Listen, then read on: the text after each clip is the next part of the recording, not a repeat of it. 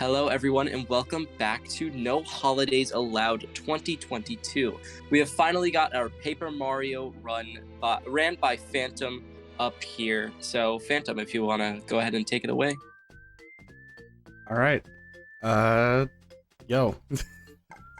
Phantom 5800, and we're gonna be running Glitchless 101%.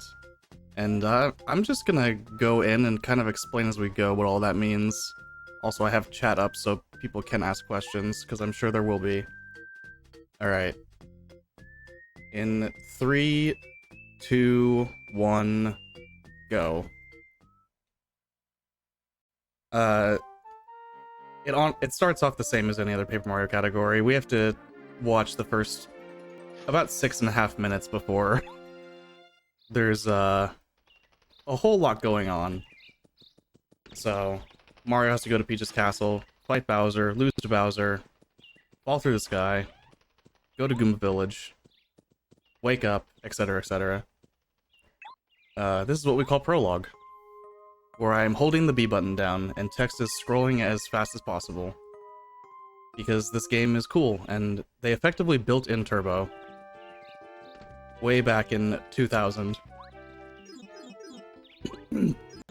So, what is 101%? Well, 100% was defined originally as there's a chalkboard in Mario's house, and that lists a counter for badges, for star pieces, for recipes. And we have to get all of them. Now, 101% comes around because there's a few things that obviously doesn't cover. So I do castle movement here.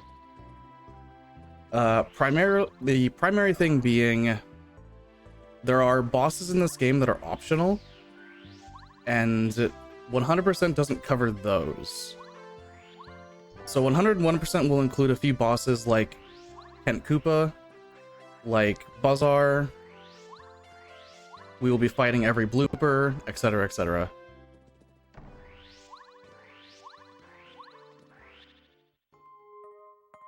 So, Bowser is going to break through the window and do his thing where it is a very scripted fight. The main thing during this early fight is going to be quick jumps. Is really the only thing I can do that's fast. So Mario, every time you do a jump in battle, he has a 10 frame jump squat that if you press the A button, it cancels the jump squat.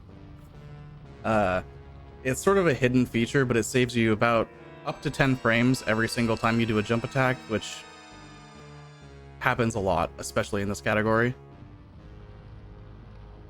Mario's hammer is used almost not at all. So we will be jumping on basically everything, as Mario does. Story-wise, I mean, it's Paper Mario. Bowser has the Star Rod, the magical rod that grants wishes, and he is going to use it to become kind of invincible. Not really invincible, but invincible enough for Mario.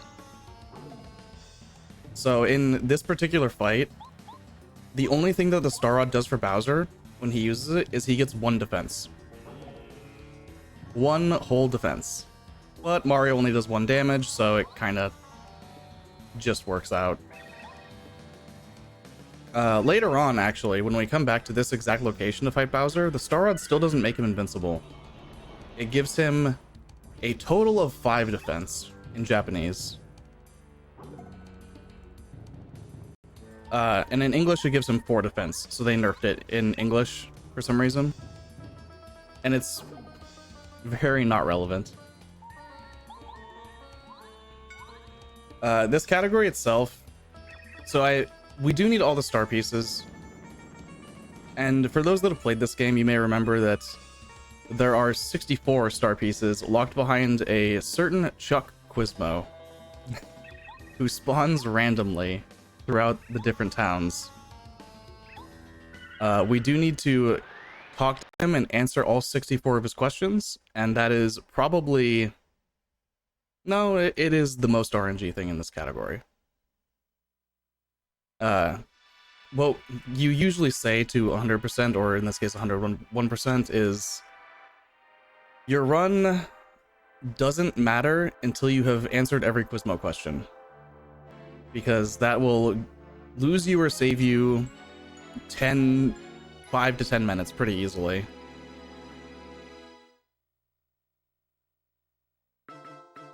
So on those like intro splash screens, I'm mashing start and A to clear them as fast as possible. In general, I'm just holding the B button and occasionally pressing A. So Prologue, actually, because this is 101%, we are going to do a few things differently.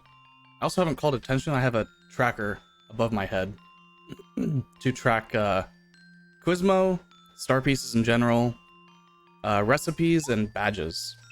I'll probably be marking stuff off ahead of time quite often, just because I know I'm going to be picking things up, but it'll generally be very accurate. So,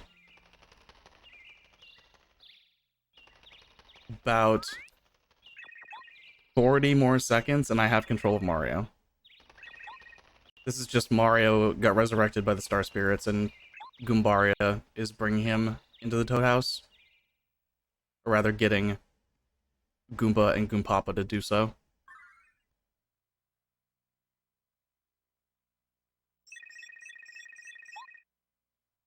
So the primary form of movement is going to be spinning. Pressing the Z button on the N64 controller is your spin. And spinning is significantly faster than walking. So we'll even be getting a badge in about 40 minutes that makes it even faster. Hopefully. I mean, 75% of the time. We'll get there when we get to the odds.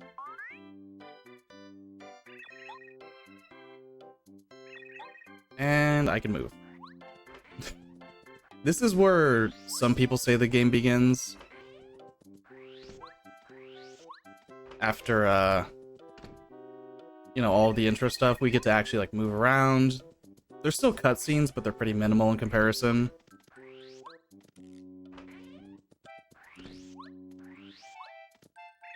The other sort of, like, hot take with a lot of Paper Mario categories is the game doesn't begin until you acquire Speedy Spin after Chapter 1.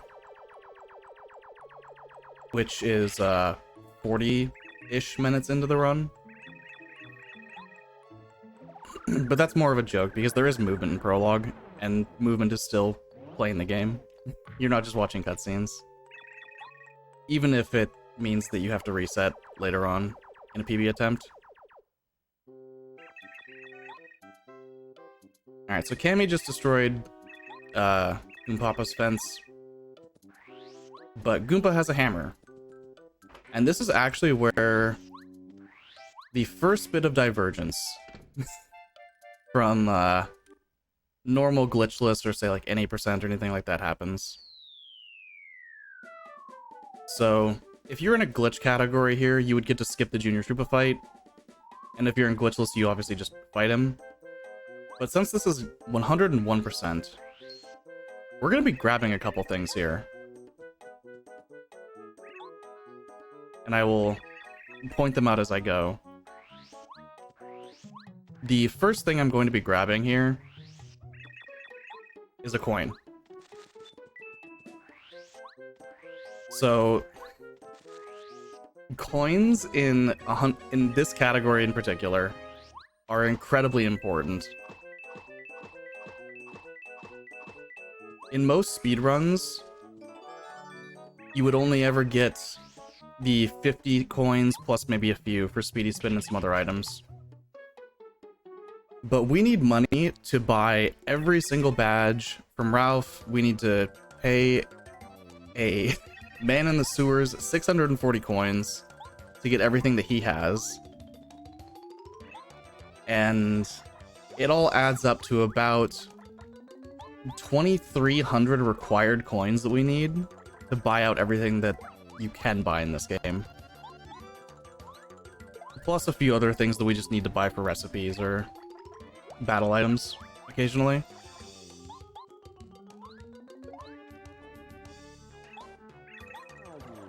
So, the Junior Troopa fight, just like the Bowser fight, is pretty scripted.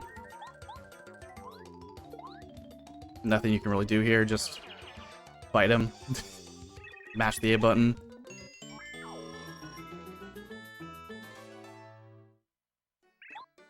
You also may notice I picked up the dolly from the tree, because Goombaria will give us a star piece.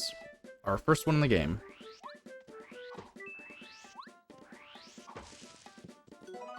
And in no other category do you grab that mushroom.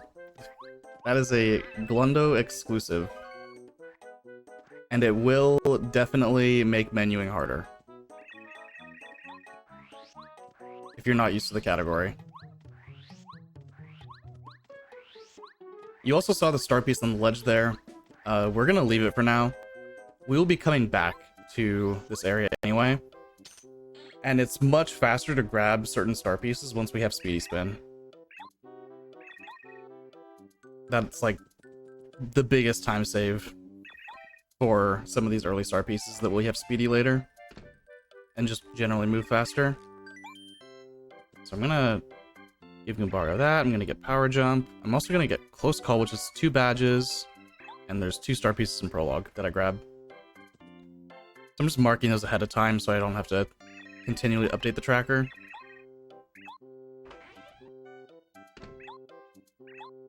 Really, as far as the tracker goes, the only thing that particularly matters is Quizmo. So the tracker will actually tell us the answers to the Quizmo question that we're currently on. So that's the only thing I really need to keep up to date.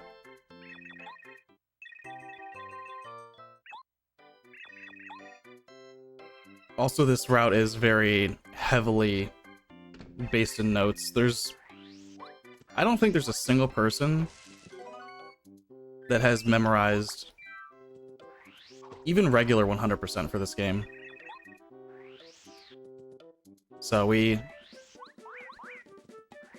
do everything based on the notes. So, Close Call. We even get this mushroom. Okay. So we do get that mushroom if the game lets me.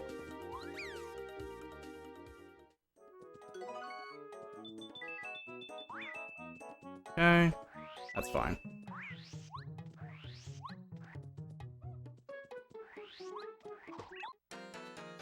So the way that mushroom works is it's not actually active for far too long. Which is why I got the encounter there. Not a big deal. As long as I got my coins back, it's fine.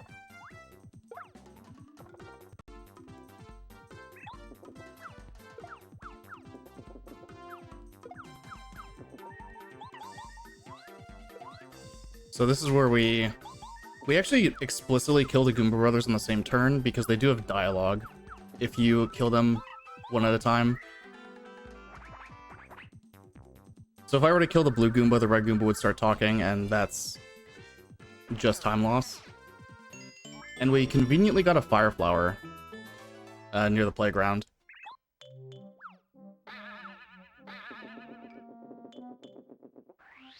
So, very easy strat there. Have just enough FP to power jump twice, and the fire flower finishes them off. Goombario even getting to attack.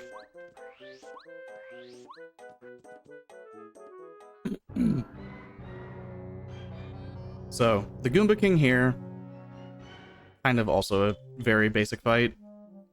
There is a little bit of RNG. RNG is in that Goomba King has 2 attacks, and one of them is a little bit faster. He can shake the Goom Nuts from the tree to hit Mario, or he can kick you. And the Goom Nuts are, I believe it's like 2 frames faster or something. It's not much.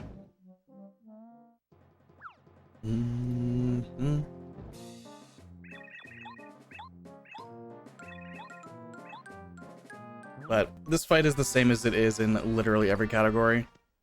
We're gonna power jump on Goomba King, use Goombario to hit the tree. Which, I don't know if everyone knew this. I'm pretty sure as a kid I still, like, knew that I could hit the tree. But I've seen people that say it was new to them when seeing a speedrun. But menuing left from Goomba King lets you attack the tree and knock the big Goomnut down, which turns out is pretty good damage. There's also a star piece in the tree, funnily enough.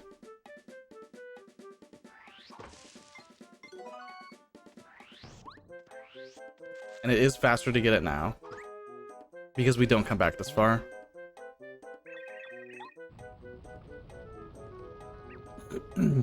This is where I also get to show off the N64 in all of its glory. When I walk through Goomba King's castle.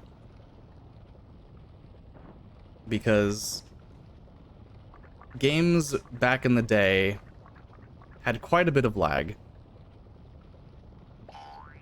in some situations, and this game is definitely no exception. So if you've only played this game on like Wii U or Switch with NSO, you do not get this lag.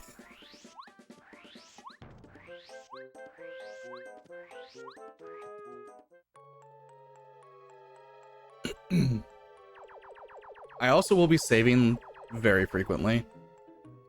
This is probably, as far as categories that can kind of just go wrong, this is definitely up there. Our inventory is very tight. Mario can only hold 10 items at a time. A lot of the time we need those slots for recipes, so we are very rarely, if ever, carrying life shrooms.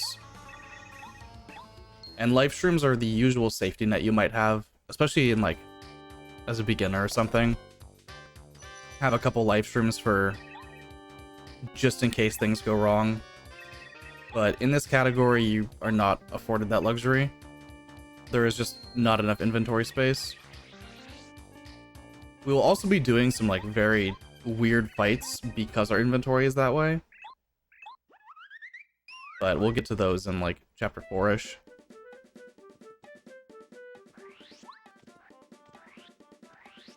So, you're seeing me skip a bunch of stuff here, especially in Toad Town. It's just much faster to do it later, as I mentioned earlier.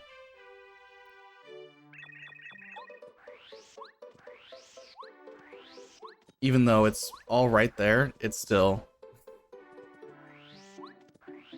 I guess much faster is an exaggeration, but it is noticeably faster to just come back and get it in like 3 hours. So we're almost out of Prologue. Up here we're gonna be getting Lucky Star after talking to the Star Spirits, and that'll let us do action commands, which is probably what anyone familiar with this game, how they remember the combat. Not really what I've been doing so far.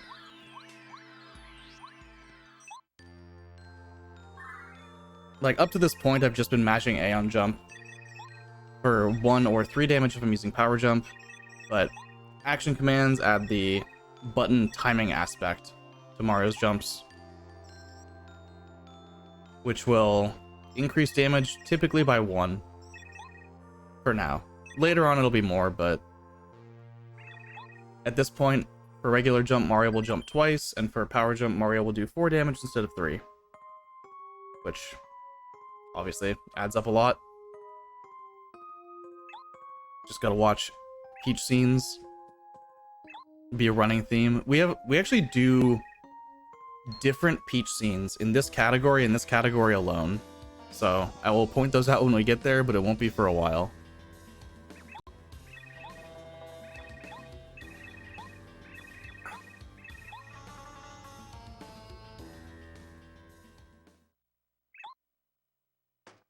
Yo, people in chat.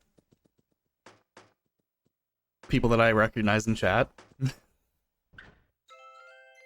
It is early in the morning for me, so...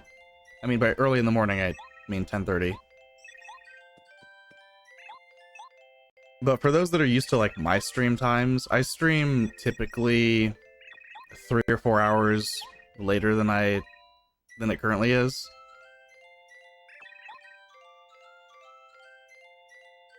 Almost every day.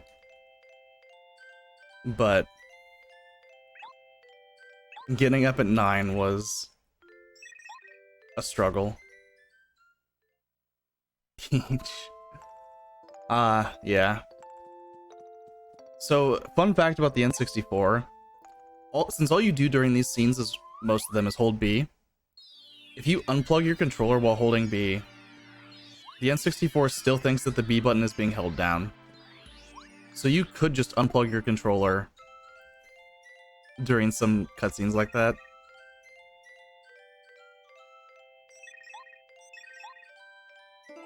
Finally have Lucky Star, and we will be skipping the tutorial. Only one more tutorial to skip, and that's after Chapter 1.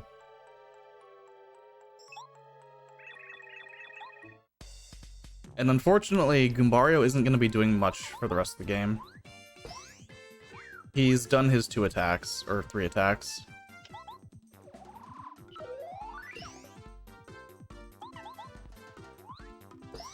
Yeah. And blocking that attack actually does save a little time because it... I feel like it's because it lags, but there's probably more to it. And when leaving some fights, Mario will try and give a thumbs up, and you can clear that thumbs up instantly by just holding a direction. So out of fights that Mario will give a thumbs up to the camera, I am buffering the direction I want to go next.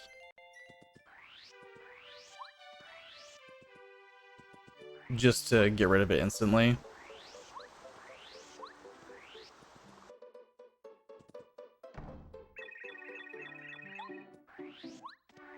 And since this is glitchless, there will be no Black Toad skipping. We will be politely talking to Merlin.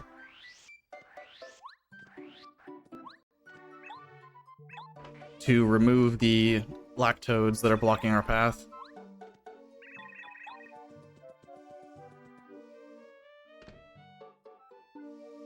And we'll be off to Koopa Village shortly. This is where things can get a little hard. Pleasant Path is a very narrow road.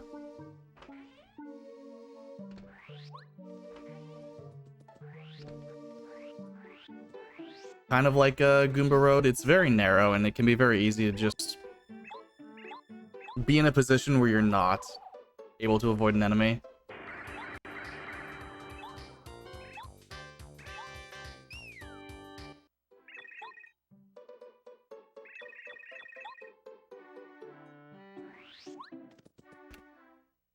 Okay. So, if this weren't 100%,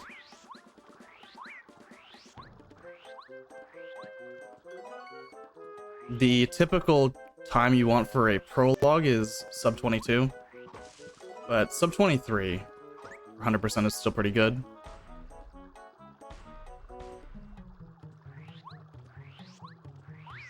So I did miss a coin block, which doesn't really matter. We do get a lot of coins. And I can also just get that coin block later. It's not that tight.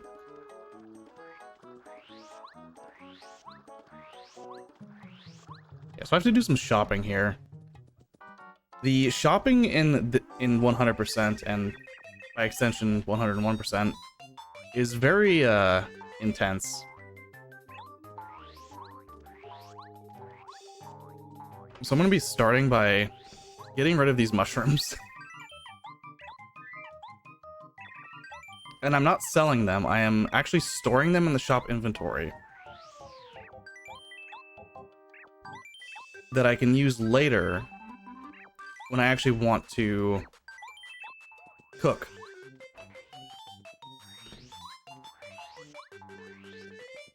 Okay, no Quizmo there. I would have seen his hat, unfortunately. So this is the fuzzy minigame. The fuzzies will be bouncing between 4 trees, and they will go to 3 of them.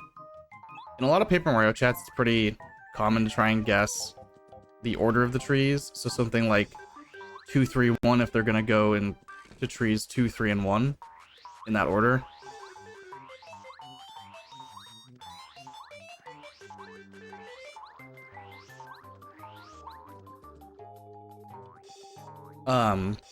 This is also, especially the third bounce, is much harder on Japanese.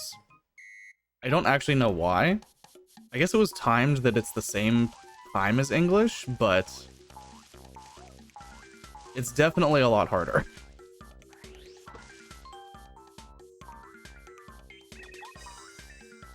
So that was a 3.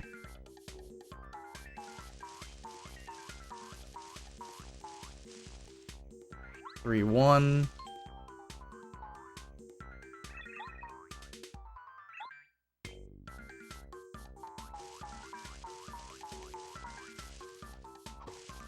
Three, 1, 1. Actually a pretty good pattern, honestly. We take those. I'm gonna be grabbing a few things. HP plus. Tree star piece.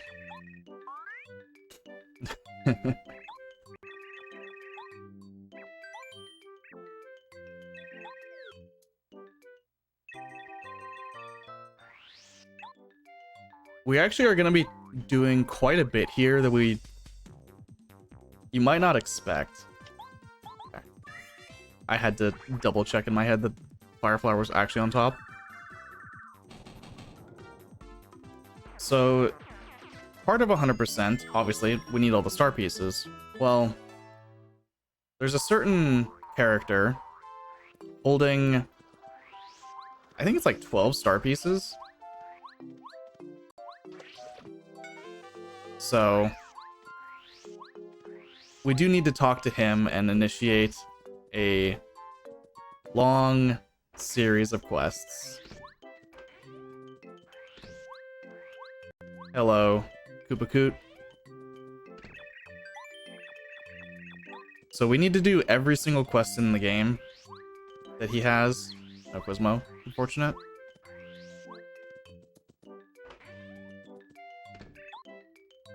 The first one is he lent a book to Colorado, and we need to get it from his wife.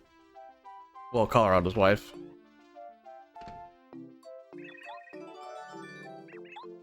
And his second quest is he wants a sleepy sheep because he's having a hard time falling asleep. Which was definitely me.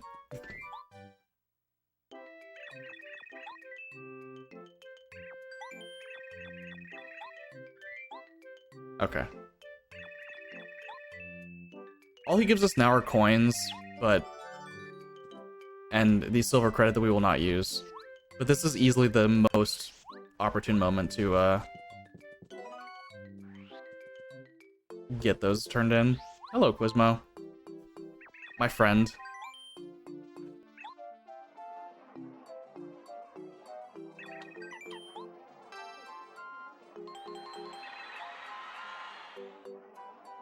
So, the appearance of Quizmo randomly like this is why you might hear people say splits don't matter. Because if you're watching a PB attempt and you see someone lost maybe 20 seconds to their gold or something on a split like this, it's probably because they got Quizmo. And in a gold, you definitely wouldn't get Quizmos.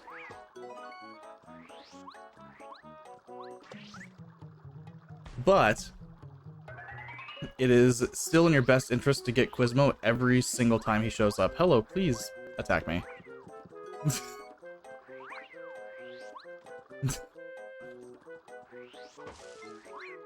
I've never seen the paratroopa be rude and... I've never seen that paratroopa be rude. Well, I have. It's been a long time, though. This guy saw me very early. That's fine. As long as we get the coins back. Especially in the early game, coins are a lot more important. Coins are always important in this category, but we do need to buy Speedy Spin. We need to buy a couple badges after Chapter 2. So, having the money to do so. We actually use a strat that, we use a few strats based on having extra badges that you wouldn't normally get in any category. I'm just gonna mark the badges that I get in Koopa's Fortress. There are 3 badges in here. The first one is Power Bounce, which is, needless to say, probably the strongest badge in the game, at least when combined with other stuff.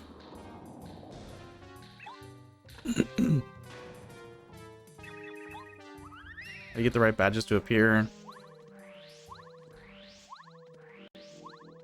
Do you mean for like in the shop? In Ralph's shop?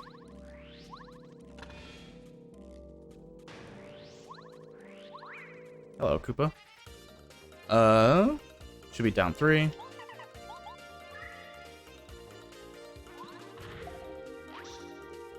Eventually we will buy everything from Ralph, but there's only 3 things we absolutely need. And the way you do that is just by refreshing the shop by moving 2 screens away and then going back and checking again.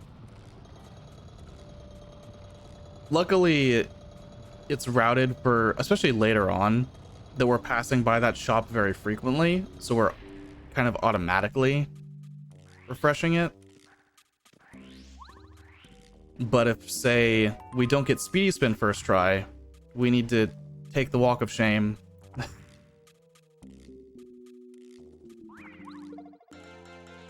and refresh the shop manually.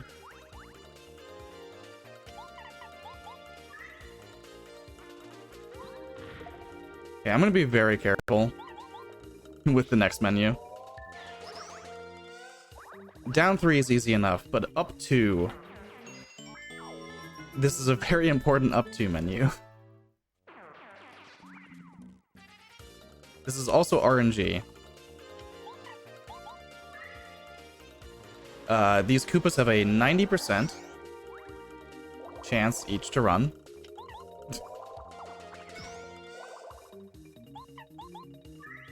And he didn't.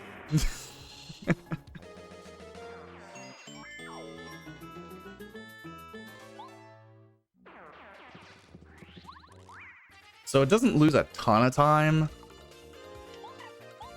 but it loses actually quite a bit.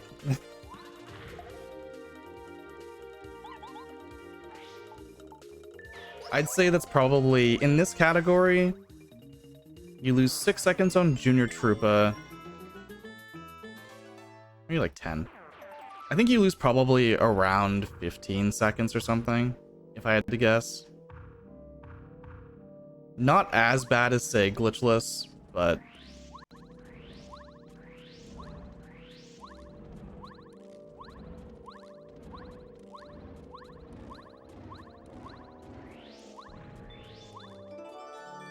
The more unfortunate thing there is that I had to use the Thunderbolt, which I will get to in a second. So we're going to be grabbing a badge very shortly that actually gives us money every time we use an item in battle. And since we had to use the Thunderbolt early, that's actually just a loss of money on top of time. Not like a ton of money, but enough. Enough that I was doing a PB attempt early this week, or late last week, one of the two, and those coins made a difference. But it didn't really make a difference for a very long time.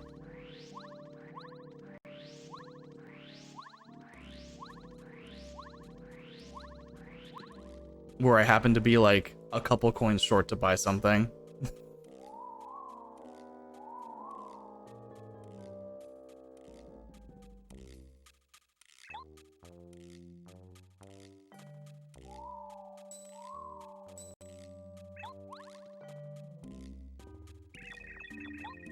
So, art block here.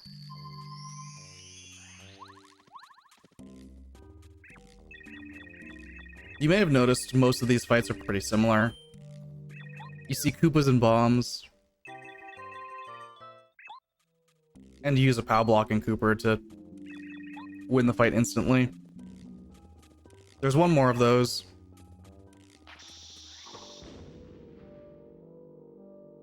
Okay, I'm fine. I knew I wasn't close enough. You can soft lock there, which would have been very unfortunate.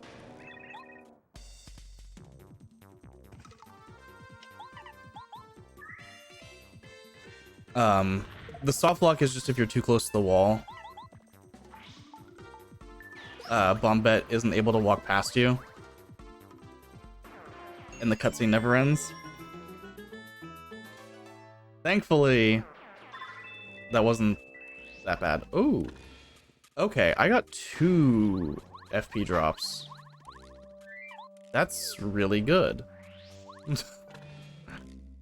Okay.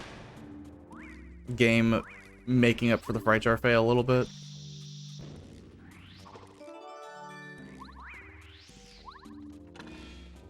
So, over here, we're going to be grabbing our second badge of the fortress and equipping it immediately.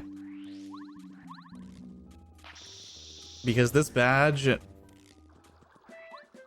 gets us a lot of money right now. So this is a refund.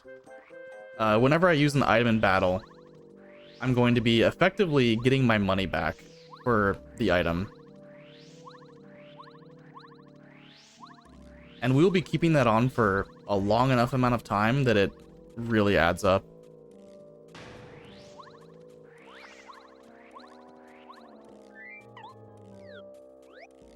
This is also one of the few tricks in Glitchless.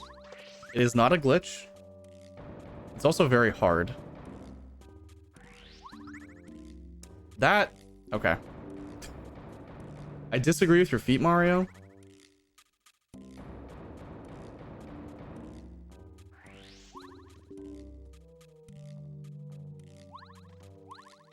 But these are pie jumps.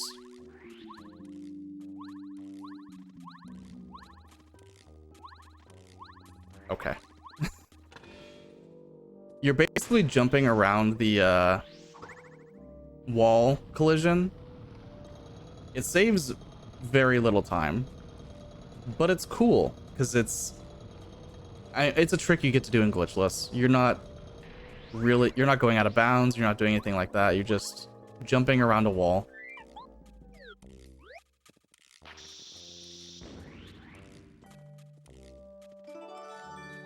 And the alternative is solving the puzzle normally, so...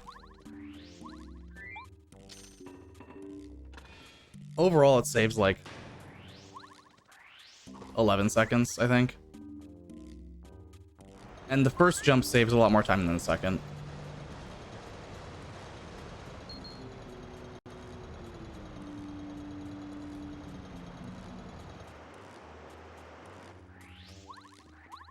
Okay, there's one more badge to get, and it's at the very top here. And then we'll be done with, basically done with Fortress.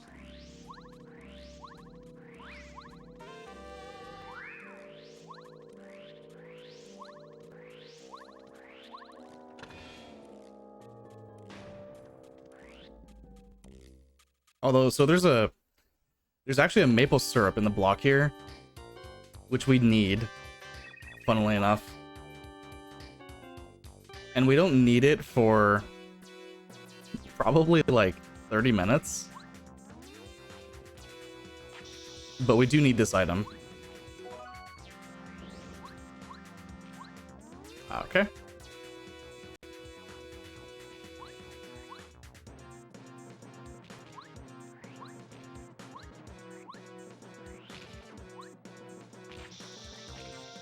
So that's a pretty stressful segment.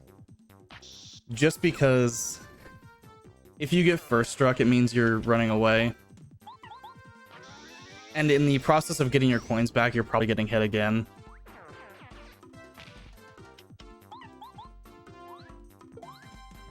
Just kind of an unfortunate chain of events that can occur there if you take that a little bit too risky.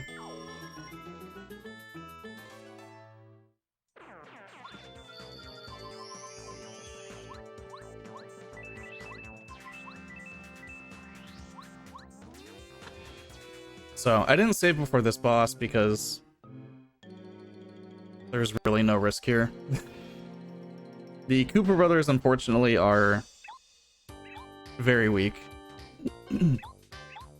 The only thing that could possibly go wrong here is if you do nothing with Mario and Bombette every single turn. The fight that we do is just too good. The fake Bowser here has 10 HP. We've done 7. And a power jump will do 3 through his defense. And the stack of Koopa brothers here, certain attacks actually knock them over instantly. And funnily enough, Bomb is one of those attacks. They also get knocked over by lightning.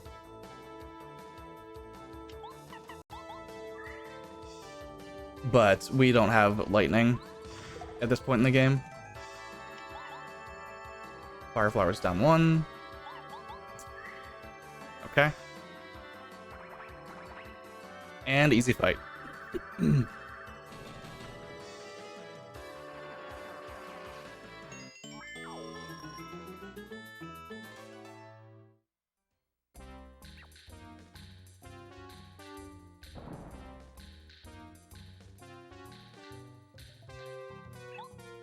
This is always a fun thing to see some people react like, oh, they beat the Koopa brothers so fast.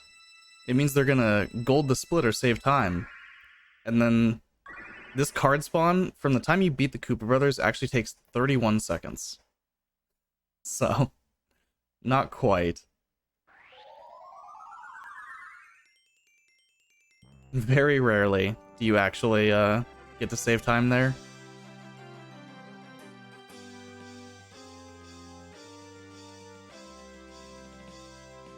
Okay. I'm just reading ahead in my notes because I don't want to miss things. I do have to do a different Junior Troopa fight, unfortunately, because I had to use the Thunderbolt in the pit. Normally on this Junior fight, you would Thunderbolt him on turn 1 for much more damage than Mario can do. But we're gonna have to do what is basically just a normal glitchless speedrun strat, which is a 3-turn fight instead of a 2-turn fight.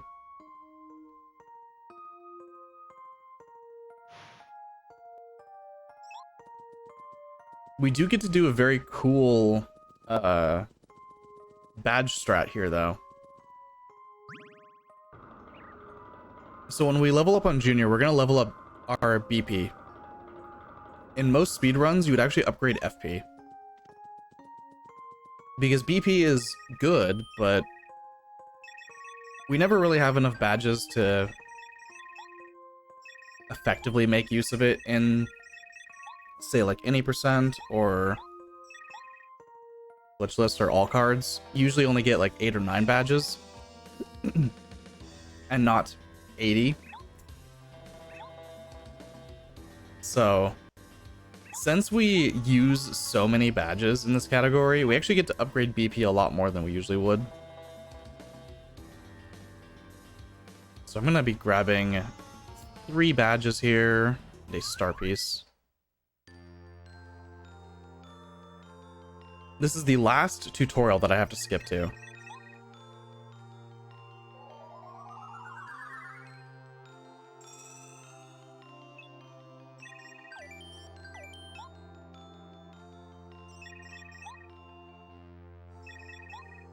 So, no more tutorials to worry about. No more dangerous accidentally pressing A moments.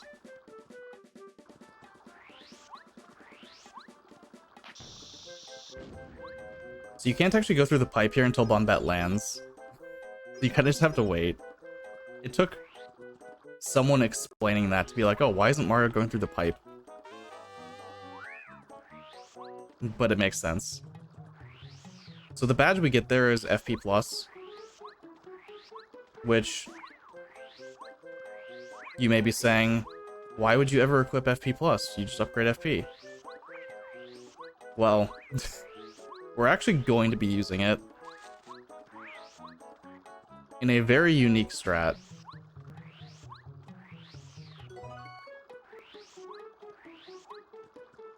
Something you don't get to see in really any other category.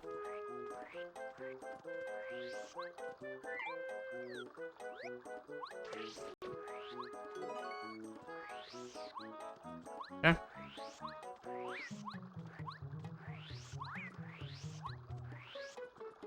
Switch back to Bombette.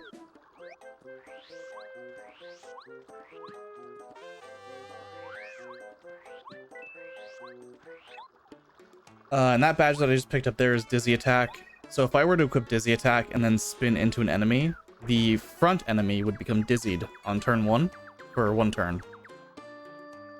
Which is really good. And we will use it in Chapter 8 for exactly 1 part. But it is definitely very useful. Especially casually.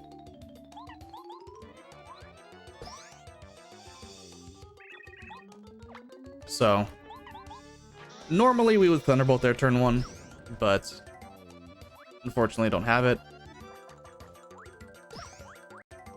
And now Junior will be left at 1 HP after 2 turns. Truly the most unfortunate of events here.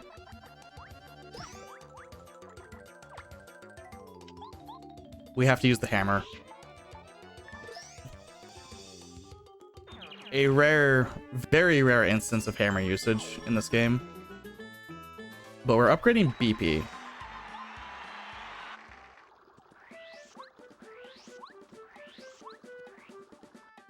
And our badge equip here is going to be very funny if you're used to seeing the speedrun. Even if you're not, it's going to look a little weird.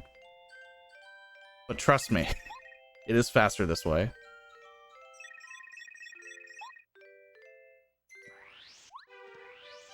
Now, will Ralph give us Speedy Spin first try? It's a marathon, so probably not. Ooh, even in the best slot. Nice.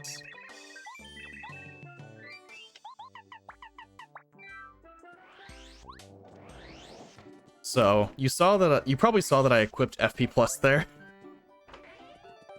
And you are not being deceived, that is faster. So we upgrade BP and equip FP Plus, because later on, we don't actually need as much FP. And if we were to upgrade FP there, we would have less BP for the amount of badges that we can make use of in a later fight.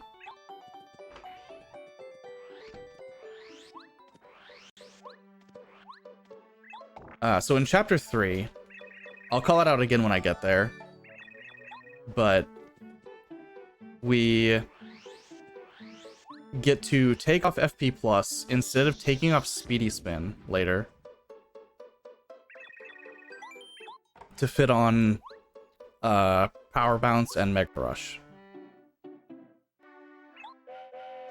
And taking off Speedy Spin is pretty undesirable, because we have to put it back on as soon as possible just to move quickly.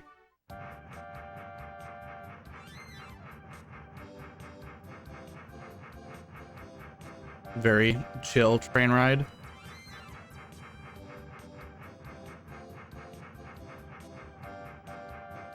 So Mount Rugged is the first place we really get to move around with Speedy Spin, and it's honestly the best place to move around with Speedy Spin.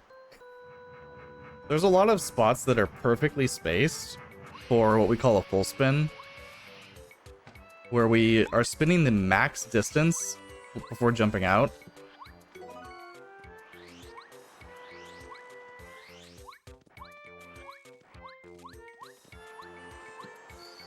I do need to heal my FP. Unfortunately, putting on FP Plus doesn't just give us the 5 FP, it gives us 0 out of 5. So we do have to grab that real quick.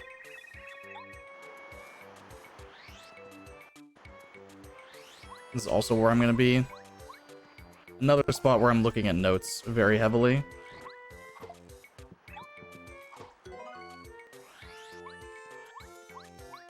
So every time I pick up an item, I haven't mentioned this, I'm using the control stick to clear it. Just by spinning the stick in a circle.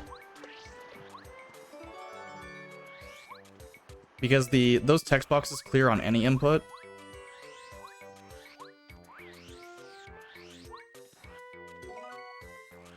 So the stick gives you probably the most amount of inputs at once.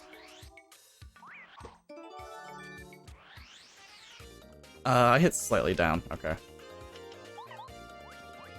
Doesn't really matter. How many coins do I lose here? Now it matters. Thank you, Cleft. And Mario for dropping your entire wallet.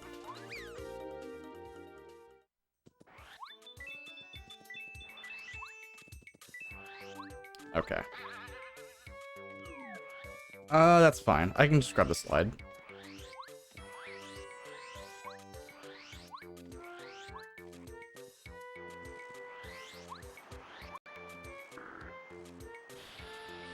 Dodge Master, Star Piece.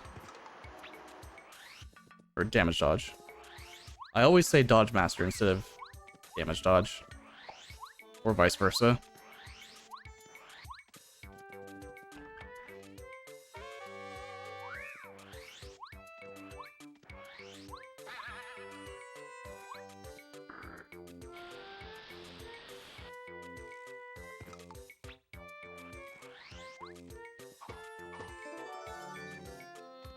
Okay.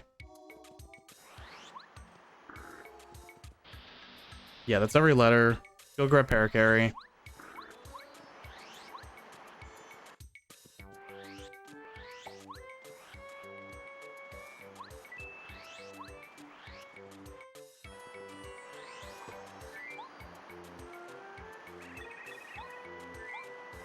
So Paracarry is probably for a lot of people, they're like most used partner casually. Just because Shell Shot, his main FP using move, is it's 3 FP, and when you first get it, it does 5 damage, and it's pretty easy to use.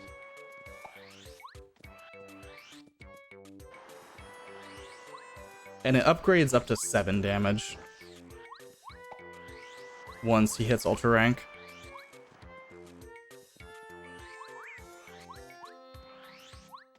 You may be noticing also I'm skipping a bunch of stuff, because we will be coming back here. Multiple times, in fact.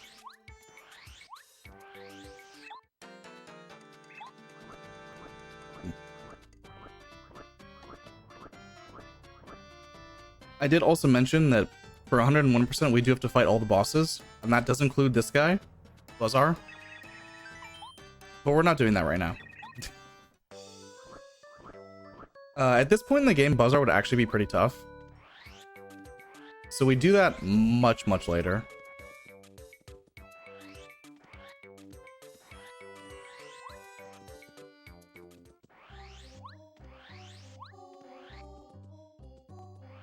Okay, so Desert is pretty straightforward.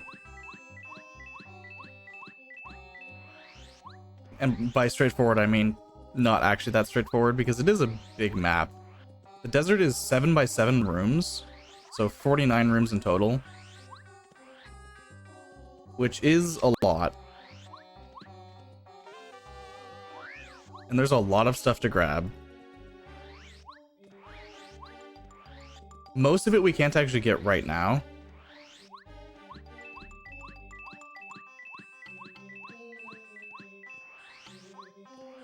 But there's also a lot of coins. I'm going to be doing a strat up here. It's not a super consistent strat, but if it works the way it should, it's honestly too good not to do. But I think I'm about 50-50 on it, honestly.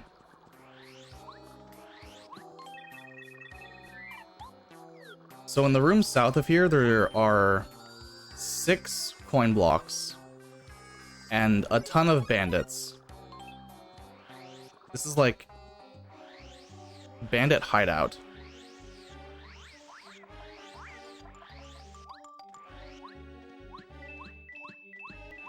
I think it worked. It did not work.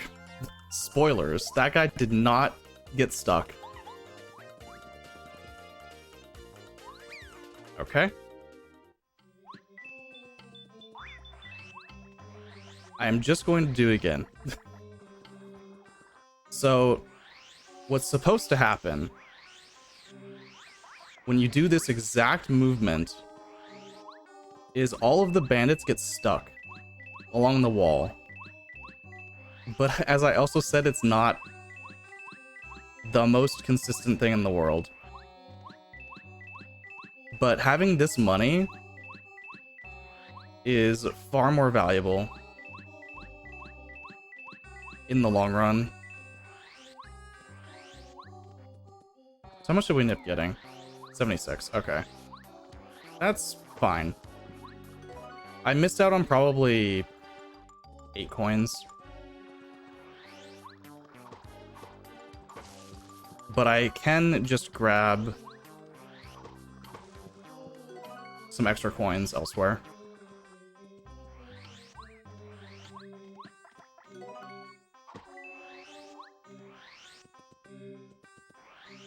So normally I wouldn't necessarily grab every single coin block in the desert, but I probably will grab a couple more. Just for the sake of making sure I have the money I need. Or would like to have, rather. No Quizmo. Unfortunate.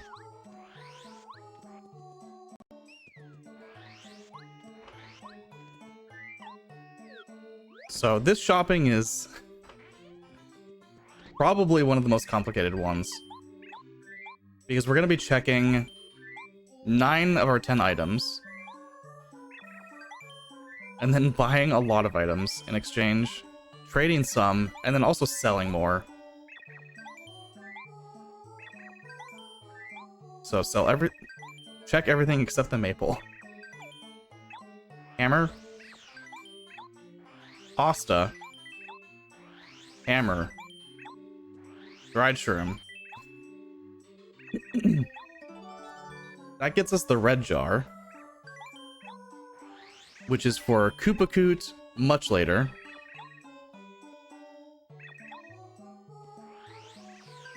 More pasta. Check the pasta. Actually check both dried shrooms. We need those for recipes also. And then we're gonna sell all these dried hammers we bought. Dusty hammers.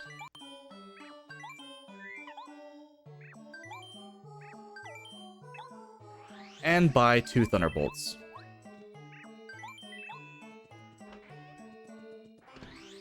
Now, if that seemed like a lot, it is. Which is why we have notes.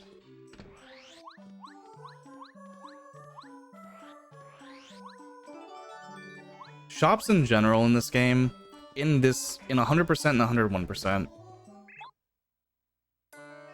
there's a lot that you have to keep track of. Between checked items, what's in your inventory, what you need to sell, what you need to keep.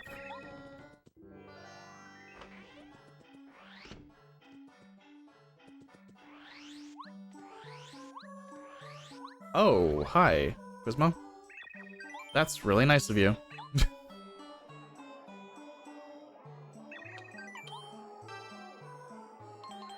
Getting one more badge in the desert.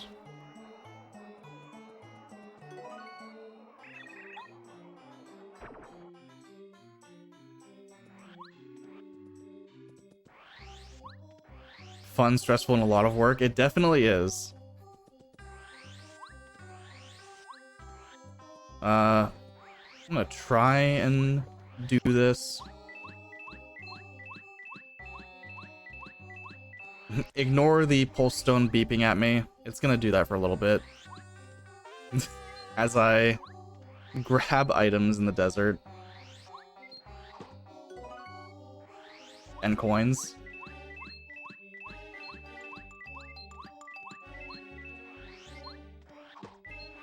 The pulse stone would really like me to go to Dry Ruins. But there's so much to grab.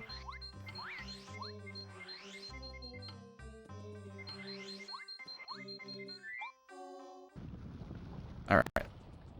This is about 45 seconds, so it'd be a pretty good time for if there's any announcements that need to be made. Maybe about the charity or something. Alright, thank you so much, Phantom. I would just like to make a few announcements. If I may ask a question, Phantom, when exactly does skipping Luigi come into play? The very end of the run, last 6 minutes. All right. You can use everyone in chat who wants to donate. You can still donate for the bid war of skipping Luigi. Now, currently, what's in the lead is Do Not Skip is currently in the lead with $26, and skipping Luigi is at $10. So if you want to donate for that bid war, it is definitely still up and running up until the finale of the run, and also, there are other bid wars that we have, such as the level head color of DR18, and currently green is in the lead for $2, and all the other colors, blue, gold, and fuchsia, are at $0. So if you want to donate for that bid war as well, that is definitely a possibility. And the way to donate, you can definitely do ! Donate in chat to go to our Tiltify page. Nice. So, Dry Ruins here. Honestly, we're just gonna grab everything. Which makes sense. 100%. Normally we would skip a few things. And honestly, there isn't a ton in here. There is the artifact for Colorado, which is effectively a star piece. There's a star piece in this room. And there are 2 badges, one of which I already grabbed at the entrance. Was a spike shield, and the second badge I'm going to be grabbing is coming up not too long, and it's a badge I will never equip. So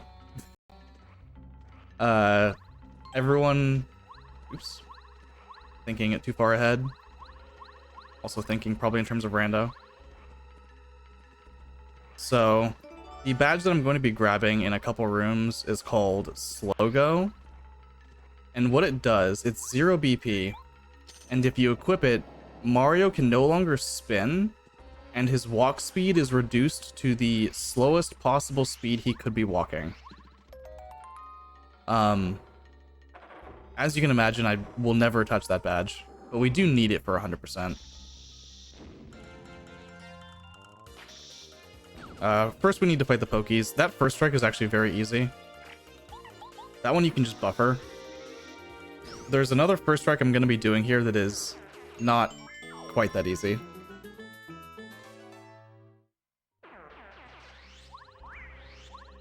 Okay. The middle pokey sometimes likes to get in your way. But we do this in a very particular order. My Thunderbolt is down 1.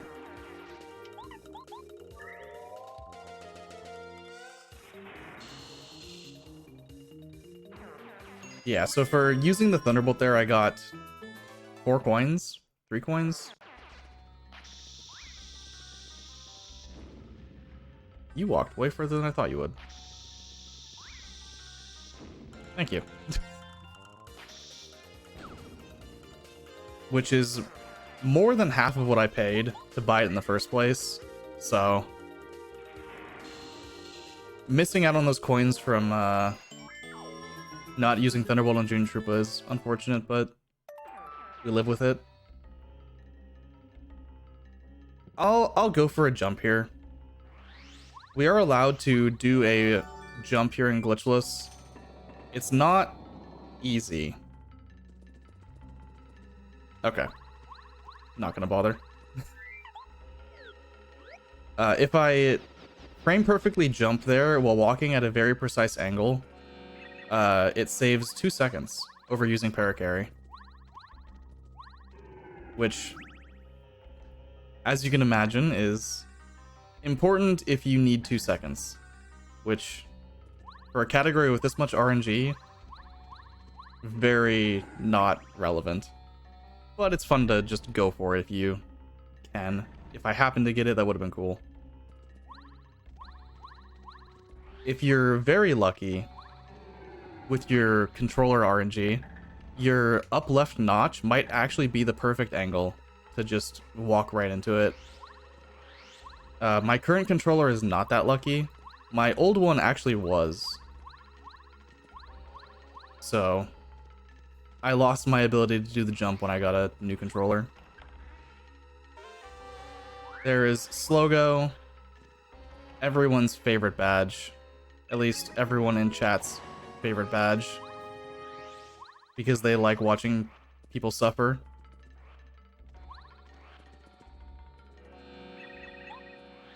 There's a very popular request from a lot of Paper Mario viewers to see a streamer do a run with Slogo, and I can't imagine ever actually wanting to do that.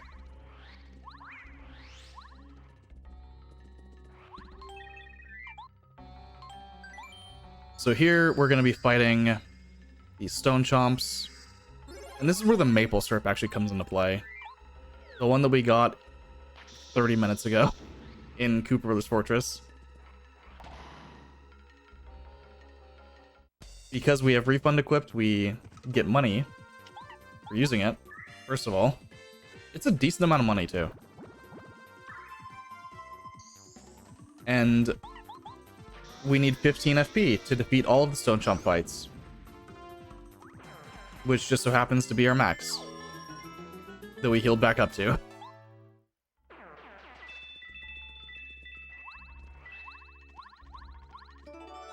I need to force myself to pick up those coins.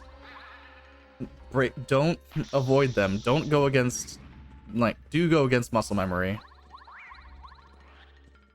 This isn't necessarily the category I've run the most. In fact, it's far from it. But I've definitely put a lot of time into this category. Just for the sake of it being long.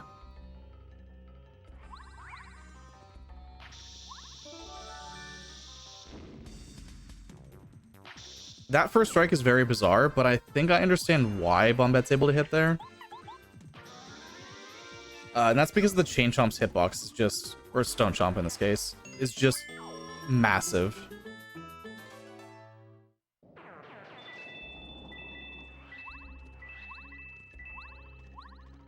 So the Stone Chomp is... Bombette's hitbox is actually very small. Do not forget the artifact. When first striking the Pokies, it's actually very precise. But when first striking that Chomp, Bombette definitely just grabs it. No questions asked.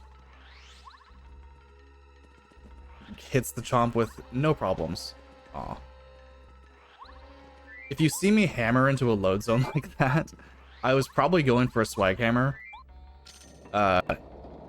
When going through a load zone, there it is. You can frame perfectly press B to get the little whoosh sound of Mario starting to swing his hammer, and also see like the wind up. It doesn't save any time, and if you miss it, you lose time. So it's purely to be cool.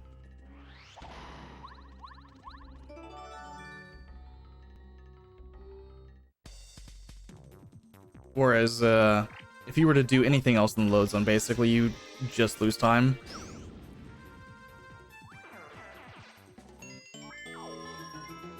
$109 coins isn't bad at all.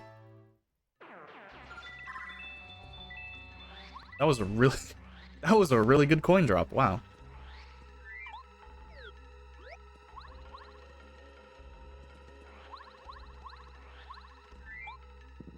So, the second boss here, Tutu Koopa, is not particularly stressful. The only thing that can go wrong is if I miss menu, which I will simply go a little slower than I normally would.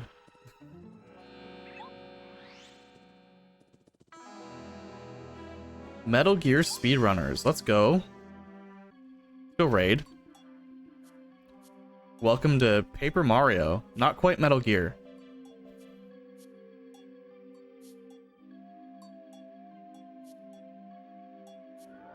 So, this is a 3-turn fight. Like I said, not much you can do to mess it up. He actually can't even kill you. Same genre? I don't know about that.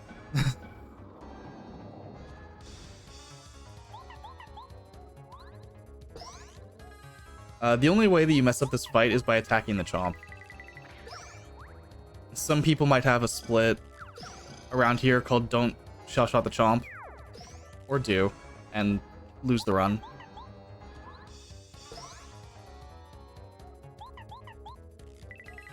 Okay. I took that very safe. But that's fine.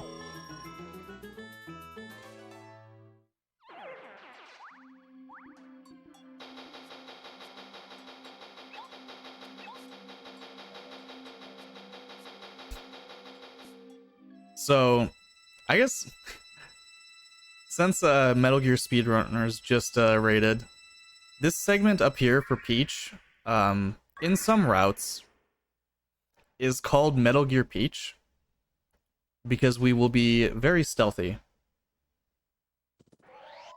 as Peach is sneaking around her own castle.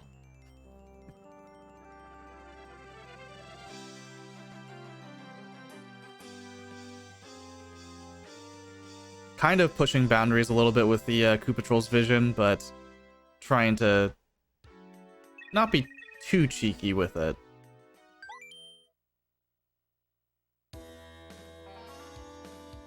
This is also a pretty major difference between Glitchless 101% and literally any other category. Is this scene right here. The only other category that watches this Peach cutscene is Glitchless. Every glitch category skips this cutscene. And Glitchless, we definitely don't grab anything with Peach, ever. Peach never picks up items in Glitchless. But this is 101%. And you know, Peach is walking right by an item. So we're gonna grab it. That way Mario doesn't have to grab it later. It won't immediately go to Mario's inventory, but we can sort of facilitate the transfer much later and much faster than it would be for Mario to get the item on his own. Only because we do need a few things that Peach can get.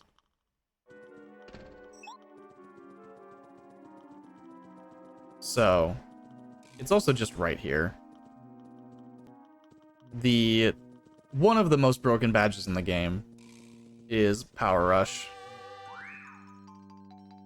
So when that badge is equipped and Mario is at 5 or less HP, he gets a +2 to his attack power, which is a pretty big deal. Pretty big deal. We won't get to use that badge for a very long time, but it will get used. Don't worry.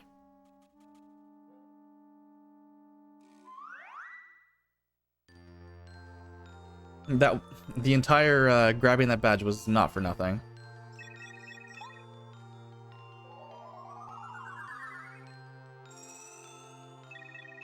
So, this movement here is a little tricky, and I definitely should have practiced it yesterday instead of playing Pokemon. But we are going to try and grab a Fire Flower here.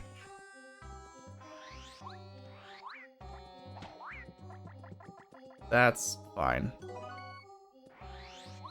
Better than getting an encounter. Oh, I always forget to mention this, because I am very used to Paper Mario Rando. In Rando, you get 3 items from this. In this category, you also get, well, you get 2 of the items. However, in Rando, after you've hammered this block 1, 5, and then 10 times, all of the blocks to get the items have appeared. Here we are in vanilla. That is not the case. At 1 hammer, you get the first block. At 10, you get the second. And at 100, you get the third. So I'm just going to hammer this block for a little bit. Just kind of... Oh, nice. Mario's hammer clipped through the block. There we go. I need that Ultra Shroom, and I need the Mushroom. The other item is a Super Shroom, which I actually don't need. But there are only 5 Ultra Shrooms in the entire game, so... As you can imagine, those are pretty important. And we need all 5 of them for recipes.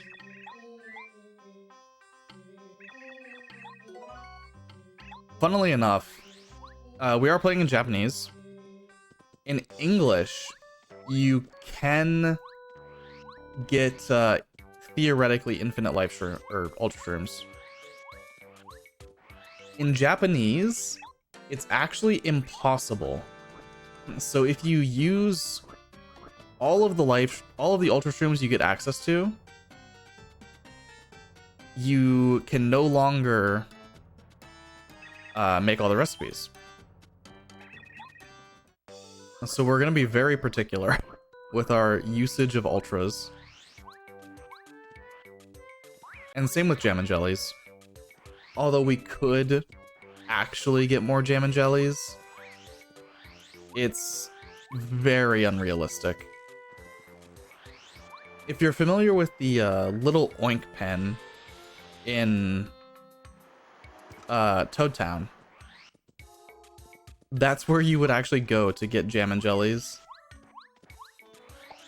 And in English, you can get ultra shrooms there too, from very particular oinks.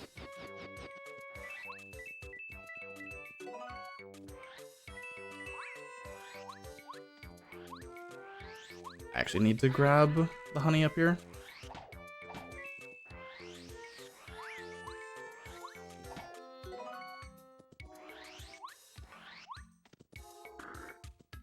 Me. Okay.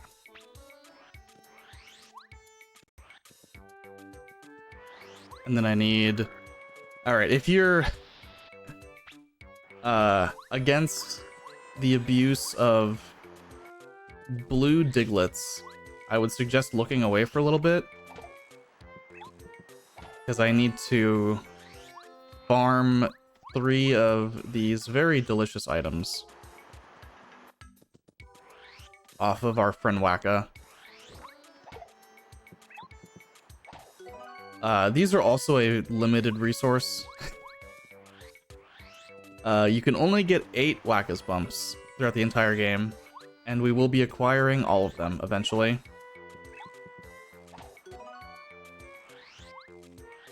So, we have acquired 4 so far. We will get the last 4 later. Our inventory is actually pretty close to full. And I need another egg.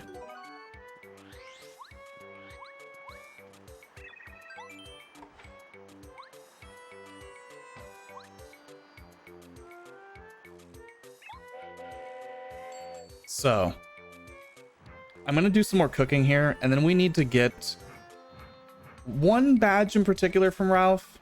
Ideally, we get 2. And with extra coins, I'm going to be buying probably a 3rd that we don't actually need right now. But buying badges from Ralph actually helps the RNG because it means there's less stuff that he can put on his shelf. So we're gonna be probably buying a cheap badge. Egg. I'm making 4 things here. Let's mark up to 6.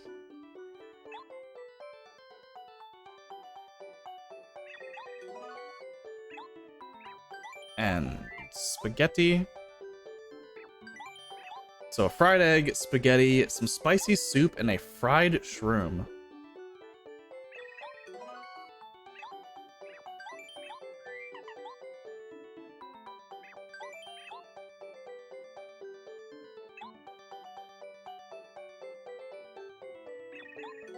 And then I have around 100 and something coins. Yeah, 128.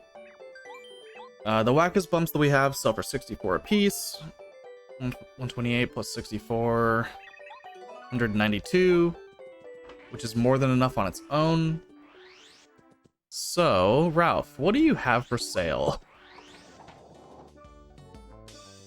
Hello. This is the badge that we actually need. So, in the case where Ralph just doesn't give me the other badge, that's fine. I need to check spicy soup, fried egg, spaghetti, oops, honey, ultra honey, and then sell the rest.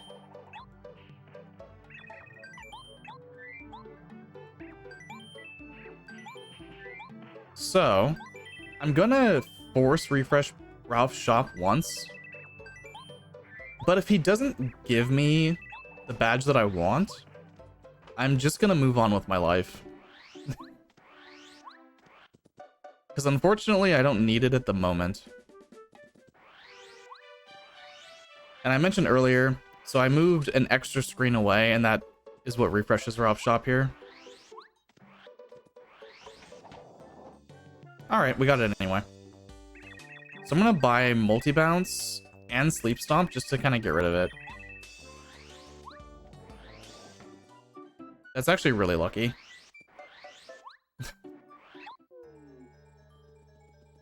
So sleep stomp, multi-bounce. So the reason I bought sleep stomp there is entirely just so that he has less badges to get in my way later. Less money to worry about effectively.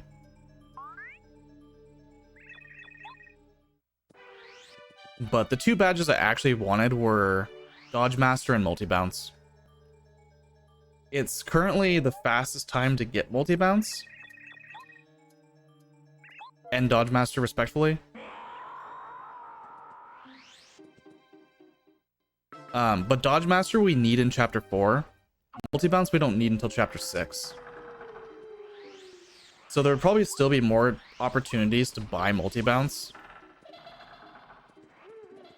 I'm also going to be getting a badge in the forest. It's 19 total.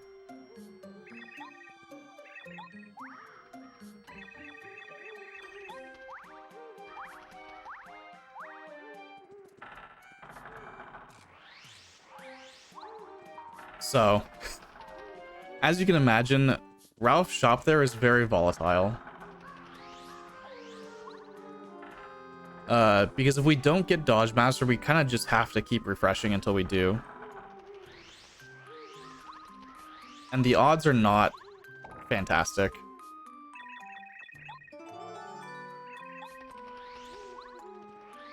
Whereas if you don't get multi-bounce by the time you enter Chapter 6, you can actually use Power Quake instead.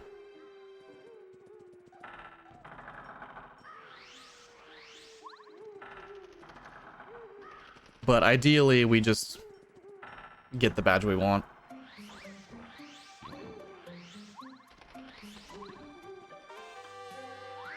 And there is an HP Plus badge. This room is actually kind of secret. It's, you can tell that it's here based on there still being a difference in the background. It's just a much more subtle difference than the main path.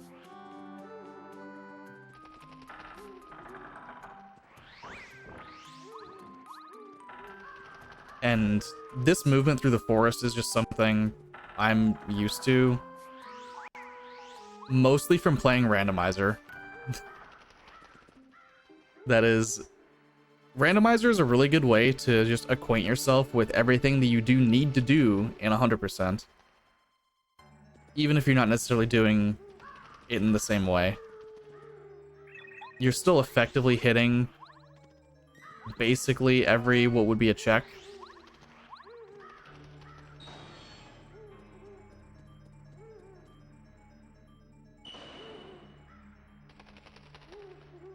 This might be the best, we'll see.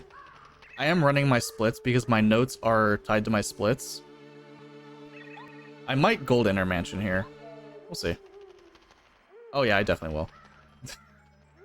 Ralph's shop was just too good. And I didn't get any encounters on the way. Unfortunately, like, overall... golds don't matter a whole lot in this category. But it's cool when it happens. We're at 2 Quizmos. It's fine. 2 Quizmos is really good right now.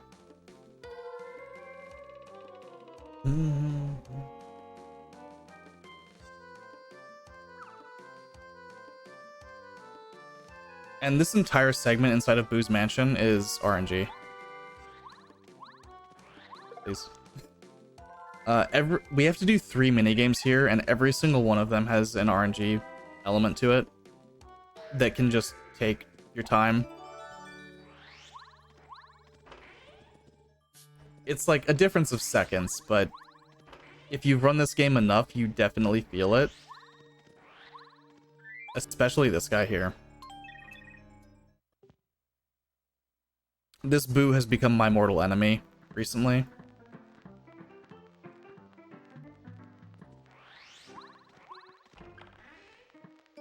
And this time he was nice. So this Boo can stop at literally any point on his way to that position and just dance.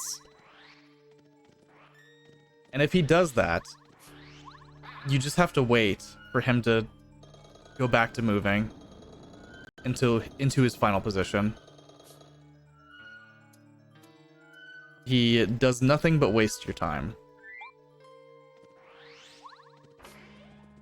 And the Super Boots minigame down here, the Boos actually can throw your boots anywhere from 6 to 11 times. So you kind of just have to watch it.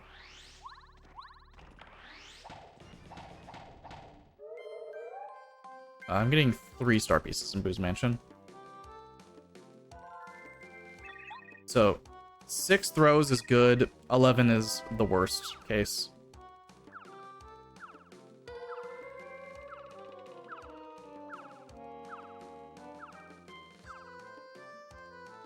Nine is pretty average, which is what that was. Hello? But now that we have Super Boots, we can actually start flipping panels and getting star pieces that way. Which is why I marked 3.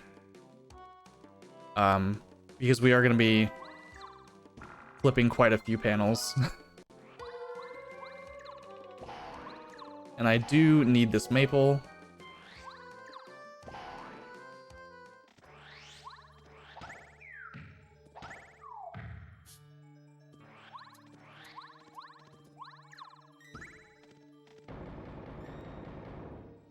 Boo's Mansion Shop is actually really good, but we need nothing here, unfortunately. You may be saying, oh, there's a panel in this room. There is. Don't worry about it. We actually come back here a few times. And kind of little known fact, I think, that the Ultra Hammer in this game actually breaks panels also. And it does so faster than Super Boots. So if you can come back here with Ultra Hammer, which is what we do later, it's faster to flip the panels that way. For times where that is relevant. Now, if you were to go somewhere where, oh, I'm never coming back here, you flip it with your Super Boots. But we actually come back through this room a couple times.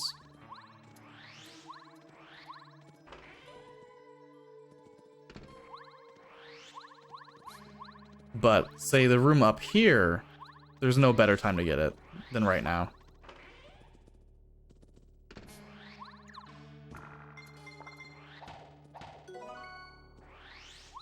Just because we do never come back to this room. We never come back upstairs. There's no other reason to.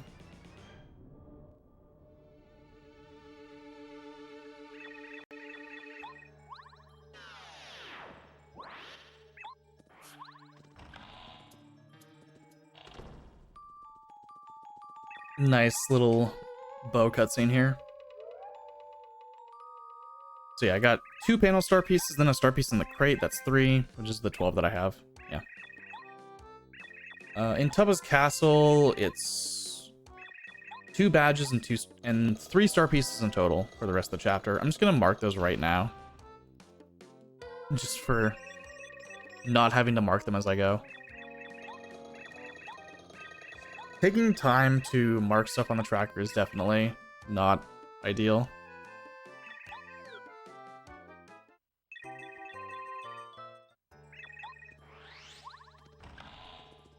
So we'll try and mark things, usually ahead of time, for like stuff that I'm going to be doing.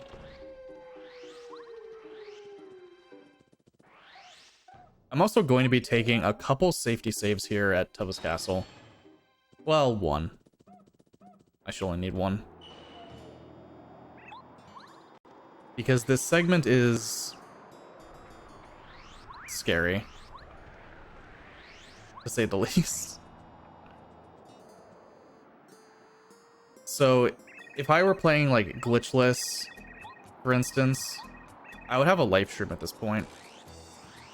The life shroom that you pick up in the desert, in fact. However, we checked that life shroom into a shop. So, we are going to be running around in peril. Now, peril is when Mario's at 1 HP. And that's because we're about to pick up a badge called Mega Rush. And Mega Rush is probably the most broken thing in this game, because it is +4 attack power when Mario is in peril. Hello, Goomba. And we will be abusing that very often.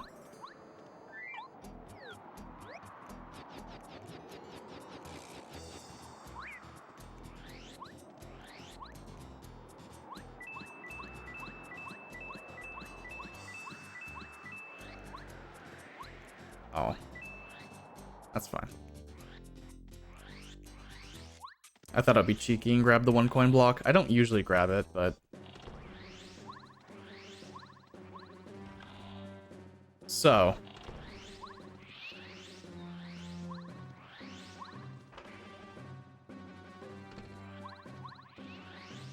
Ah. That's fine. That little jump there is... You can play with collision quite a bit in Tubba's Castle.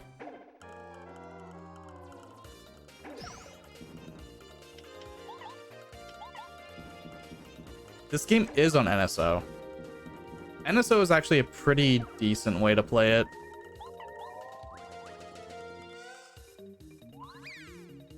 From my experience. Not my preferred method, but it's pretty acceptable, honestly, for casual play.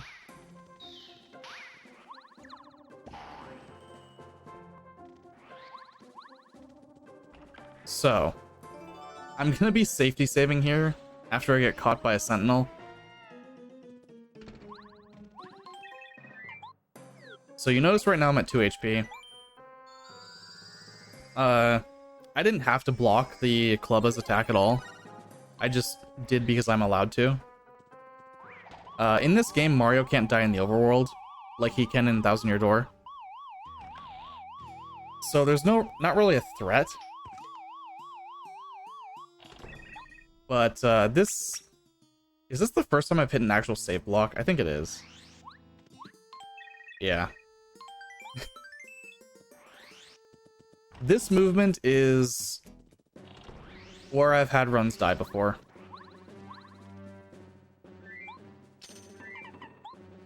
So, sometimes you just get caught. Technically, it is because of a mistake, but there we go. That Clubba is probably one of the scariest enemies in this category. In the game in general, during speedruns, that Clubba in particular. He's actually pretty tough to avoid.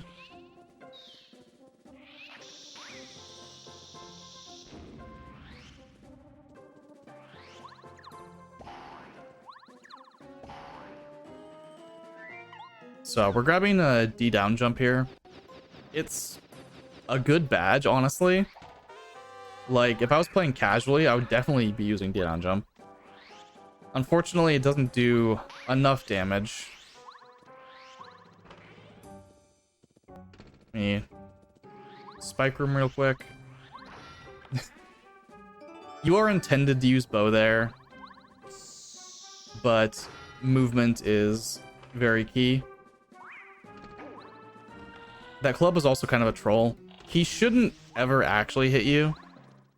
I've never personally seen it happen. But I also don't trust him. That little paracarry lift there was also just playing with collision. It's not out of bounds, so it's allowed in Glitchless.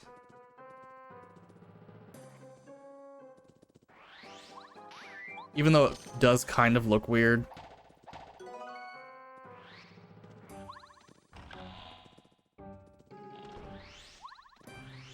Like, you could maybe justify it's a glitch, but it's... You're just using paracarry in a position that lets him lift you up. And you're definitely not going out of bounds, so... Good and fair.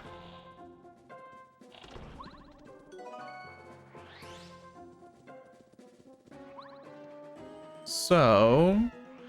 I do need to do a badge equip before the boss fight, but I can do that when I get there.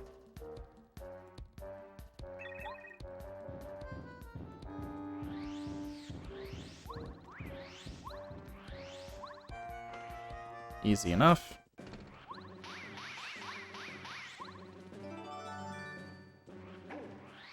Just lure them a little bit more than I might normally.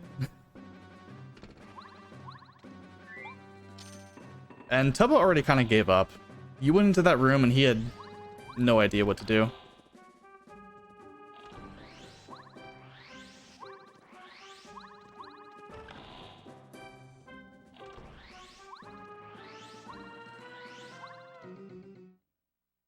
Nice. So this escape sequence, there actually is a glitch you can do to speed it up, but it is a glitch, so not allowed in this category. I think the only reason it's considered a glitch is because it's kind of out of bounds. Like, you could maybe make an argument that it's not really out of bounds, but it definitely qualifies.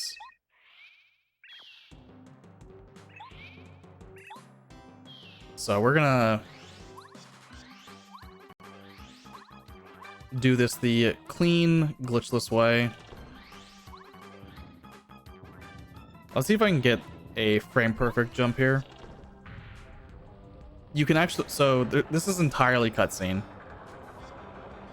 but you have one frame of input where you can jump. I'm gonna mash A a little bit and see if I can get the jump. Yeah, run is blessed. The jump saves no time, it loses no time, it's just you can jump in front of the door.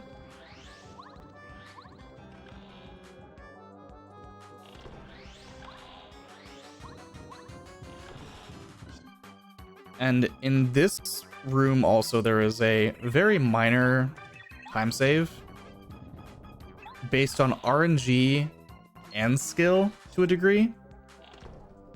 No matter how fast you move through this room, there is a chance that you don't get the skip. But there's a... Oh, I'm not gonna get it. Yeah, this text box right there. If you move through that room really well, you will sometimes not get the text box. But because I got caught on the rock there was no chance.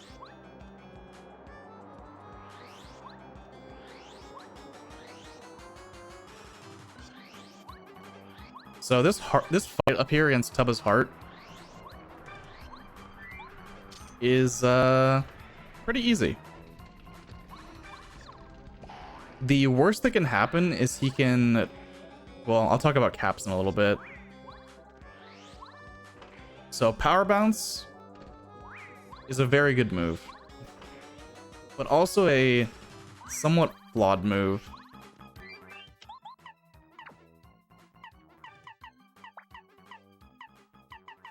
There it is.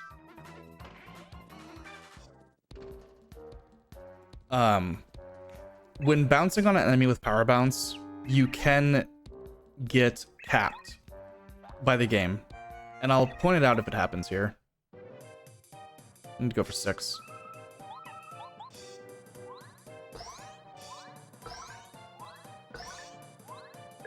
That was a cap.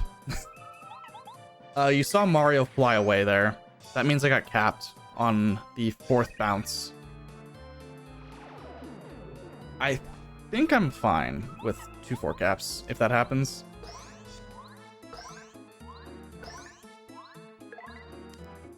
I should be. Skydive kills, I think. Yeah. And you saw the last one, I actually dropped it. I don't know the exact threshold. I think it's 4 and 4 is fine for skydive. What you want there is a 6 bounce on your first bounce, but since I got 4 capped, I'm actually not sure if it's faster. Well, if I got 5, yeah, okay, I'm gonna say on average probably faster to just drop at 4 and go for the skydive. Because if I got 5 capped, I would have had to skydive anyway. Yeah. Who knows? And the big boss himself.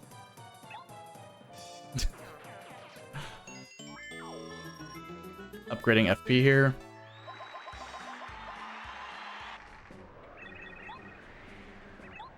So before the heart, I unequipped the FP plus that I've had equipped since chapter 2. In order to equip the Mega Rush and Power Bounce for the equivalent amount of BP, because you only need 10 to bounce twice and shell shot once. And that meant that unlike in Glitchless, we didn't have to unequip Speedy Spin here in order to equip the badge that we actually wanted to use.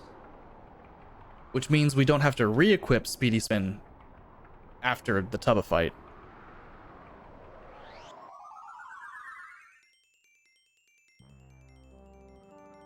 Which is kind of just nice. So, this this upcoming segment, we're actually not going into chapter 4 immediately. To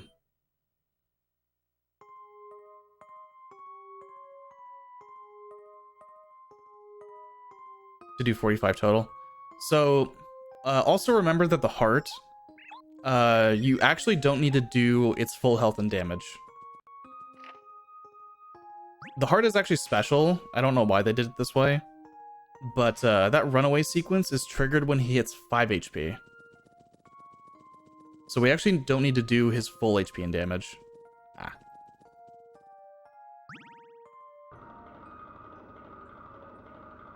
And that's why the skydive was enough.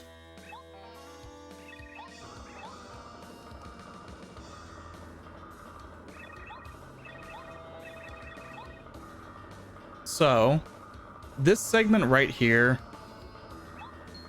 this is going to be the first part of our, what we call the Quizmo grind.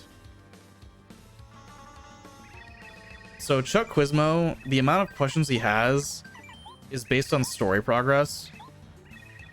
And this is also a time where we're going to be moving a lot between Koopa Village and Goomba Village. So we're just going to keep the chain up and keep moving back between those two places with the attempt at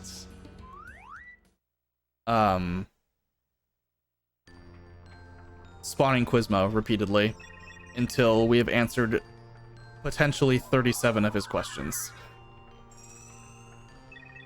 So we're going to have a lot of time to just chill and, I guess, talk about life while that happens. It will be coming up, not like right away, but pretty soon. There are still a few things we need to do before that.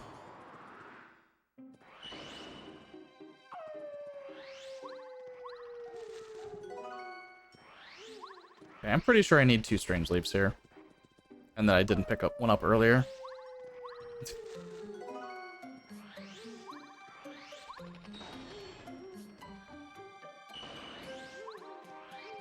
Which is fine. Not a huge deal to grab 2 there.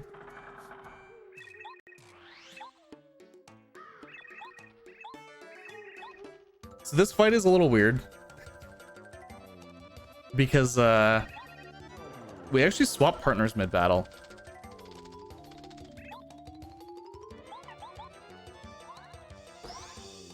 And I need to block once.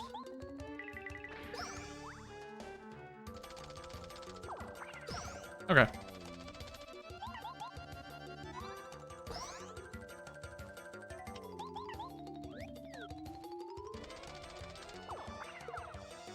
I need a 5 bounce.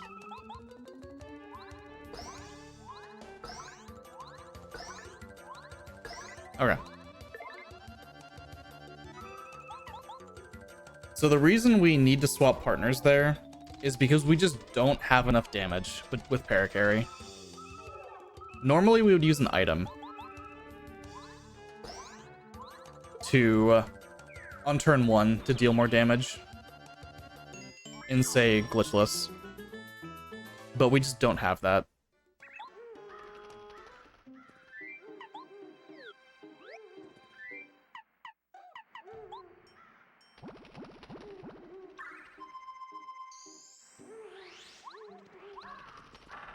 Grabbing badge, 2 star pieces.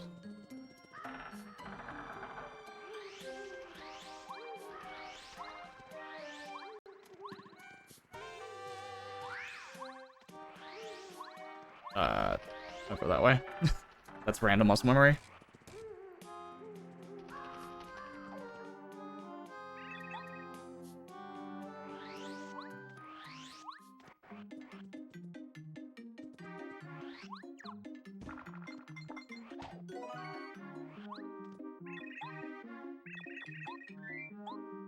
Okay, so I'm going to be using what I call the Maddie approved fight. The fast blooper fight here is honestly pretty rough. Just in terms of what you need to do. Ideally, for a fast fight, you get 10 plus power bounces.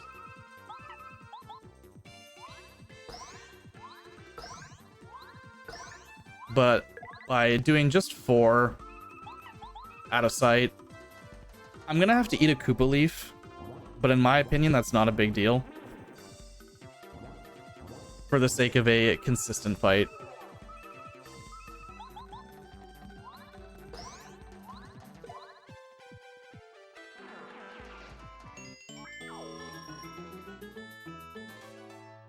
Because Blooper can stop your bounces at 8. And 8 and 9 caps are really bad in that fight anyway. It's effectively slower than just dropping it at 4. So I will take the consistent fight. Koopa Coots.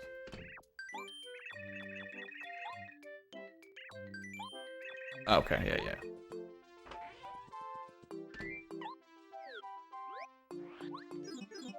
Yo, thank you for the raid. Goomba Village.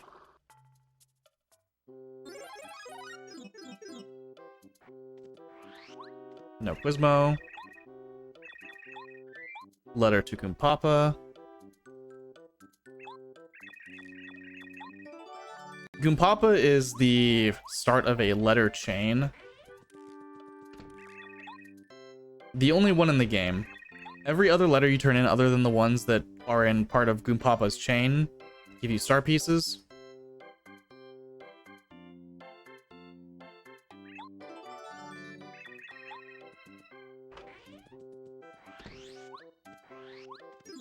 There we got the tape from Goompa for Koopa Koot's quest. Can I get a Quizmo? Yeah. Unfortunately, or fortunately, if this is your favorite part of the run, we're going to be doing a lot of Quizmo here. You also may be looking at that star piece like, why are you not grabbing that? And it's very intentional.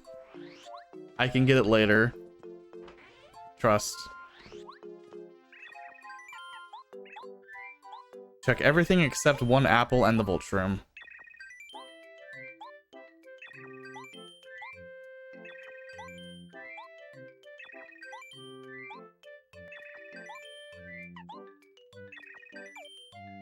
And then we claim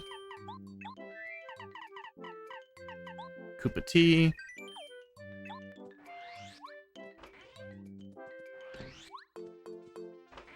We have a letter for you.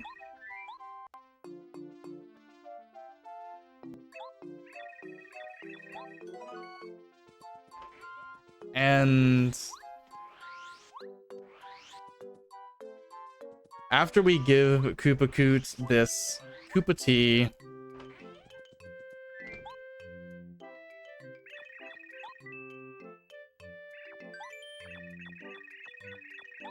we're just about done here. Start the next favor. And thus begins the part of the notes that say, keep farming Quizmo until you have 37 questions answered. So, immediate... This is what we call a summoning ritual, also. I'm just effectively forcing him to spawn in Goomba Village.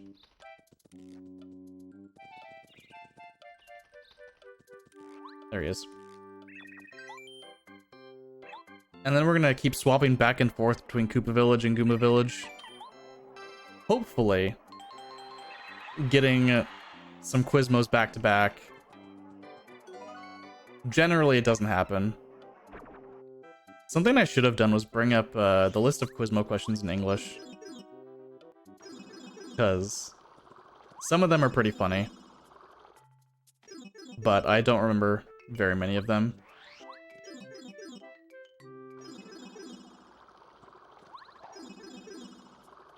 So, this is the kind of, like, unfortunate part of 100% in this game.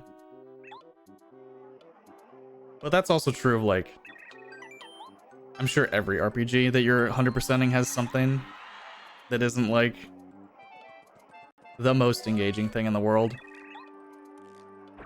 This is a good time to grab a snack, honestly. Grab a snack, hit the donate button.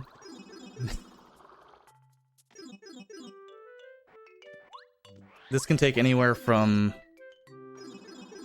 10, 15, potentially 20 minutes. If Quizmo stops appearing, I will move on for now and just have to grind more of him later. Just because the summoning ritual that we have to do, if he gets stuck somewhere in not these two locations, can take more time than it's worth to just get lucky.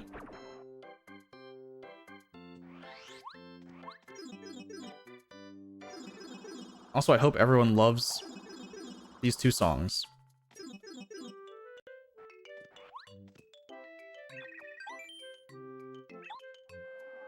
Because we will be hearing them quite a bit.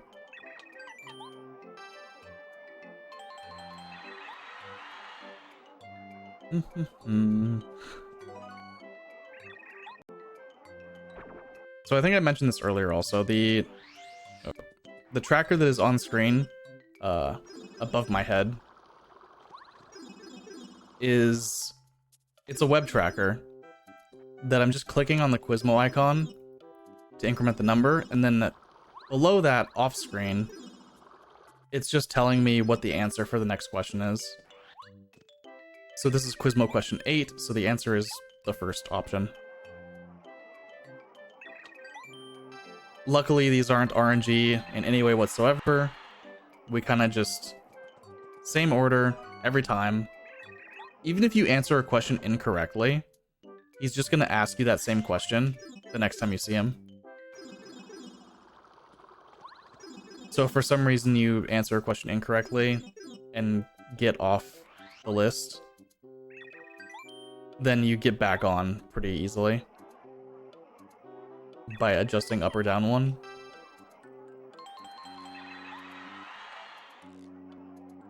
This is a pretty generous Quizmo so far, but can't say that too quickly. Usually if you see him in both locations, it's a good time. More often than not, you only really see him in either Goomba Village or Koopa Village. But if he switches back and forth a lot, that's means you're probably saving quite a bit of time.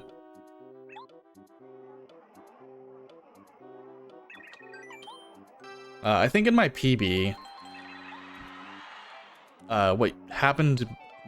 what likely happened was I think he was in Goomba Village basically the entire game, which meant I never had to do like a summoning ritual to bring him into the town. But it also meant that I was checking Koopa Village constantly and he wasn't here. This is very nice of you, Quizmo.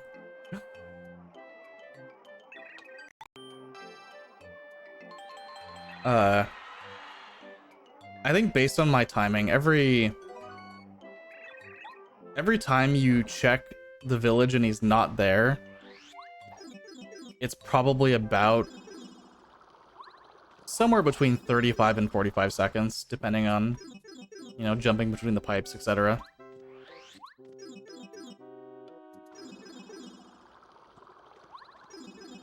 And more often than not, you probably want him to be in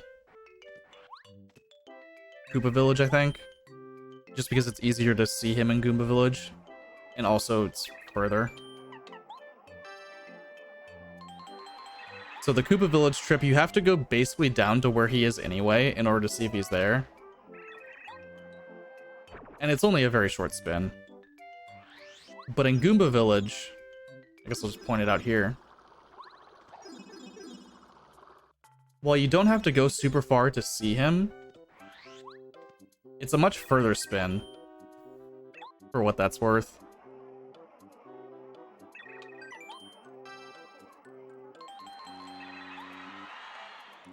And at this point in the game, he can only go up to 37 questions. Ideally, we just get them all out of the way now. It's a pretty good time if you do that.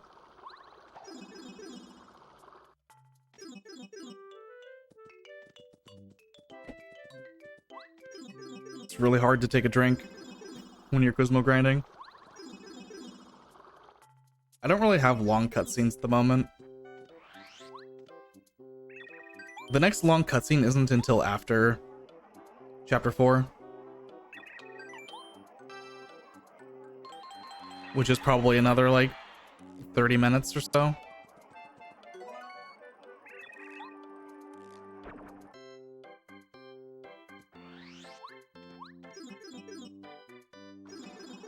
Did I mark that one?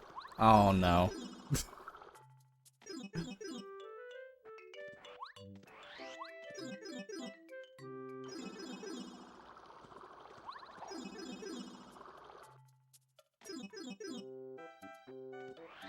Oh. Well then. I'll check. I'll refresh one more time. I'm actually probably gonna do a summoning ritual. This is really early to leave Quizmo. Yeah. This is way too early.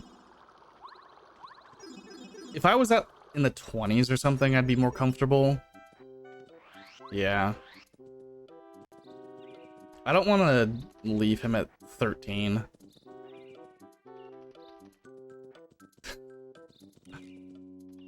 And have to grind 50 questions later.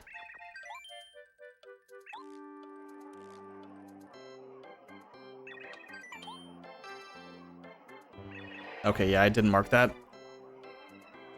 That's fine.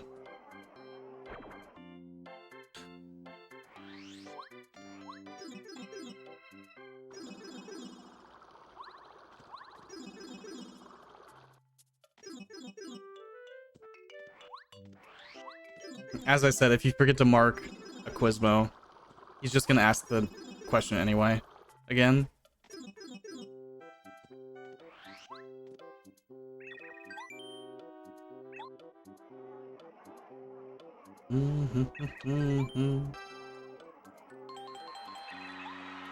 Yeah, so if he stops appearing in the 20s, I'll just go into Chapter 4.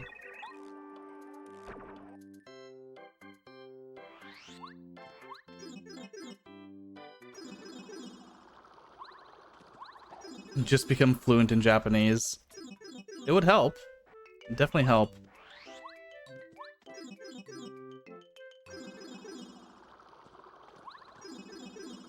Unfortunately, I don't think anyone that has ever run this category is fluent in Japanese. I should have summoned him.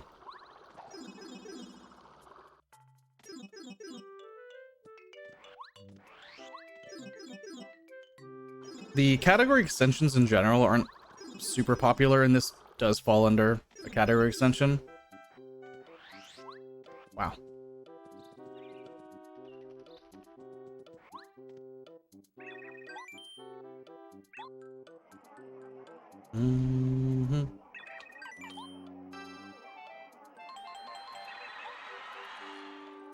So this is probably one of the least run categories, not the least by far. But I believe there are only half a dozen people that have ever run Glitchless 101%. Which, understandable. Even 100% in this game is not super popular. For likely very similar reasons. And I'm talking to him right now.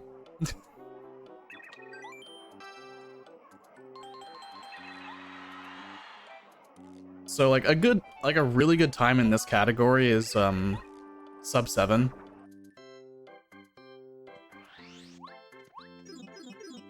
A lot of that comes down to just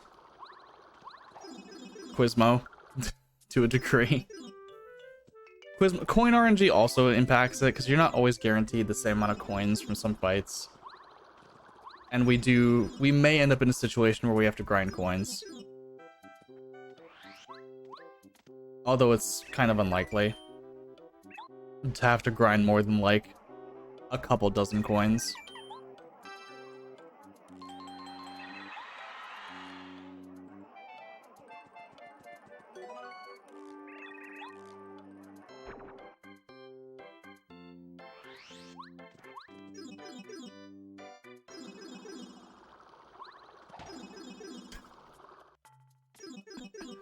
That was a very bad swag hammer attempt.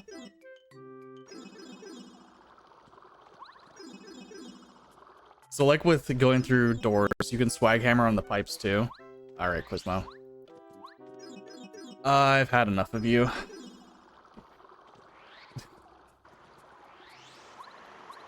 He started off so good, but we're gonna leave him and have to just finish him off later. Hopefully he spawns throughout different locations.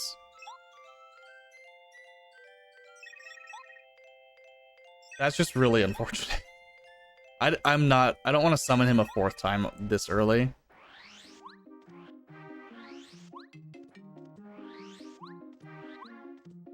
So,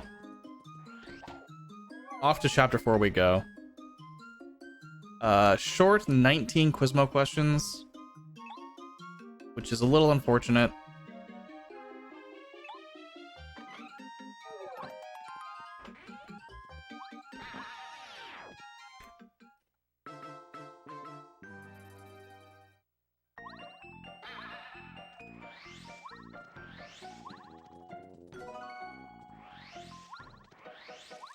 I'm gonna save here.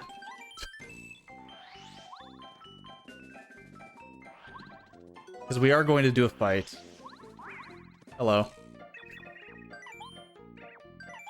And yes, don't judge, this is faster. We also get a lot of coins for using Stone Cap. It might be a little known fact, I actually don't know. But you don't have to fight Anti-Guy. You actually could feed him a lemon candy. However, since 101% requires all boss fights anyway, like, we are gonna have to fight him eventually.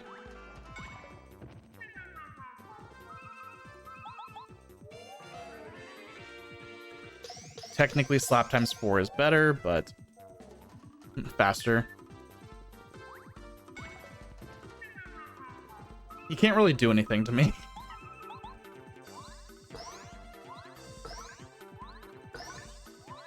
Kind of unfortunate for him.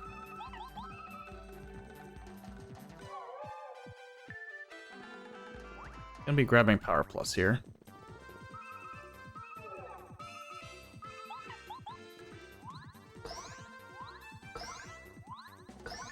Okay.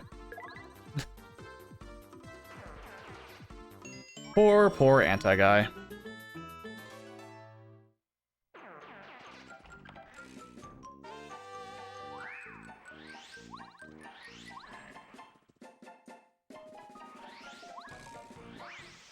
And this is where we need to make heavy use of bow. We're actually gonna need to do this a lot. Not all right now, but we will be making multiple trips in here.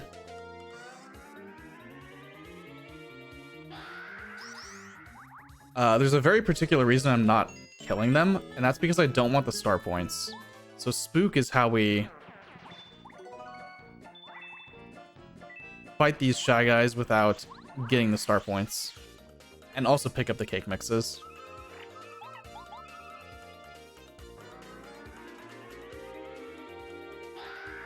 The mashes aren't hard, but it is a stick mash. And ideally you are maxing the bar.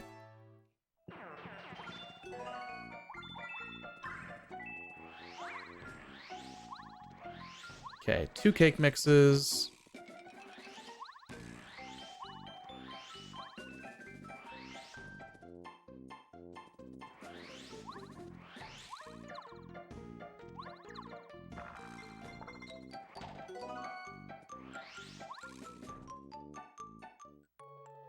How many star pieces am I getting here? 2.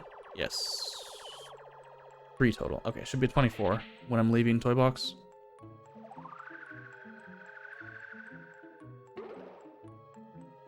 I will not be grabbing that mushroom either. Kind of ironically.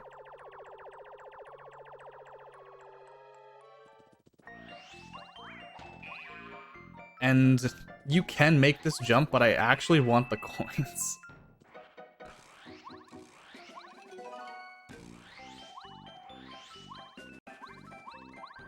Like, funnily enough, I do want those coins.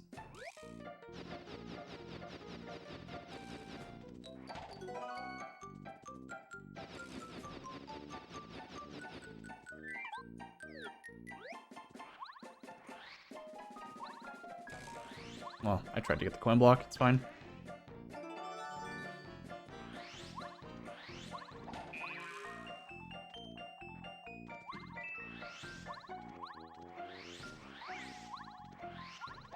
Okay, so we will be going... We're going to be doing quite a bit here. I'm actually going to be saving in Pink Station because there is just a chance I die.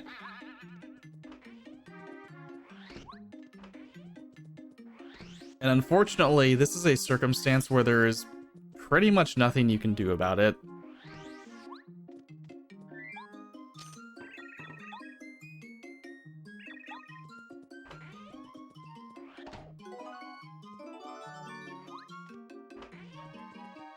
Just the nature of the game. I'll point it out when we get there. Especially if I don't die. But it'll probably be pretty obvious.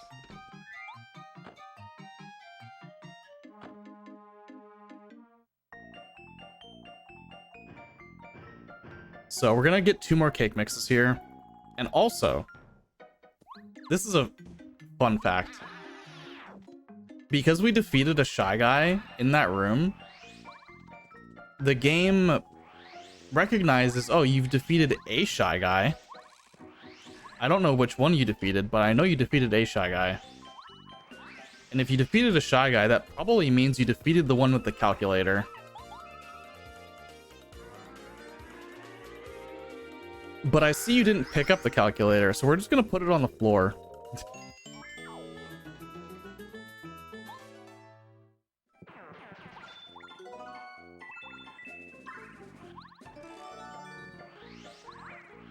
Oh no. Okay. So we don't actually have to fight that Shy Guy for the calculator. Okay, so I'm getting a star piece and 2 badges in in Pink Station. Okay. And I'm very, like, explicitly dodging the heart drops. Because I want to stay in peril. Effectively. So I'm trying not to get a heart dropped on my head. Now, a heart drop would be... I think 3 heart drops is what you would want if you're going to get any at all, and that's only for Pink Station here, as a safety measure. So I'm gonna grab that star piece, hit the save block, because I very, very possibly might just die in this room with no control over it. So I'm gonna be very explicit with this. Hello? Hello? Yeah, I might die. That Sky Guy that I just tried to bait to the left. Yeah, he's already back in position. So when I take the trip back over there, using the Jack-in-the-Box springs, I'm gonna be in so much lag from landing that there's a chance he just hits me and I cannot even move.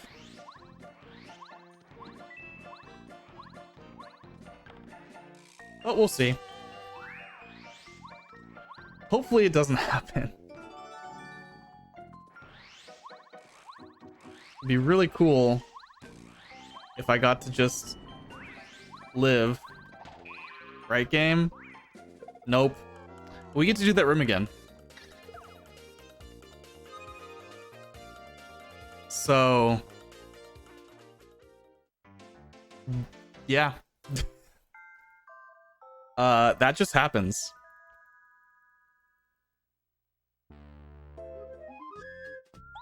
And we can't actually do anything about it. Complete RNG. And if you imagine it's like a PB attempt, run is dead.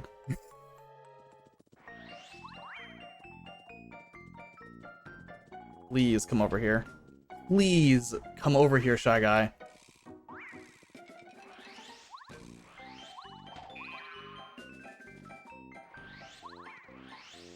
Okay, he might be far enough left that I'm okay.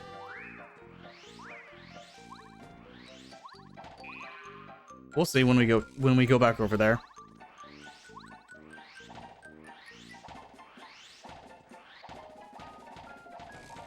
But yeah, if this was a glitch category, we can actually avoid that encounter because we don't take the springs. We'd get to clip out of bounds. To have a bit more consistent of a trip.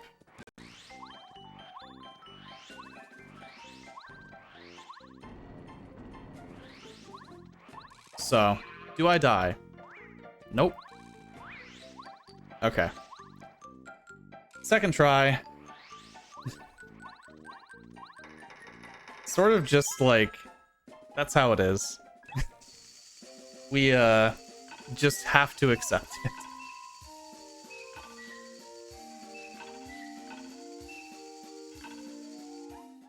So, I'm gonna be giving Tasty her frying pan now. And also go back to doing some cooking. 2 quick recipes.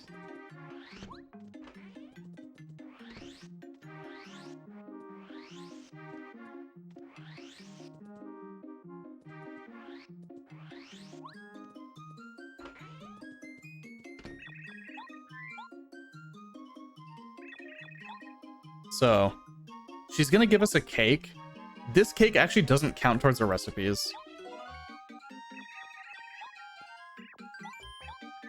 So we have to make another one.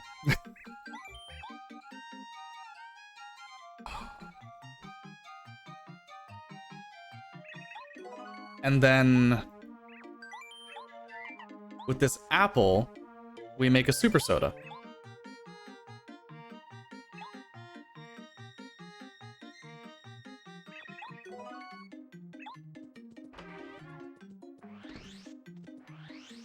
Easy.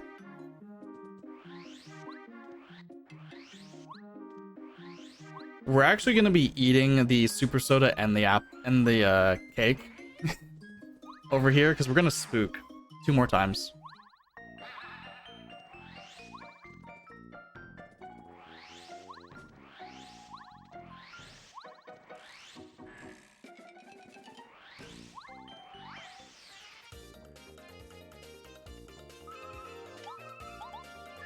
I'm going to be watching my menuing too.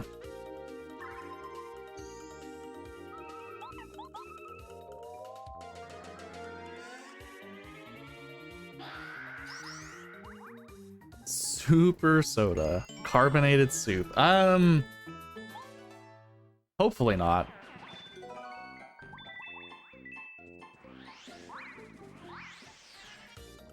Okay. I need to be very, very careful menuing here. Do not eat the cake mix. Eat the cake, please.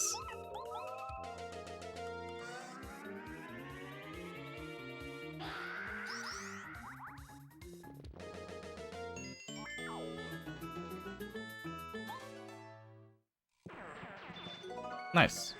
No heart drops.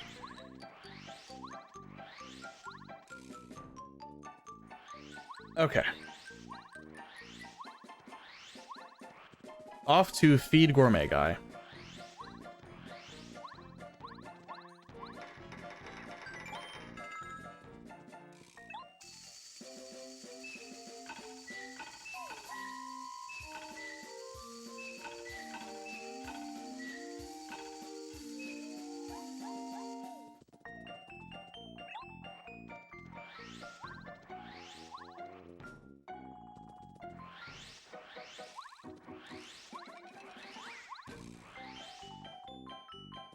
And I've done these rooms so many times, I'm not even remotely worried.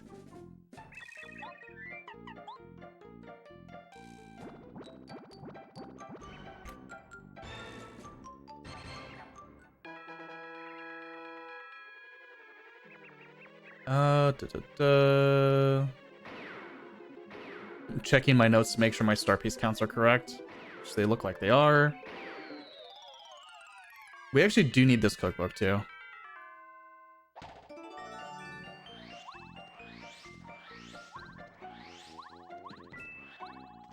Fine.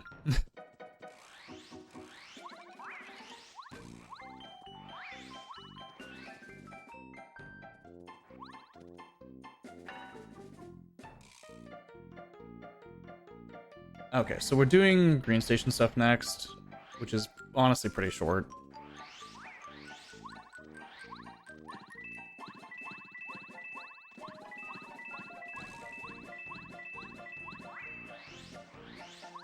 Easy.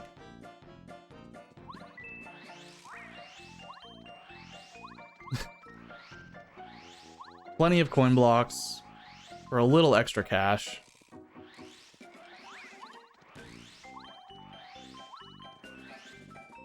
Reminder that I do need about 2,300 coins in total to buy everything that I need to buy. Between 23 and 24 for sure, including consumables. So, star piece here.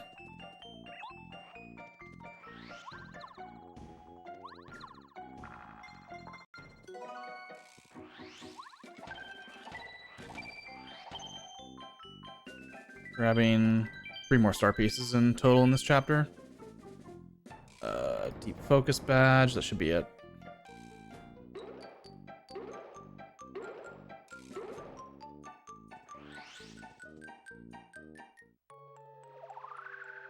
In a lot of speedruns, you would never even come to Green Station.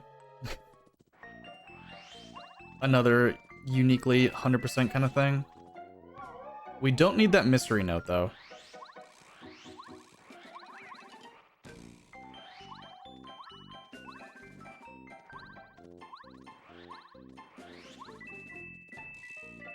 What we do need is this star piece.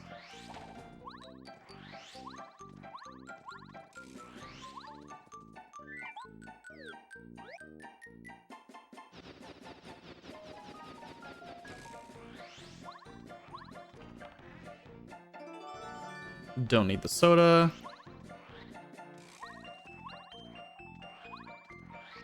Ooh. Good. All right. Still in peril. 12 FP.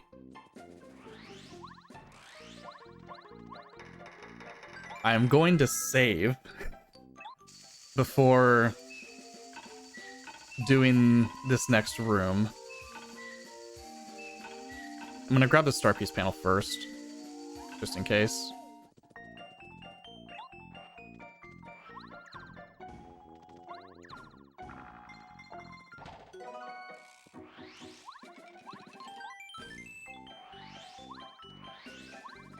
This room is terrifying.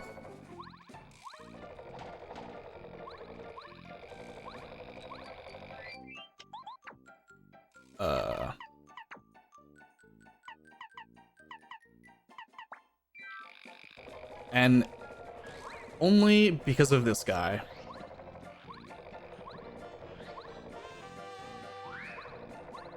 If we accidentally first strike him, we die.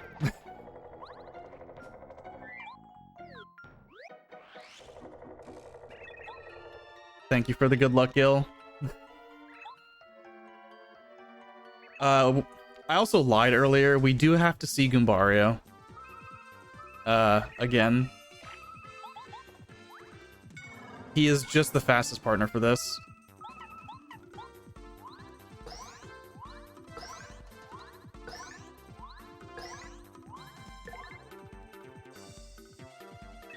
Bo also can work, but she is not as fast as Goombario for this fight.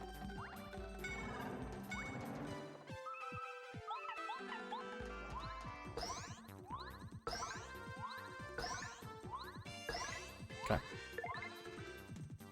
Level up FP.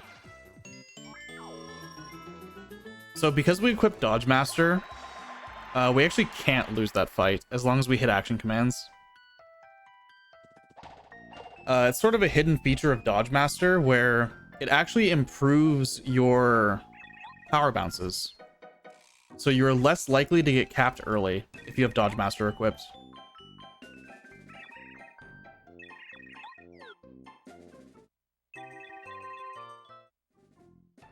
Which is sort of the secret that no one wants you to know, but yet everyone actually wants you to know. The developers didn't want you to know, because they don't tell you. But Dodge Master, while making action commands easier to do, also makes you less likely to get capped by power bounce.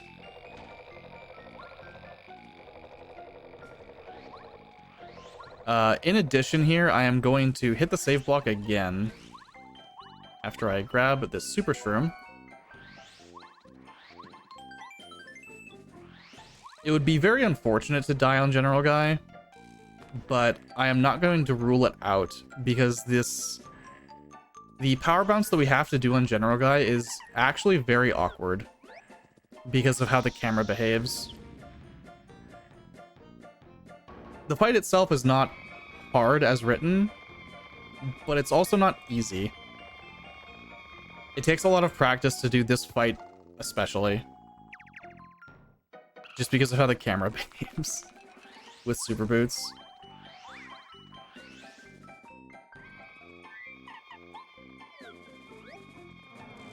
And because Mario is attacking him first, the game actually wants to show dialogue with General Guy.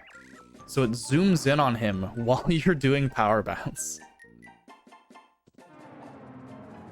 Which is not the most friendly thing in the world.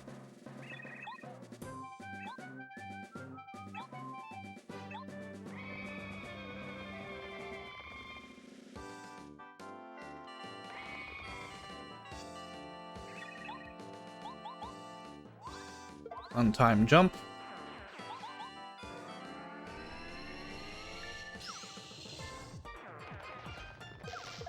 And we're in peril.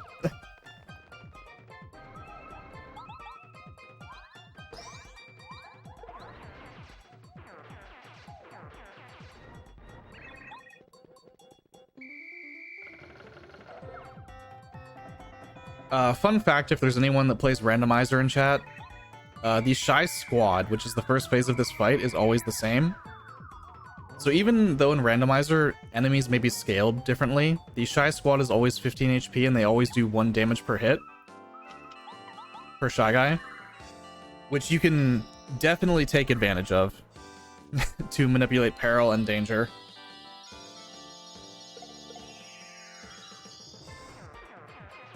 It's probably the easiest way to manipulate peril in the game. You kind of just don't have to even think about it. Other than like, I'm at 10, I need to do 6 to them. If I'm at 15 HP, I need to do 1 damage to them. Stuff like that. Okay.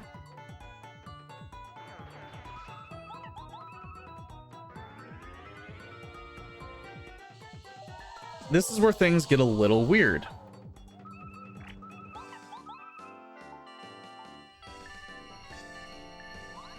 Turbocharge. Bow.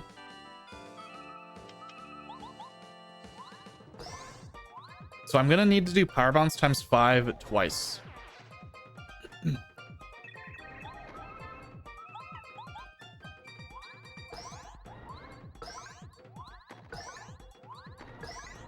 You saw that camera zoom in? Yeah. That, if you're not ready for it, that's the scary part of this fight.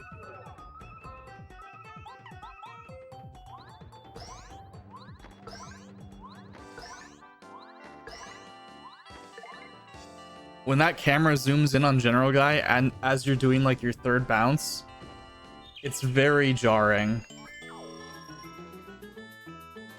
But we did it. That wasn't too bad. He did use lightning for his attack, which is slower than bomb. But it's only a very small amount. It's a couple seconds. Since he only gets to attack once in this category. In Glitchless, he would attack twice, which is a bit more variance in the amount of time he can save you.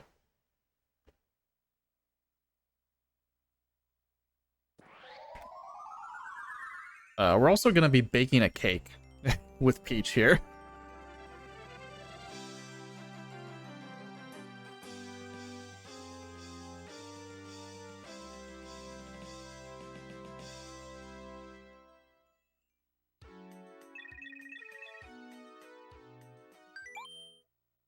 So this is all...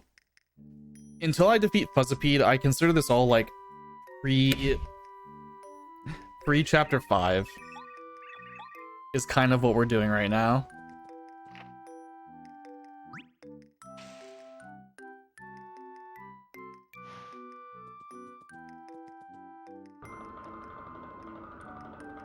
This Peach scene is just very straightforward. We're baking a cake. I would not recommend the recipe that Peach uses, personally. It seems a little sketchy.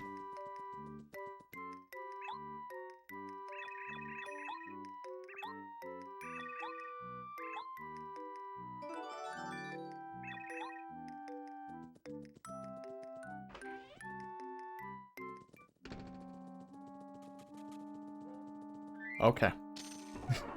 Sure, Peach.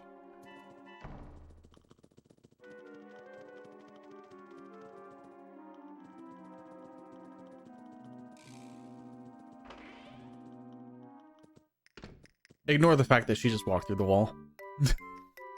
She does that sometimes.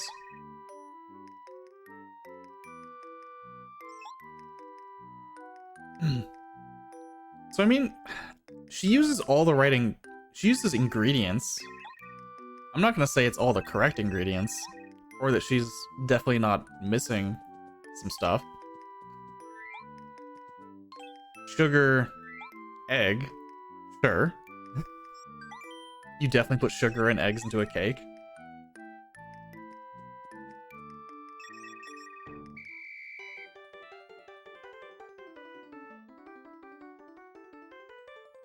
I'm definitely mashing way faster than I have to also. But that's just me. Flour. Sure. That makes sense. Butter. Yeah, why not?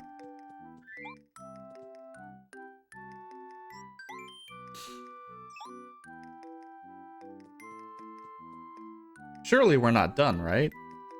Oh, she's putting it in the pan. I guess that's everything that goes into a cake. So let's bake this thing for, oh, I don't know.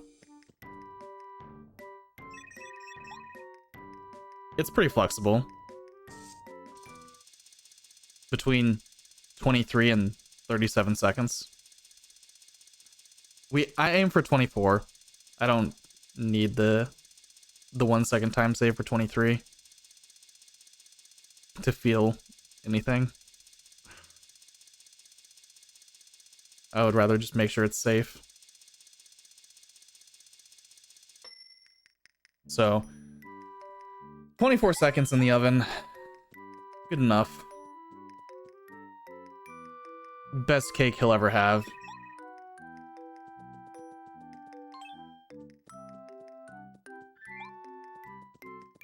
Some frosting and strawberries.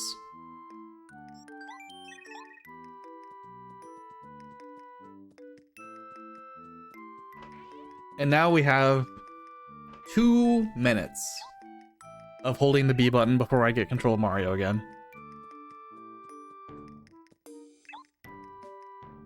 Nice 2-minute cutscene.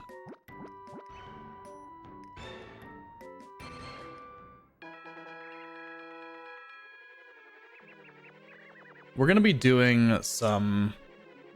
Actually, quite a bit in this split.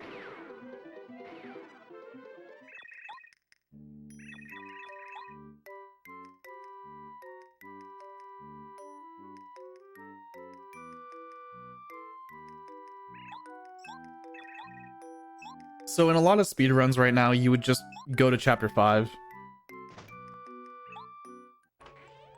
But why do that when we have other things that we can be doing?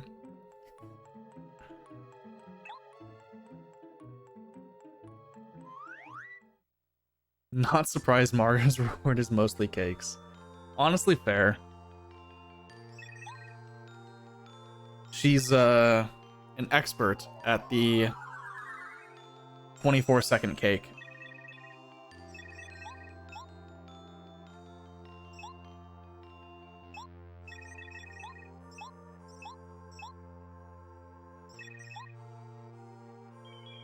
So, after Twink is done talking,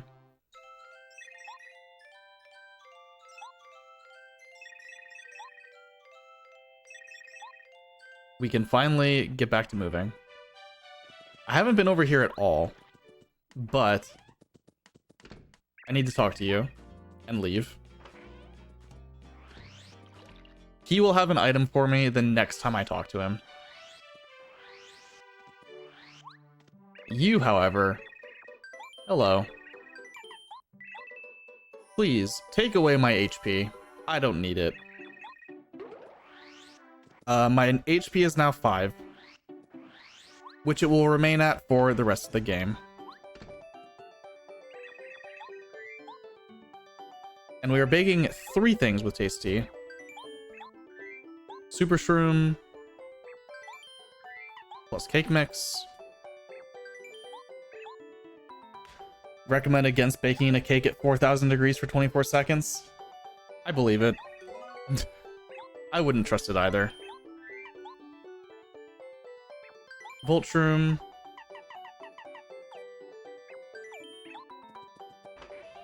Okay. I'm gonna fix this right now. I definitely have missed this in my notes in the past. I need to bold this or something. I need a Koopa Leaf.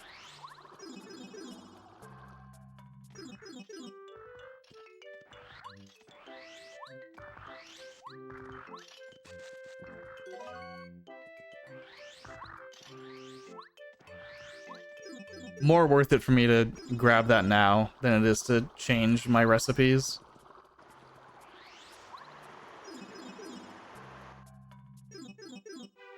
Yeah, the last time I'm in Koopa Village, I'm supposed to grab a Koopa Leaf, and I just didn't. At least it's not that far out of the way.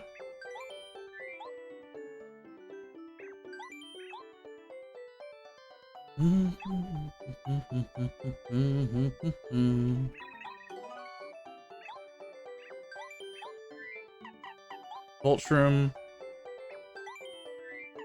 Cake Mix. I'm gonna be getting a badge in a second.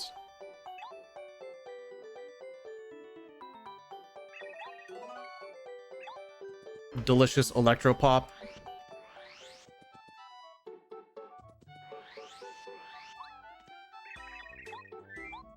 Take your calculator back.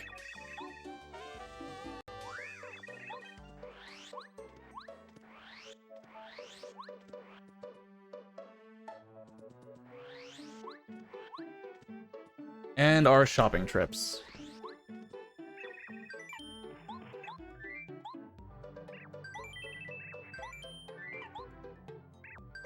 There's a lot going on here. So, I need my lemon, my dried pasta,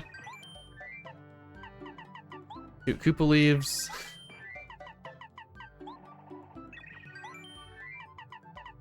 and a honey syrup.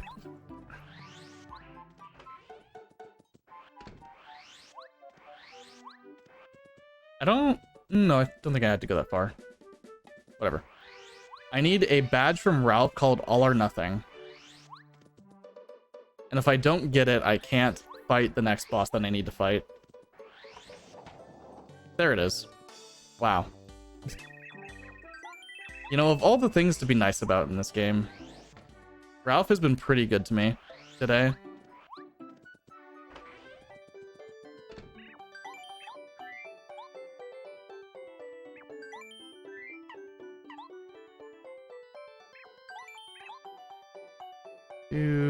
Do.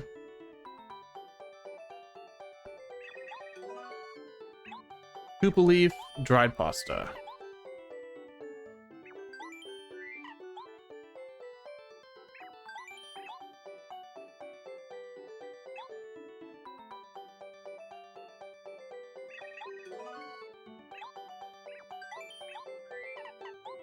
And lemon cake mix.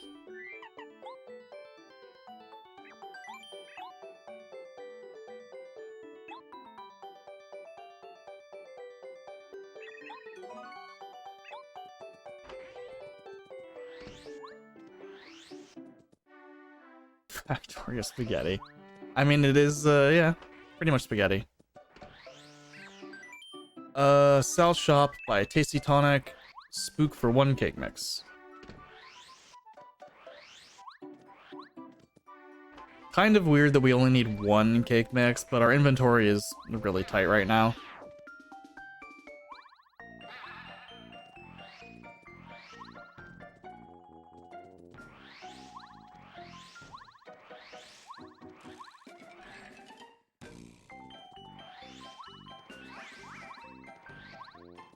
Please. Shy Guy, please.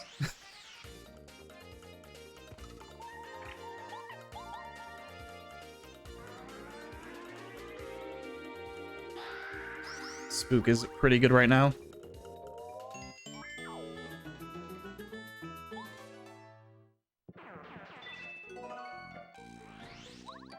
I see something I didn't do. That's fine.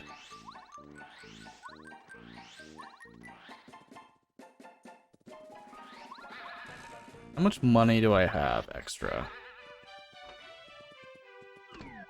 75.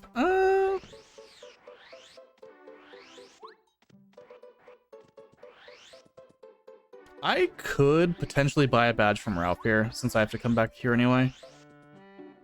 Danger strats? Absolutely. Well, I can't buy those. I did forget to talk to Luigi. Unfortunately, we can't skip this Luigi. This Luigi is required for 100%.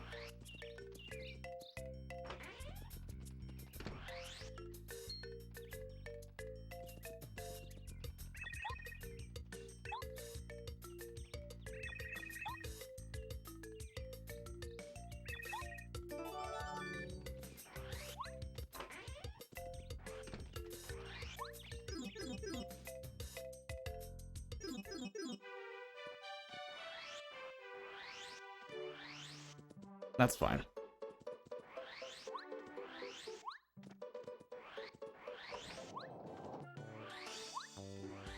Okay, now I know. Now we go to Koopa Village.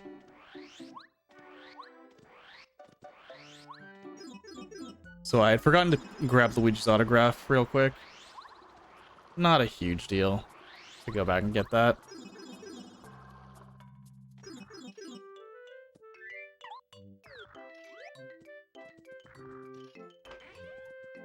Here you go, Koopa Koot.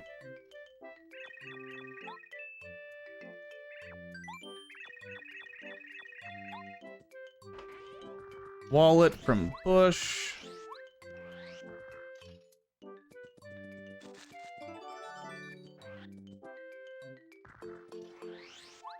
So if I have an opportunity to grind Quizmo here, I will. If I don't, it's not a big deal.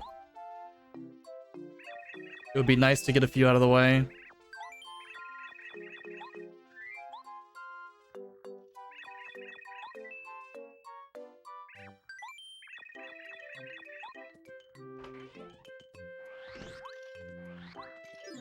Come on, Quizmo.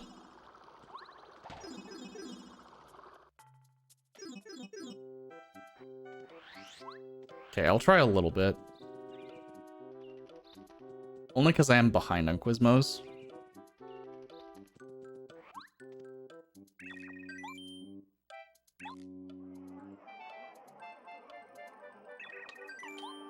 So after beating Chapter 4, Quizmo has 7 more questions, so he can go up to 44 at the moment. It's not a huge deal to get him to 44 at this exact instant, because there is a lot of general moving we can do, and places he can spawn if we get lucky. So it's not a big deal,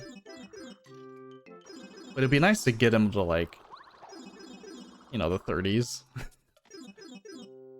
Hopefully.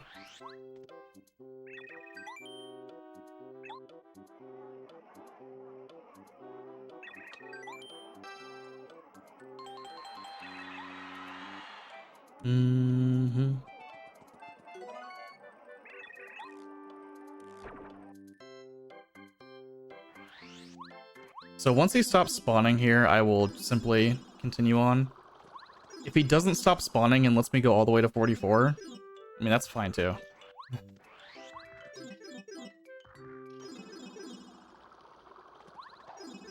So again, we can be here for a little bit if Quizmo is nice.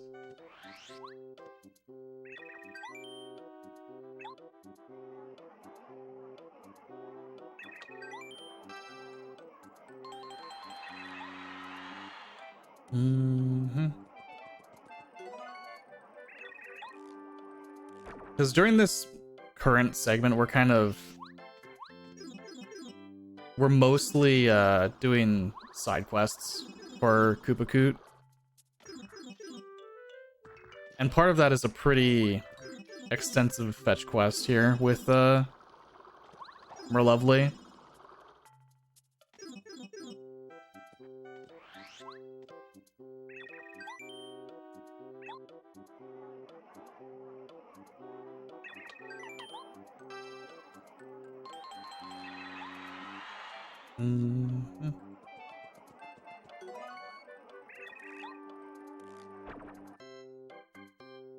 So, yeah, I'm going to be going up to Shooting Star Summit next. Ooh. Come on, Quizmo.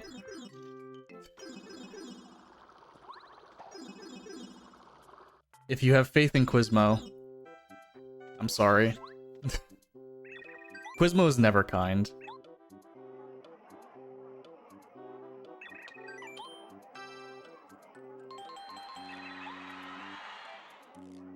Ralph has been particularly nice, though. I've kind of just been able to walk up to his shop and he has what I want. Which is rare.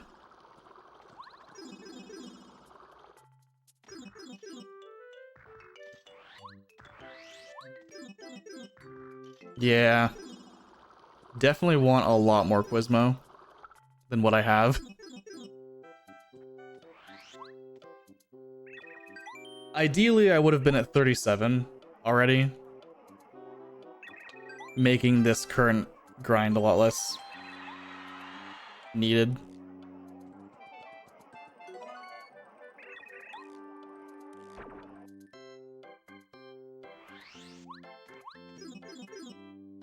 Quizmos or Quiznos?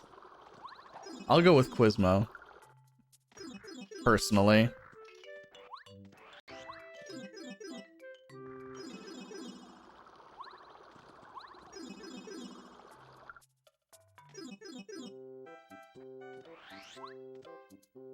And to think, we do all of this because we need the badges. Although, to be fair, we would do Quizmo no matter what because he has star pieces, even if we didn't actually need them. Koopa Koot having star pieces, also pretty important.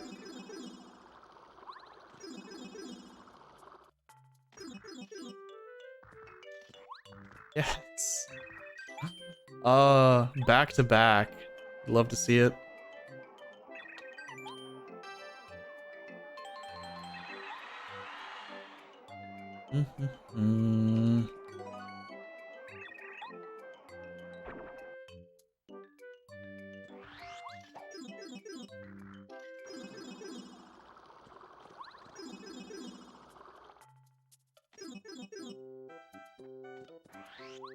I was ready to leave and go back to Koopa Village. But okay, Quizmo. We take those.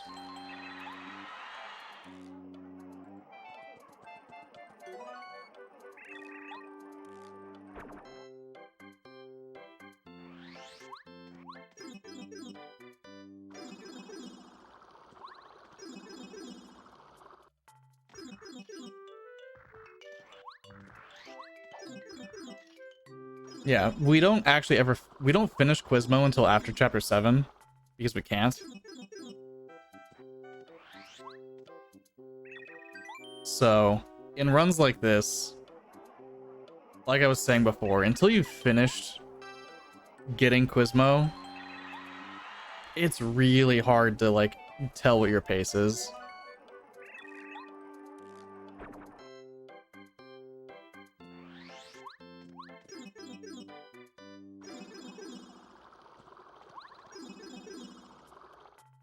Like, even though I died in chapter 4 to RNG, and I've been taking things pretty safe, if Quizmo ends up being like really good for the last decent stretch, alright, never mind. I mean, anything could happen.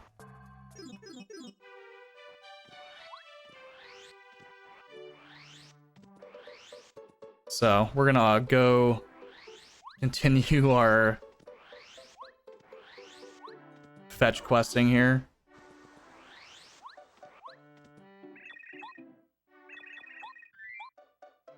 So, letter for you.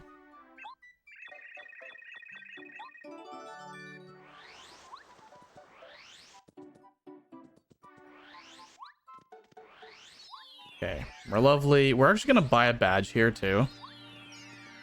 We won't use it immediately, but we will definitely be using it.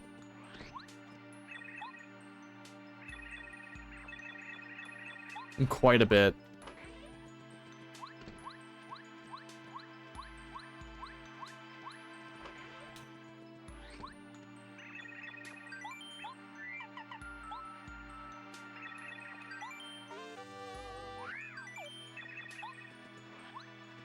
So, money, which we just bought, makes it so while it's equipped, enemies drop a lot more money. It's a very noticeable amount of more money too. That's where we will be getting a lot of cash.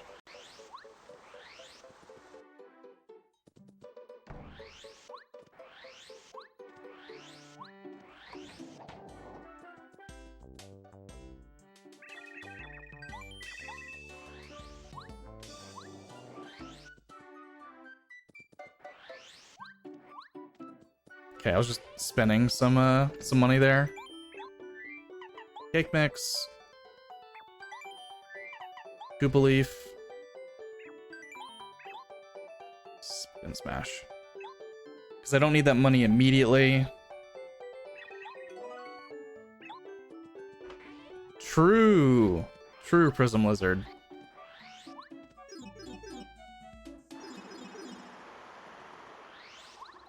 What are we currently at right now for the goal?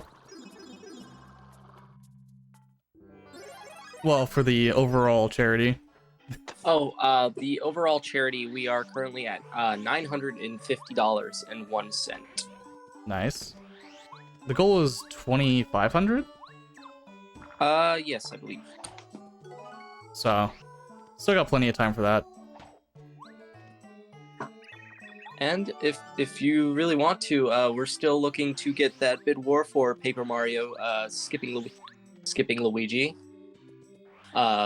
Don't Skip is currently at $26, and Skip is at $10. So if you want to skip Luigi, then you can go ahead and donate to that. And if you wanna give Don't Skip a better chance of winning, you can also donate to that. Yeah, skipping Luigi saves 10 seconds. Which may not sound like a lot for a category this long, but it's 10 seconds.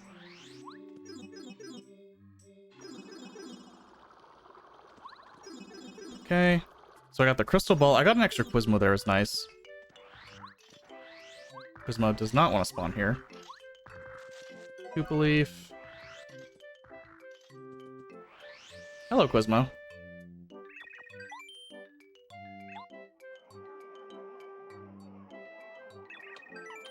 See, these kind of Quizmo spawns are actually pretty nice.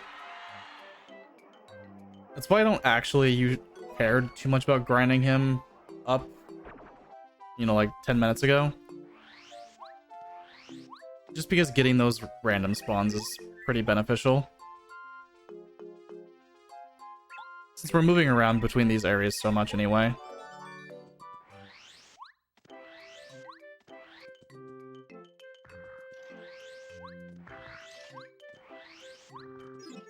I'm not gonna check Goomba Village at the moment. Because I'm not gonna summon him anyway. I'm just gonna keep going.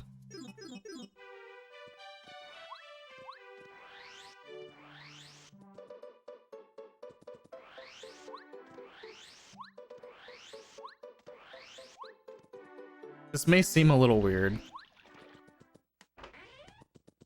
But we do have a letter to deliver also over here. And coming over here and not going to chapter 5 immediately is kind of funny, but also just unfortunate we need to deliver this letter. Not really a better time.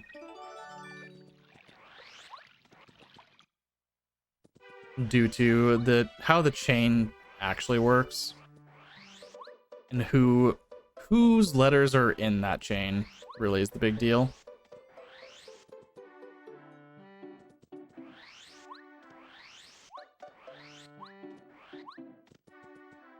Drop off the mailbag real quick.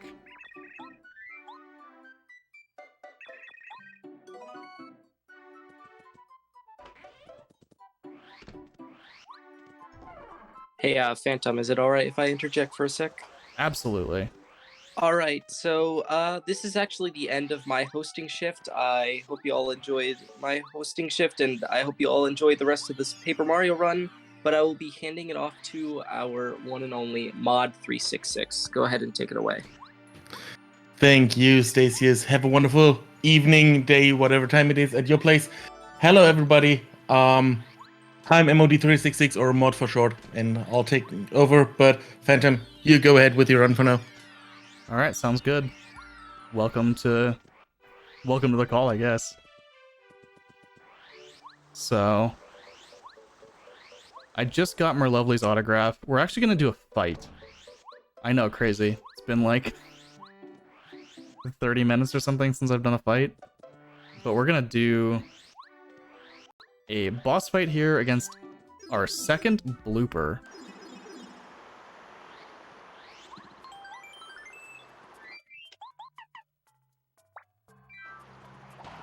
So I equipped a badge called All or Nothing. And what that does is it gives me +1 damage on all of my attacks, as long as I hit the action command. If I miss the action command, it does 0 damage. So, gotta make sure we hit these. Need a 5.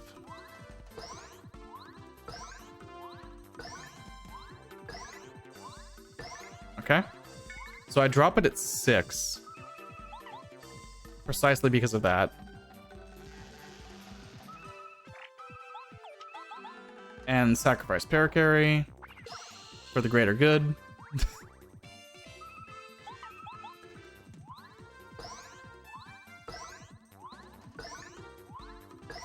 Yeah, so like I said, I don't do the last action command, which means my last jump does 0.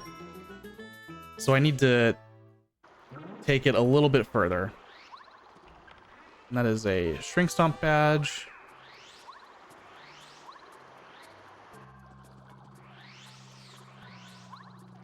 So if it wasn't for that last bounce doing 0, I could theoretically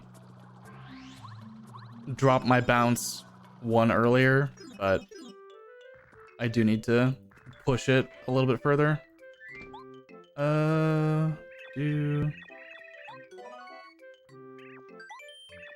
Start next favor. We got another letter for you, Cooper. No Quizmo.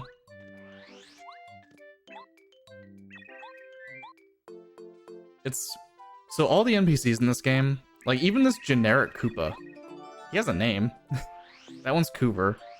I don't know any of the others because they're not important, but that one that we have to deliver 2 letters to.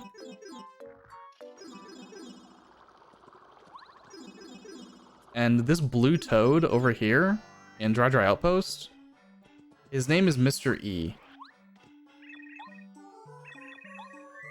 I don't know what I was about to mark. I was moving my hand to mark something on the tracker, but he gives you a letter.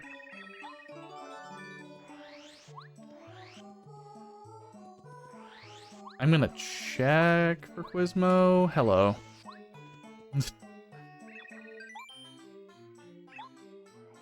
It's a little far over here to check for Quizmo, but if he is there, I do get rewarded.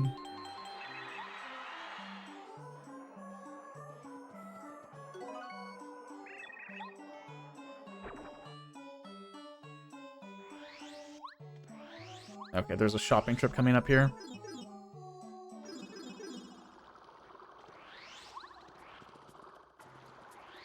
Not worth really checking for Quizmo and Koopa Village there or anything.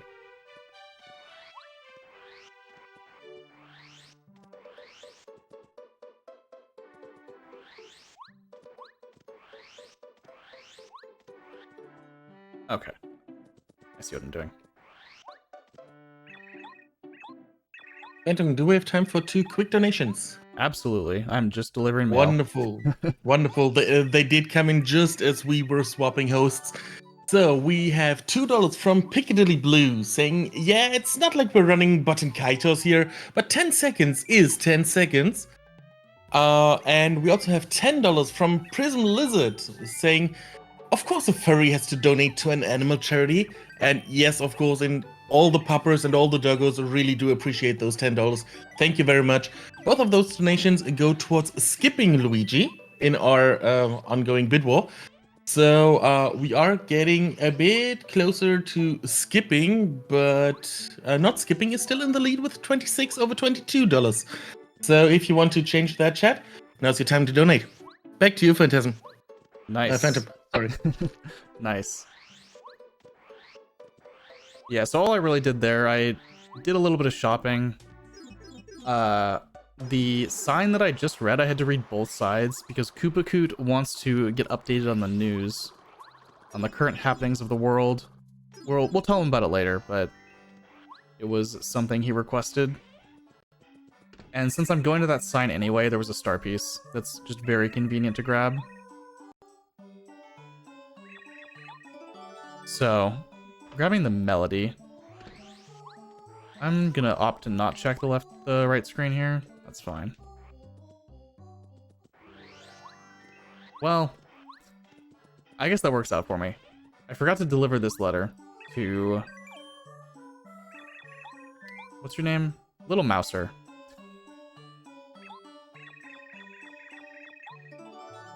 But that did spawn Quizmo, so I guess we take those.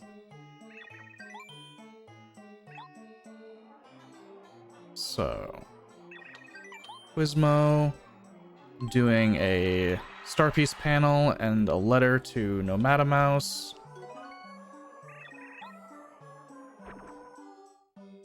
Doing anything else up here? Not immediately. This is kind of just the best time to backtrack through the desert.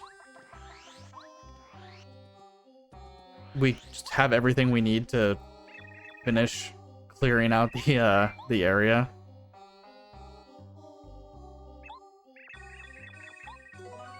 And that does also mean we get to do a very special fight.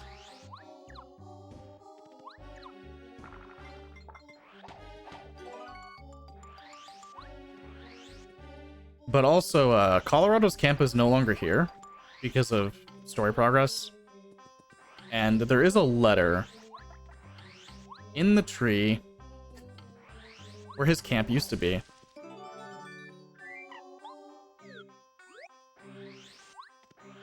Okay, this is not a fight I'm ever worried about, but I'm gonna save anyway.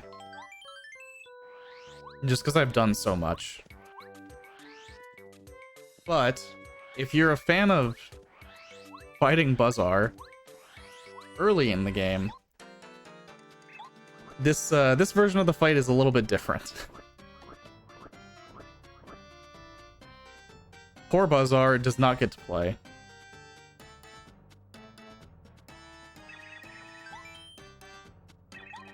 Just tell him we're Mario and bounce on his head.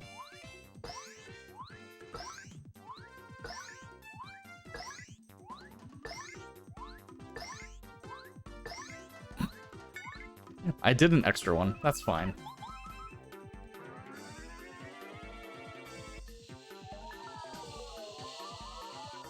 Almost bad.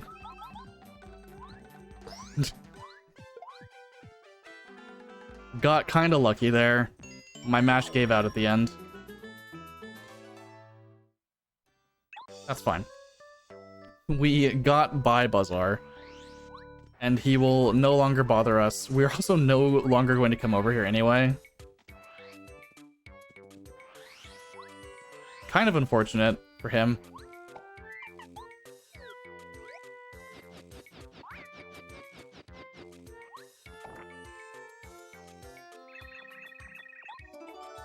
Also, if you're a fan of Waka, this is the time to forget about him and look away from the screen for, I don't know, a minute.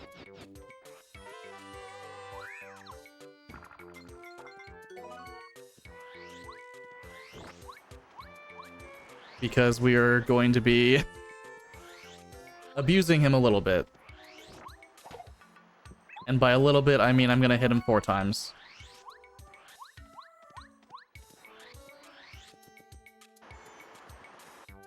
Which, if you know how Waka works,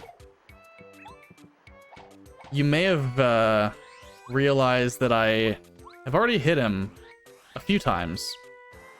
Once on my first trip to Mount Rugged, 3 times on my way back after the chapter.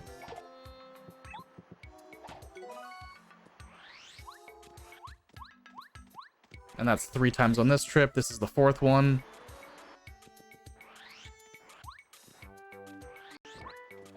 And he is dead.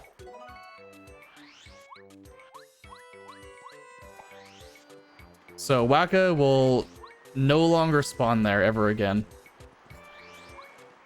We have acquired all 8 of the Waka bumps that exist in this game.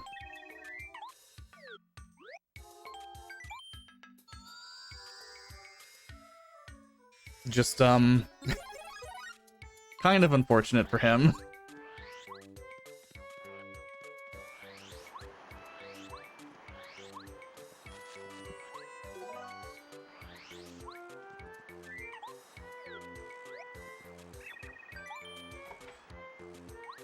So we're gonna be baking one thing real quick. Well, a few things actually. Some back and forth though.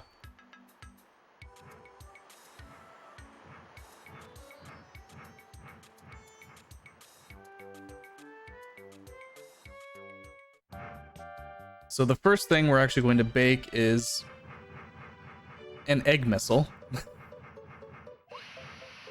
Very nice of Tasty to know how to make a bomb out of an egg.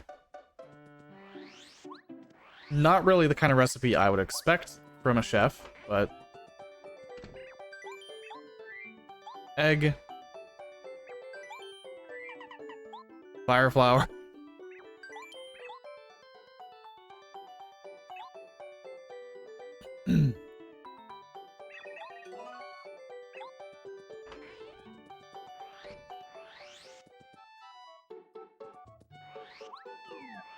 Okay, I have no money anyway. So now, what are we gonna do with all those Waka bumps we just got? We're going to sell them to Shroom Grocery along with the egg missile. So, Not even using them to heal.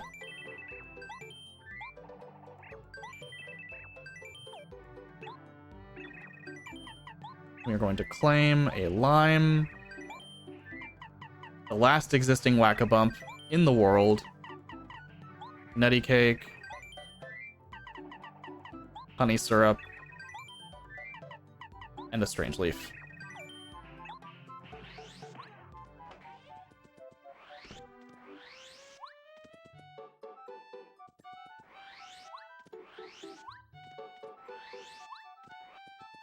I'm not gonna bother buying anything right now. I'm gonna try and save money.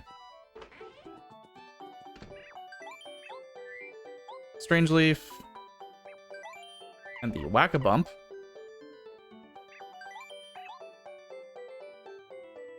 What does this make? Deluxe Feast. Honey syrup. Vulturum. Healing your wallet. True.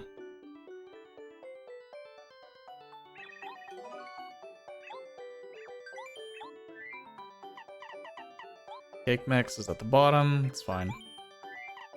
Lime candy.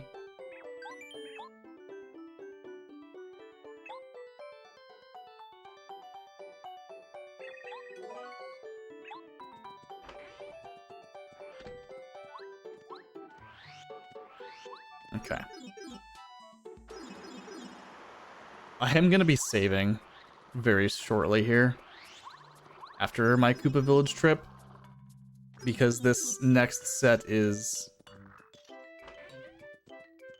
rough.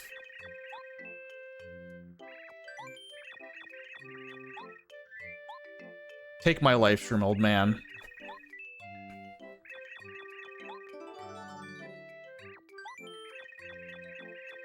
My one and only life shroom at the moment.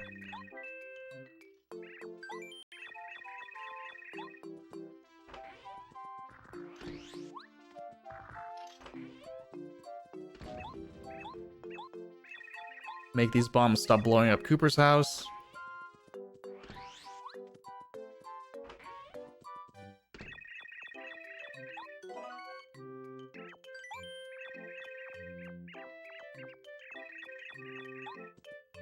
Okay. Here I actually am gonna check Goomba Village, because this is kind of the last real good time for a little bit.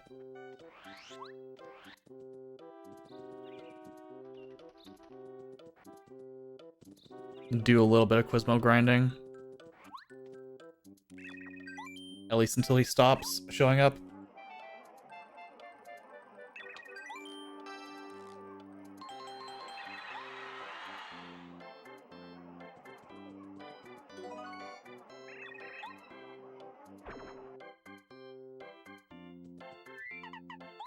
Okay, I need to eat the honey candy anyway.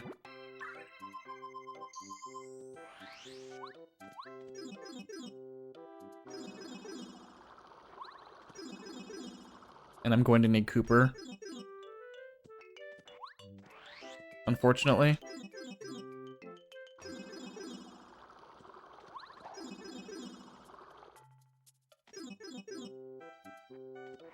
Oh, okay. Okay, you know? I get it, Quizmo. I get it. I understand.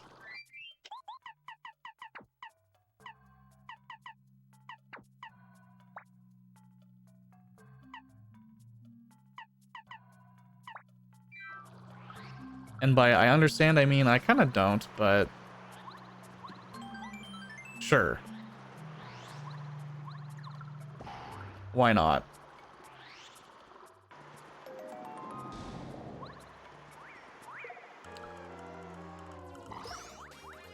That's why I saved. So I need to fight the middle Koopa first. And Dark Koopas, they can just do that.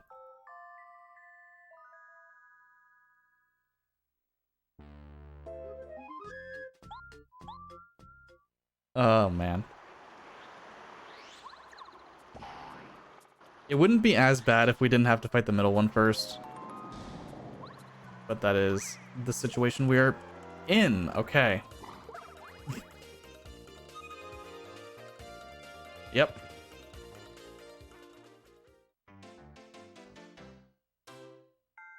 Mm-hmm.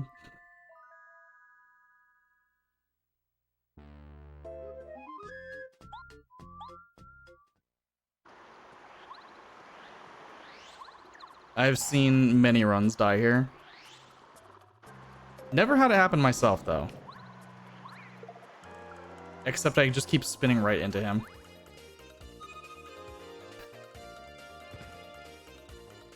So I need to jump over the first one. Step down after he sees me. Because what you... So...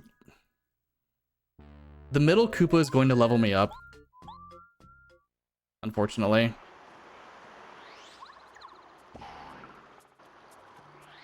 The way the XP works out, we just need to do this. Finally. First try. Untimed Power Quake. Power Shell. Level up FP.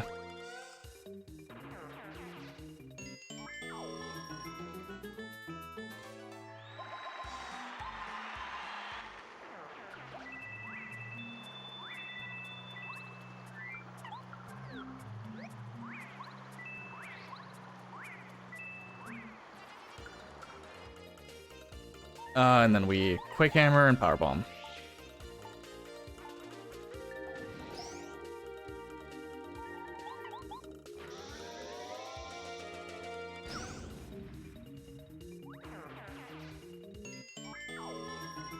Yeah, we just didn't have enough FP to do these fights in really a different order. Sure.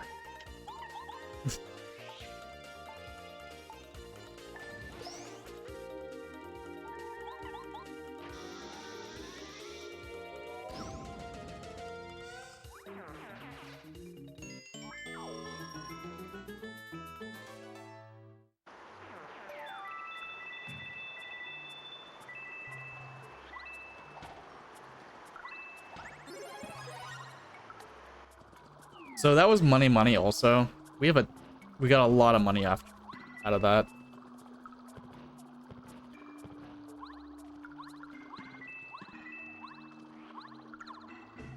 Thanks, Mario. And this is probably the most cursed upgrade in the game.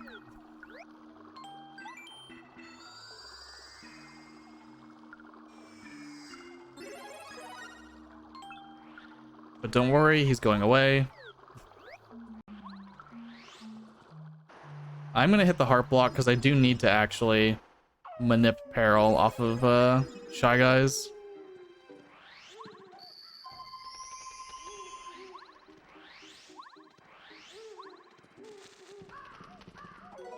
Getting first struck by any of those Dark Koopas is really not ideal.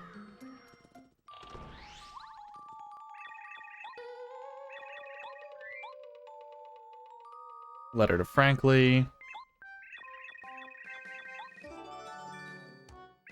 Old photo.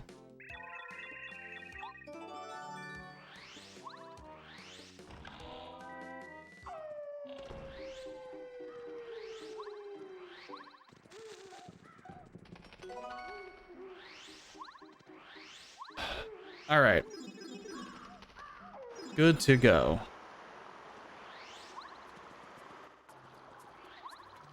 I have apparently not been marking star pieces. Probably Koopa Cute stuff.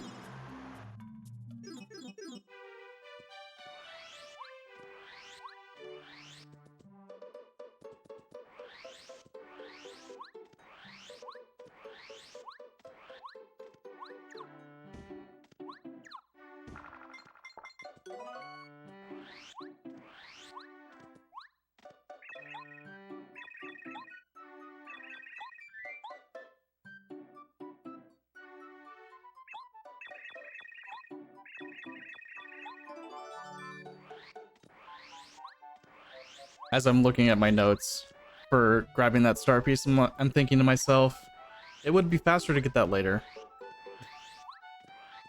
Which is true.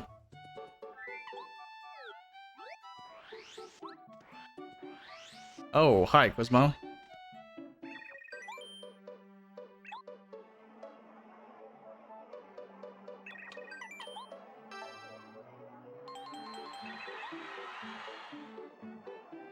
So we're going to be going to Chapter 5 very soon. It's been a long journey, full of blooper, Buzzard, Dark Koopas.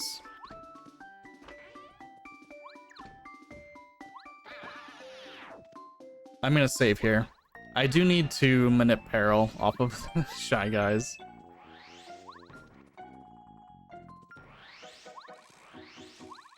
While getting 2 cake mixes.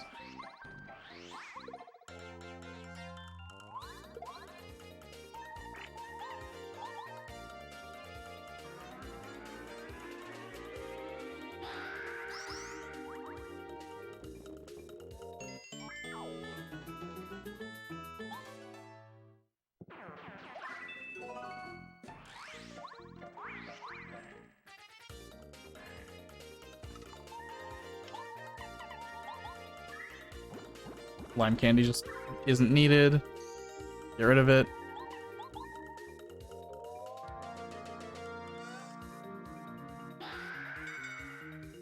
Sure. I forgot I don't spook there. Because I need Peril.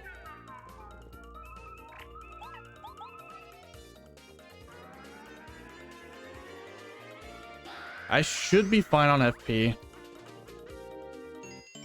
Regardless.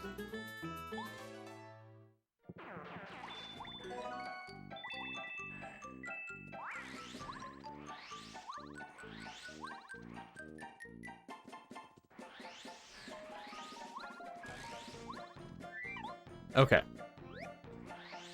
Yeah, I'm fine on FP. I'll just need to pay very close attention in the jungle.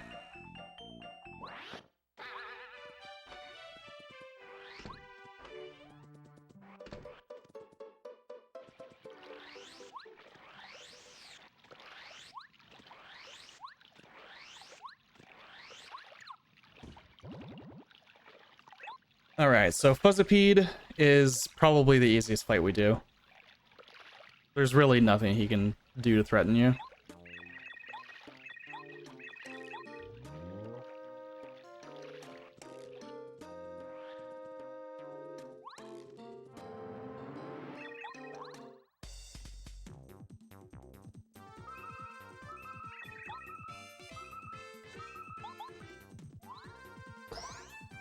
Jump times 2. He's now at 8 HP. And now he's stunned for 3 turns. And now he's dead.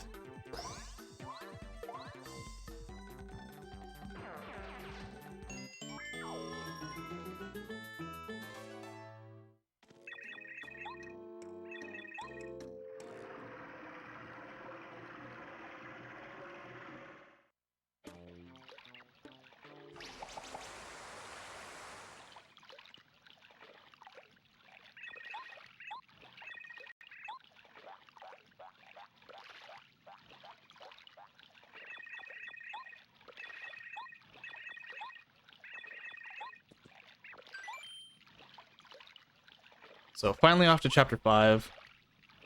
There's a lot of stuff going on in the jungle. A lot of very dangerous stuff, if I'm being honest.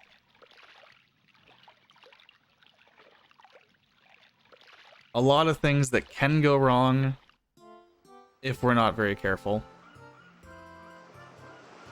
So I'm going to save before going into the jungle.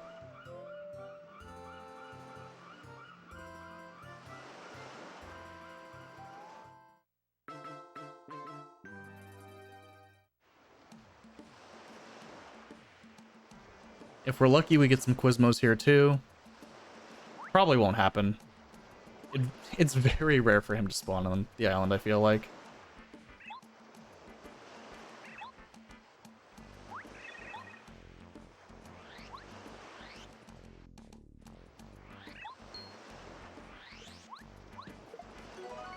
Repel Gel. Coconut. Letter. Coconut. Star Piece. Yeah, the beach has a few things we need. So I'm gonna go down here. Just in case. Quizmo can spawn right there. Unfortunately, he didn't, which meant that that was a little bit slower, but... You know, do what you have to. Just in case. Check. Coconuts. Repel Gels. And Strange Leaves.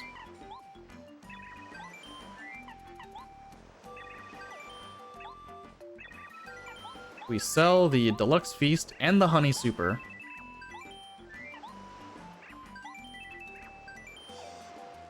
And we claim our fried egg and the spicy soup. Both of which we actually need for the yellow Yoshi.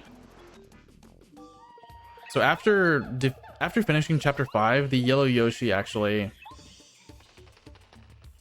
will trade melons in exchange for cooked items. The fried egg and the spicy soup just happen to be two of the cheapest cooked items we make, so might as well use those for that instead of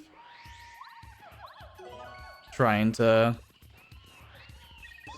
use a more expensive one and losing out on money.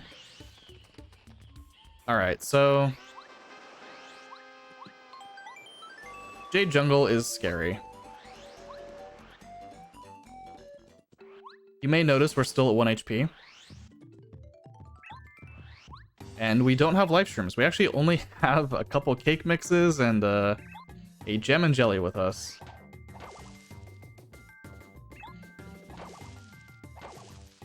Okay, so I'm getting a badge, a star piece here. Mark the others when I get closer.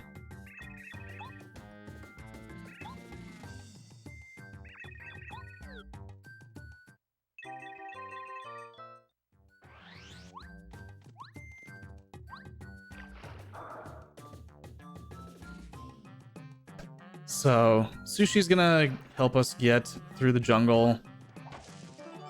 She's not really a combatant we will be using. I think... No, we do use her in one fight. Yeah, we use her for one fight. Unfortunately, a lot of her attacks are just really slow. She does good damage, which is good for, like, a casual play. But her attacks take way too long to come out.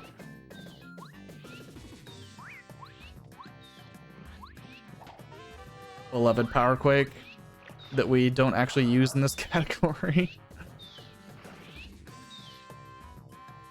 In most categories, you would use Power Quake for AoE, but because we're already very powerful, we are just going to use Quake Hammer and Power Shell.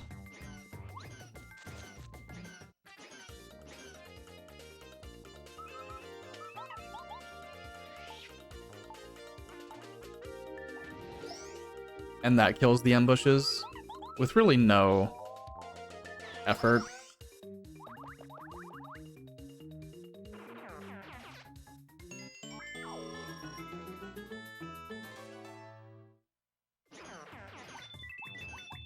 Being careful not to pick up hearts.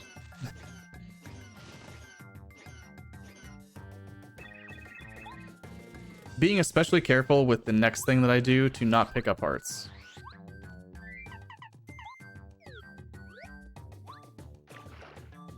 Simply because this one's actually a little bit tricky.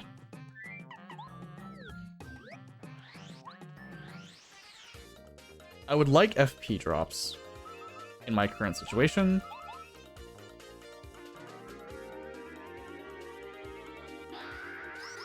But I don't want heart drops.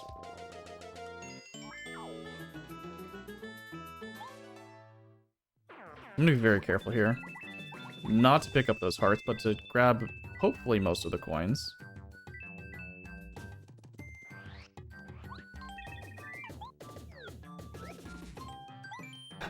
A little unfortunate.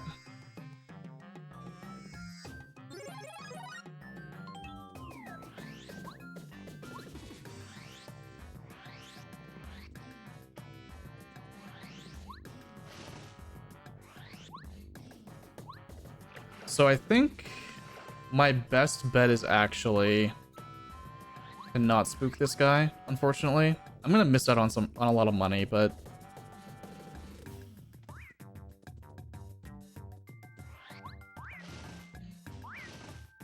I need the FP that I have at the moment.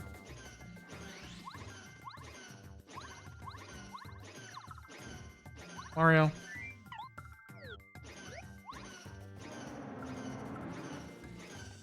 I really went that far up, huh? It's cool to do rooms blind, but sometimes you just can't quite see the room.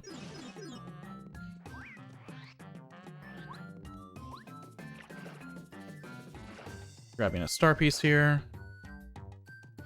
Yeah, so I'm gonna need 3 FP for a fight up here, which is why I couldn't spook that Shy Guy, fortunately.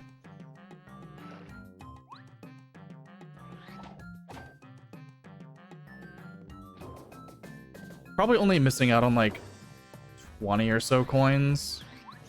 At the end of the day, that's not a ton.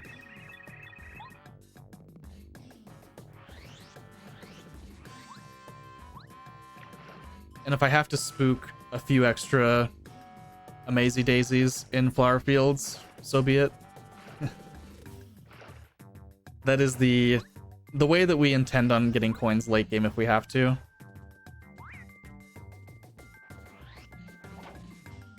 Is by fighting Amazy Daisies.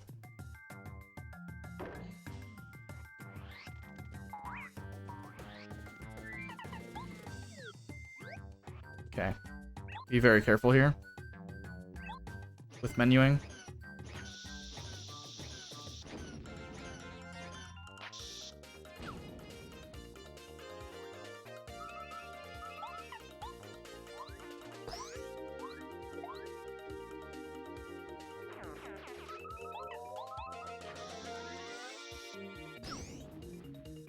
And we level up BP.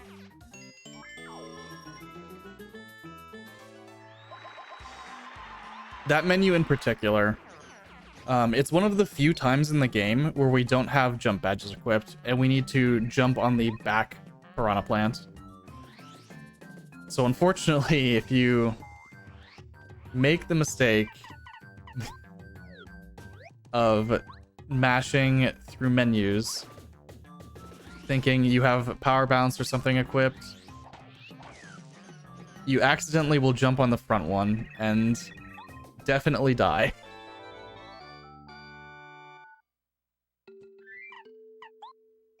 Okay, we need to deliver a letter to Yoshi.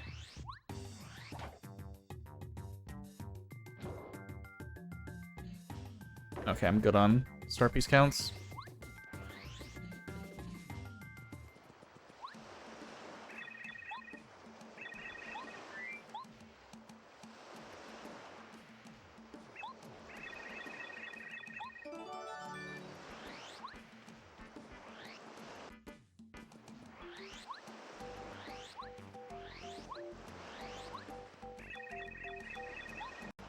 And panel star piece here, and panel star piece in the jungle.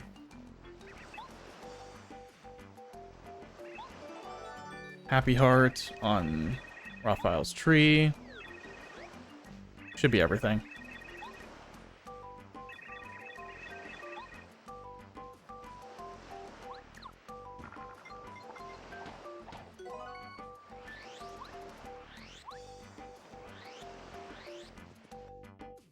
Okay. Back in the jungle we go with Jade Raven. This lets us actually enter the volcano. Sort of. It lets us talk to Raphael, who will let us enter the volcano. Which is kind of the, I guess, the important part.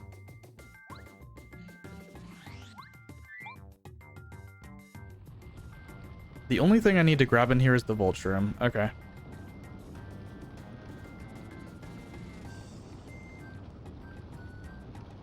And all of the coins from the one fight that we do.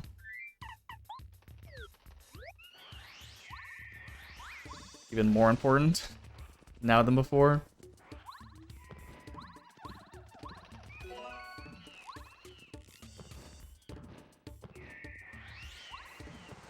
I'm very used to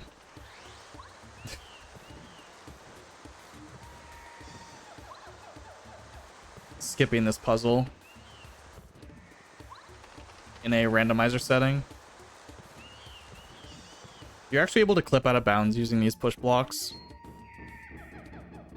and just squeeze right behind the rock.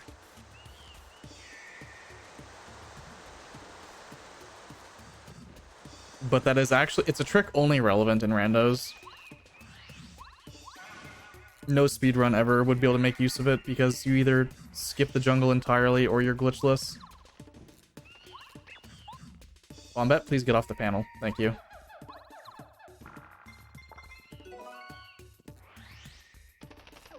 That is something partners can do. Grounded partners, if they're standing on a panel, you can't flip it.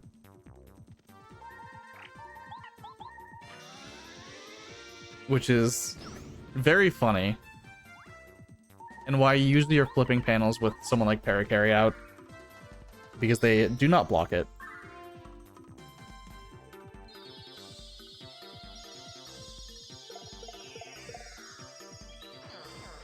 Muscle memory wants me to spin straight right. I need to not do that. Because this is a lot of money you'd be leaving on the table.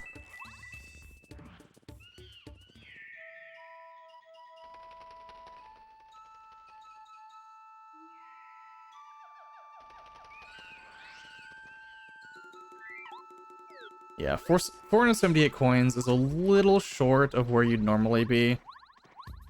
Not a huge deal, though.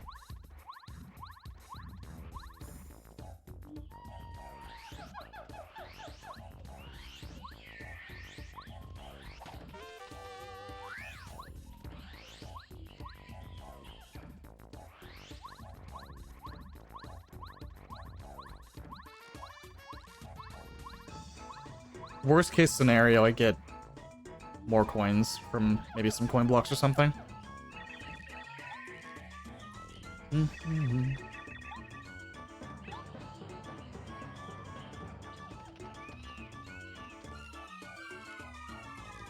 Oh, I can get fire bar coins, actually. There are 3 fire bars in the volcano that are pretty optional whether or not you want the coins from them. They're not super fast to get, but they're very safe. I think I'll just grab them.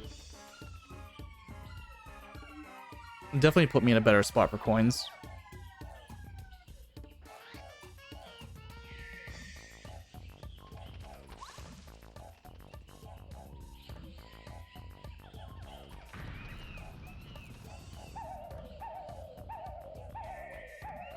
Overall, this, like, Chapter 5 jungle stuff wasn't too bad. Honestly, pretty good for what it was.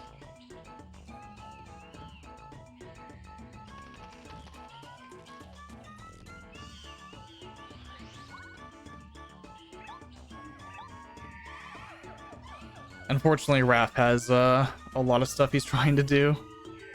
This cutscene is not short, for sure.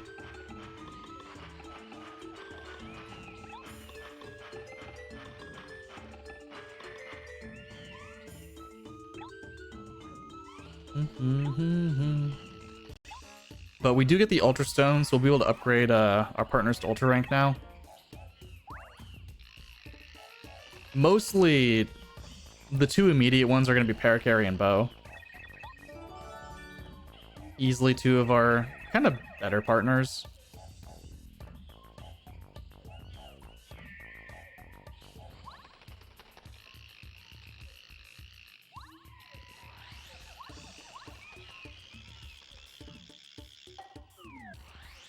Okay.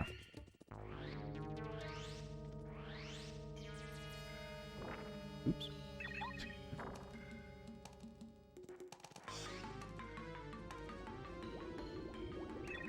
Double check. I need to bounce 3 times out of sight once. That's fine. I have exactly enough FP.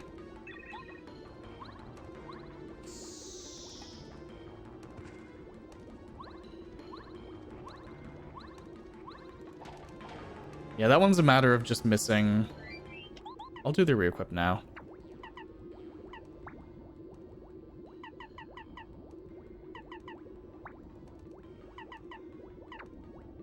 Unequip money. There's Power Plus.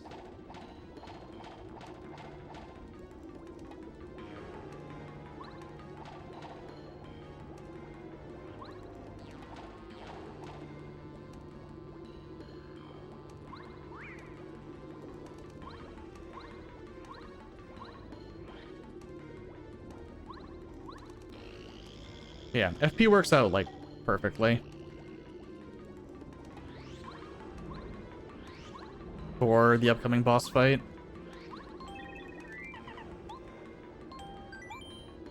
So I'm gonna get the coins from these fire bars. Just as some backups.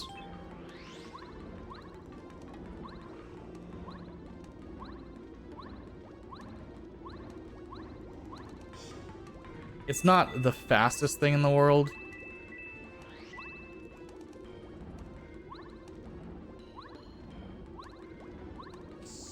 Especially if I reset it like that. I will leave that one fire bar there.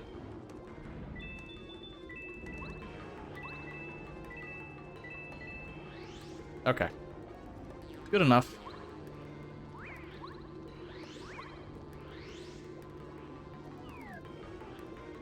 Okay, I'm at 3 HP. I'm gonna hit the save block. For sanity's sake.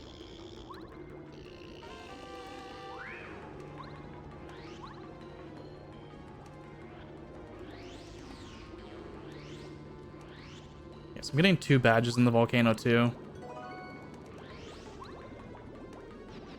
As well as 2 star pieces.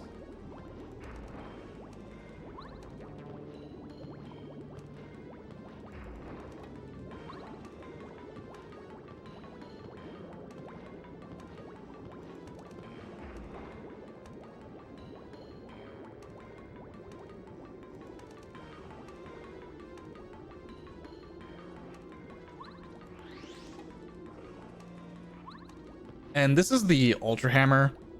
The Ultra Hammer is going to make getting panel star pieces so much better. It's one of the main reasons we haven't gone back and gotten a lot of panels yet. Because with Ultra Hammer, we no longer need to ground pound. Simply swinging our hammer on the ground is enough to flip a panel now. Kind of one of the nice things about this game, honestly, when going for star pieces.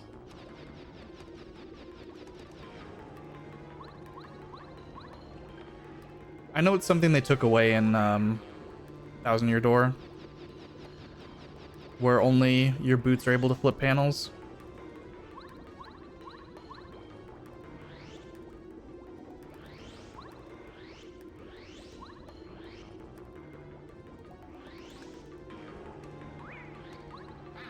Okay. That particular spike top is a little scary. If you go too fast, he actually will very likely hit you. So the key for him is to actually slow down. Kind of oddly enough.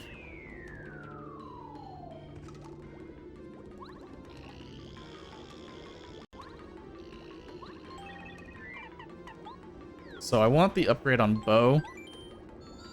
We won't be using fan smack very much, if at all. But her smack getting upgraded is... Hello, plant. Please move. Thank you. Her smack getting upgraded is definitely going to come in handy here. If we get a... not fastest possible fight.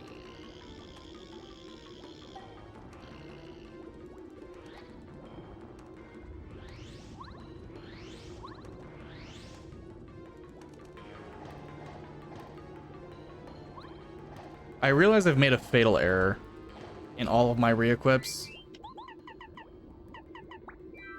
And that's that I didn't equip the sound effects badge. I apologize. To Attack Effects C enjoyers.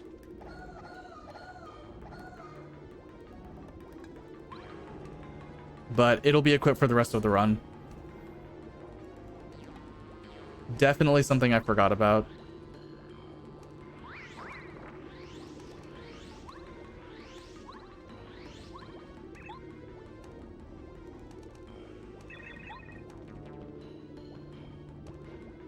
Unfortunately, the fact that this is glitchless means we have to push this block.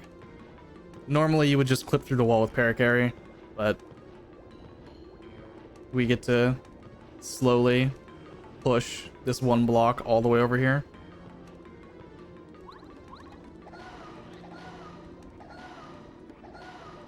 Then do we have time for a quick message? Yeah.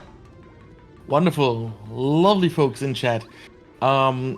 Do remember that we are not only here to watch Phantom run this wonderful game that is called Paper Mario. We are also here to make some money for the Go Rescue Pet Adoption Center in Norfolk, Virginia. And if you are looking to donate, make sure to type !donate in chat to get the link to our Tiltify page where you can make a direct donation through card or via PayPal. We have amazing incentives and bid wars, such as skipping Luigi or not, for you to choose from. So make sure to get those donations in and help get those met, or change the path of the speedruns, or just to help those puppers and doggos, because they really need all the help they can get. Back to you, Phantom. Nice. So, hold on. Okay. The Lava Piranha fight is pretty straightforward. We're gonna bounce on him a few times and he is going to explode, hopefully. Yeah, there's more than enough FP. I don't know why I was concerned. So,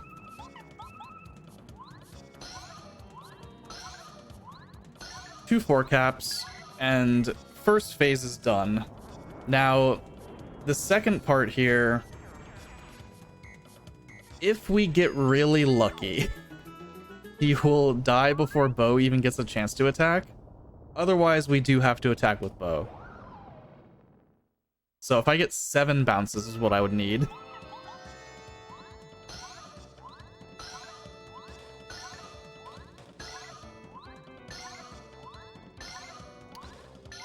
Alright, fast fight.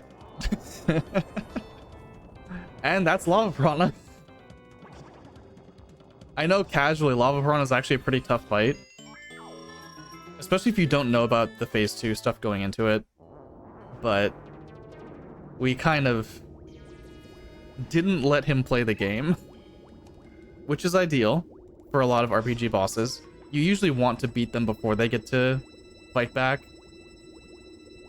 And Lava Piranha just made it so easy for us. It's a little bit more volatile in, say, normal glitchless any %. Just in terms of how much time is put up to RNG. But in this category, Lava Piranha is kind of just nothing.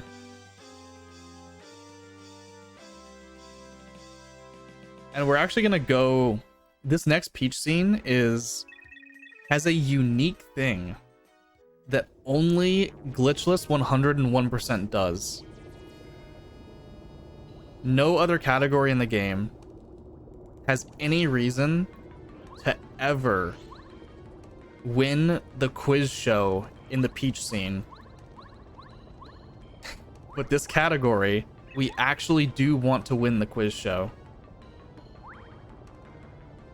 So we're going to intentionally get enough points to win and get the reward.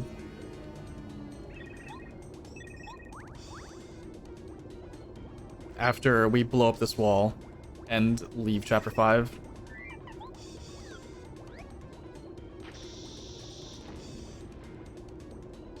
So this Peach scene is The movement I'm going to do may also look scary.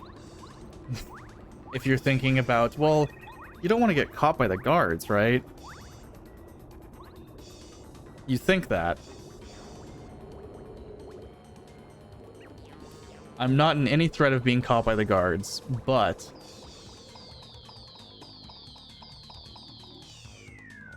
I'm definitely going to do movement that looks like I can be caught.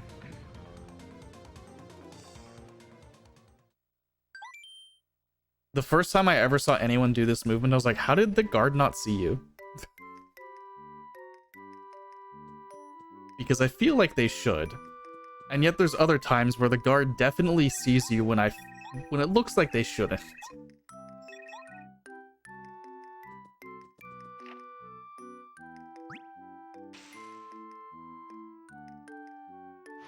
But I think this guard in particular just doesn't get paid well enough to care. Which I understand. Just working for Bowser.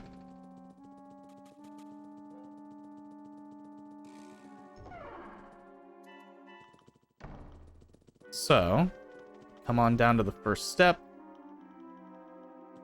And just walk right on by him.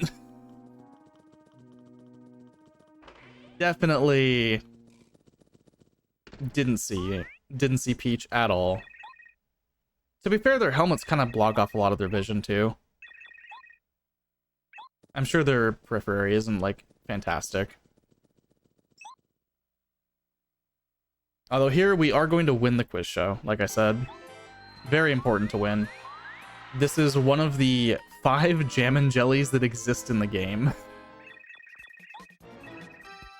And we need 4 for all of the recipes that we need to make. And the final 5th jam and jelly is in Bowser's Castle. So, if we didn't get this one, we would actually have to get the jam and jelly in Bowser's Castle, leave, go to Tasty to make the recipe, and then go back to Chapter 8. Which, that's not very fast. You may be saying, you're just answering the first question to every single one. Like, yep. Exactly. Because the last 2 are correct. In any other speedrun, you'd actually answer the second response on the last question in order to tie the quiz show, and no one gets a jam and jelly.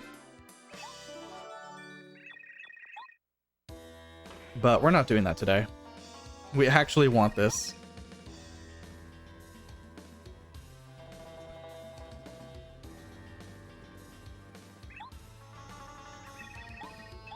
Okay. So I'm getting 2 melons, turn in volcano vase, get a coconut on the way out. Also check for Quizmo. Do not forget to check for Quizmo. His spots are pretty obvious in Yoshi Village, but I feel like he has a spot in the right Yoshi Village screen, but I feel like I never see him there.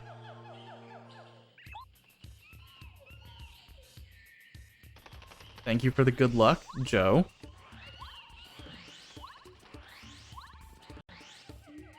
This, okay, yeah, no Quizmo.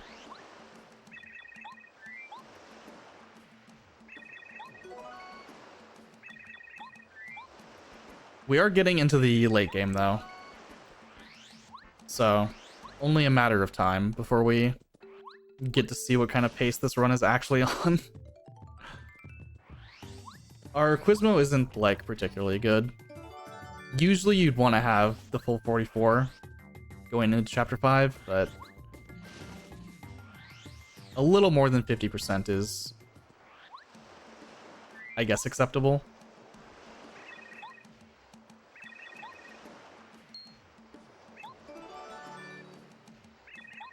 Okay, so I need to... This Badger Cup is a little weird. Damage dodge, all or nothing. Spike Shield.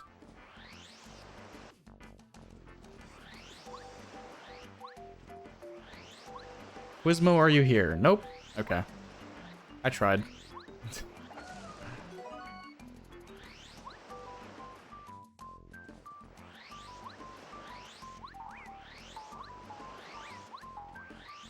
So this Junior Troopa fight is also kind of funny.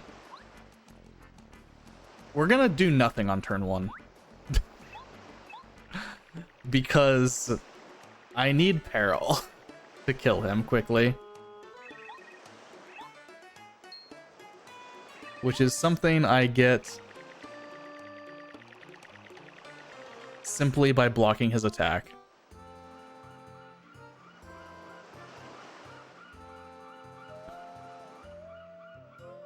Which, for once, when fighting this junior, I actually do want to block. If I was doing Glitchless any percent, you actually don't want to block here. Because not blocking gives you peril. Through, when fighting the moles. Which means, pay attention during this fight. Because this block, if you miss the block, you die.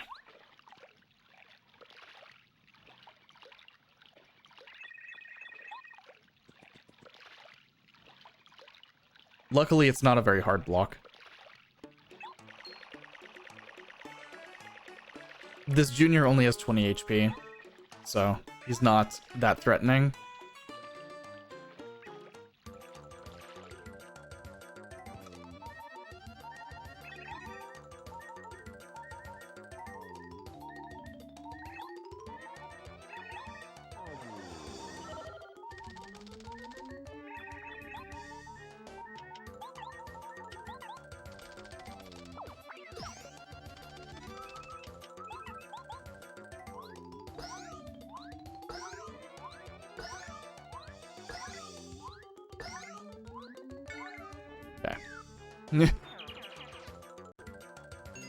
Yeah, and because I have all or nothing on, I had to bounce an extra time. EP. He did just swim across the ocean, that is true. But I think that's his own fault. He didn't have to do that.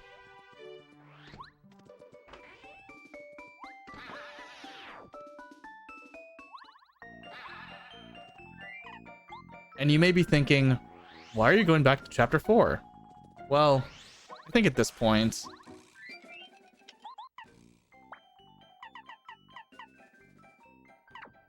it's probably pretty obvious. But we do need the ever-present cake mix.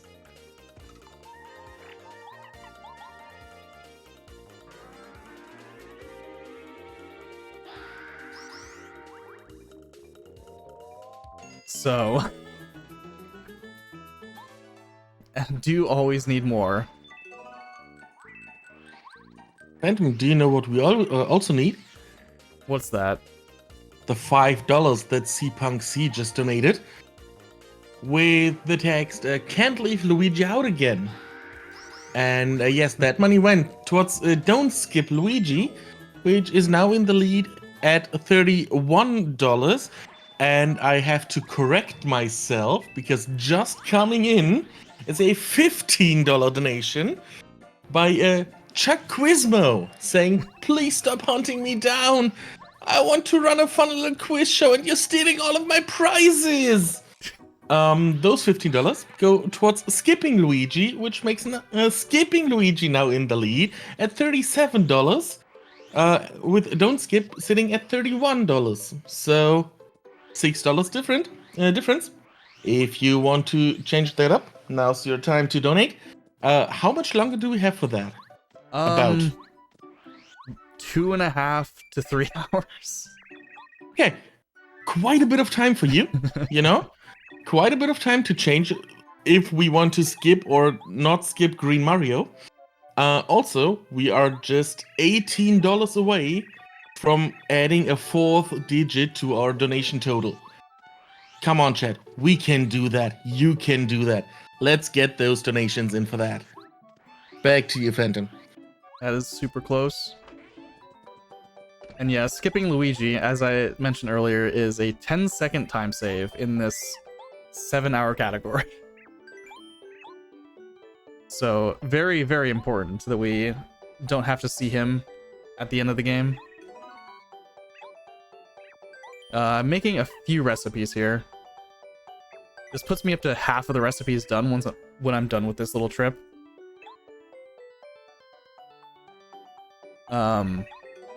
Mostly using the stuff that I just brought back and the cake mixes. So, cake mix and melon. This is a Yoshi cookie. Obviously, right? Melons make Yoshi-shaped cookies when they're combined with cake mix. Nothing else required. Life shroom and cake mix. Unfortunately, we just don't get to have life shrooms in this game. Not this category. Not a thing we are granted to make things easy. Cake mix and jam and jelly. This makes a jelly pop, which sells for a ton of money and heals 64 FP if we were to eat it, which is more FP than we will ever have.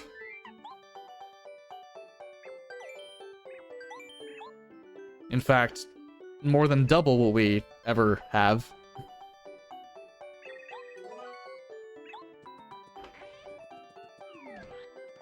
Okay, I have 500 coins. This is fine. Hello, Ralph. I'm here to buy your goods.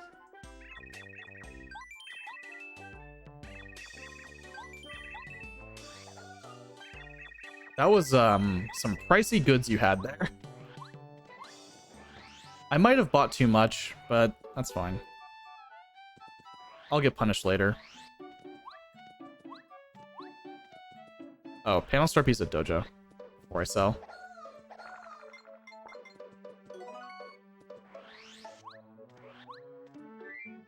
Should probably do this in the order my notes tell me to.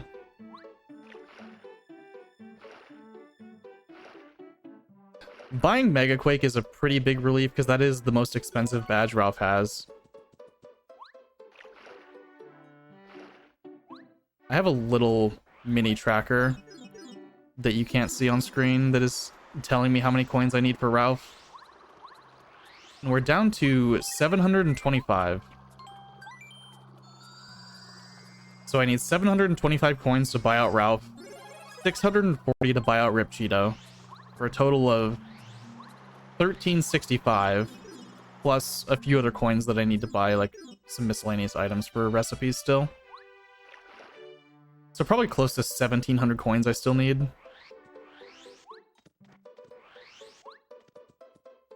Okay, sell. Hot shroom. Jelly pop. Sweet shroom and Yoshi cookie.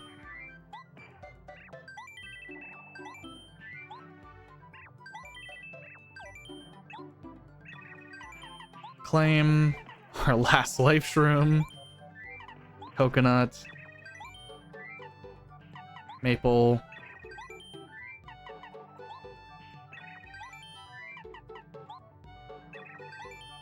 Can I interrupt your Yep. selling spree, shopping spree, whatever it's called? Absolutely. Because we have just hit $1,000 for the Go Rescue Pet Adoption Center. Thank you so much, chat. I knew we could do it. Yo. We were brought to this wonderful step with an $18 donation by Rip Cheeto saying, here's a small refund. And what do you think? What did that money go towards? Skipping, not skipping? I have no idea. We don't skip at $49 currently. Ooh. Oh, and skipping at 37. So someone doesn't want to save 10 seconds. I mean, it is only 10 seconds over 7.5 hours estimate. However, if you say, no, this is a speedrun, we need to save every second that is possible, then you donate for skipping Luigi, and then we save the 10 seconds. we still have quite a bit of time for that. So get your donations in, and you can change if we skip Luigi or not. Yeah, it may be 10 seconds. It may only be 10 seconds. But Chuck Quizmo steals way more than that from us throughout the entire run. Gotta make it back somewhere.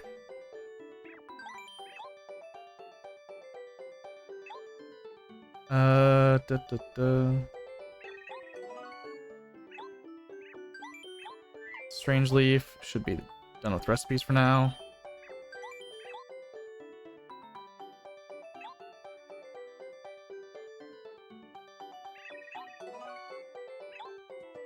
How much money do I have? I'm probably not going to be buying more from Ralph at the moment. Because I do want to keep a decent amount of cash for when I enter Chapter 7. Really for, like, leaving Chapter 7. Yeah, this is... I can buy one cheap badge.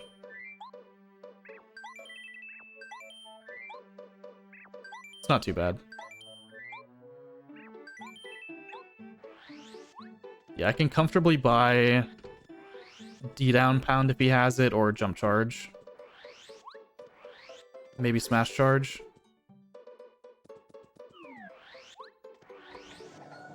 Quizmo!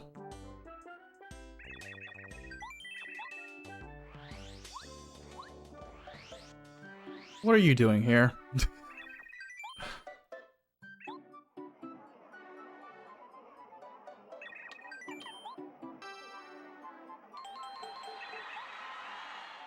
Alright, that's pretty lucky.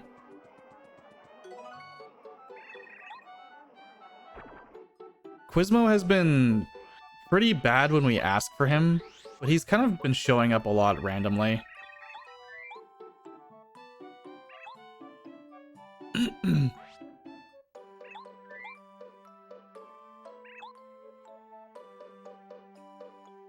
Now, entering Chapter 6 here.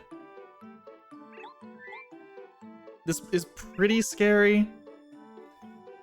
Chapter 6 is just a scary place in general when you don't have a life shroom. So I'm probably going to save in quite a few spots.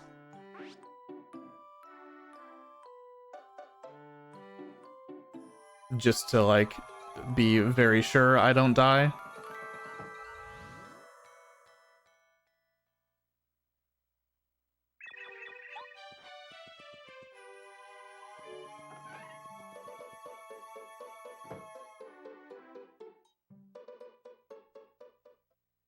I just got a 0.8 second gold, by the way, on Inner Flower Fields. Bees are evil. Bees are very evil, yes. Not to be taken lightly.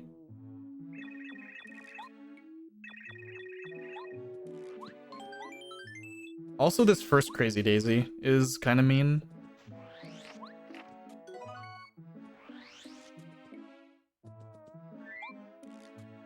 Because I do need the FP there.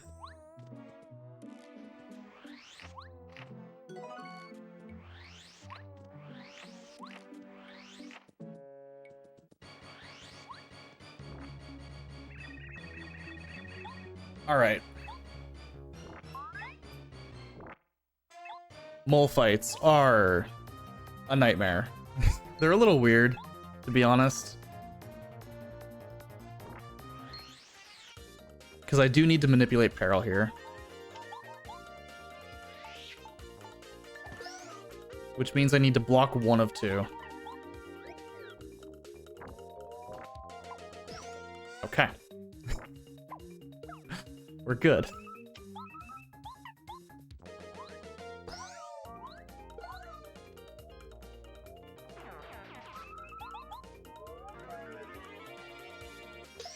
Gonna be getting a panel star piece. I need 2 red berries. I can get after I fight the single mole.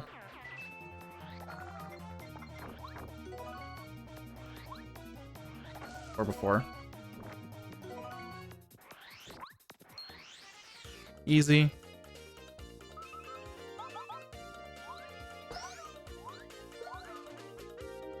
Now, this is one of the coolest little strats, I think. Because it's a move that you never see in speedruns. Thank you, Mole. You never see multi-bounce.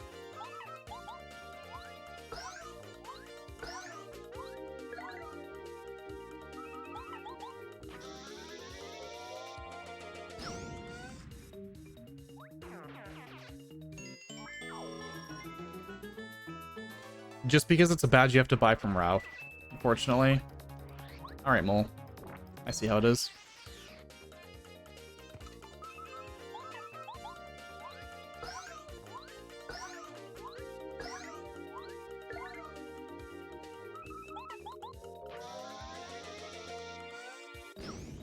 However, unlike in TTYD, badges like Power Bounce and Multi Bounce take your boots into account for the animation. Or some would say worse. It definitely makes it very unique. Alright, I'm gonna reload the room because that bee tried to kill me.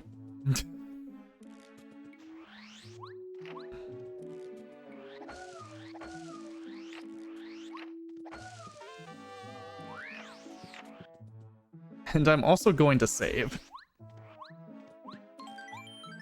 It's been a very long time since I've died in this room, but I will never discount the possibility that it could happen.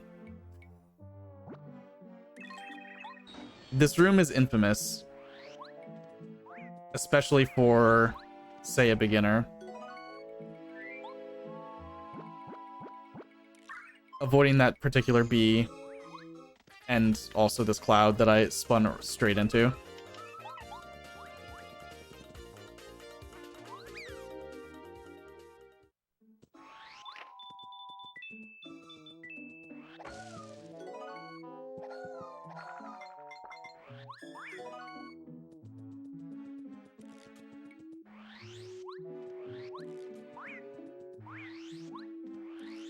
Not even that bad.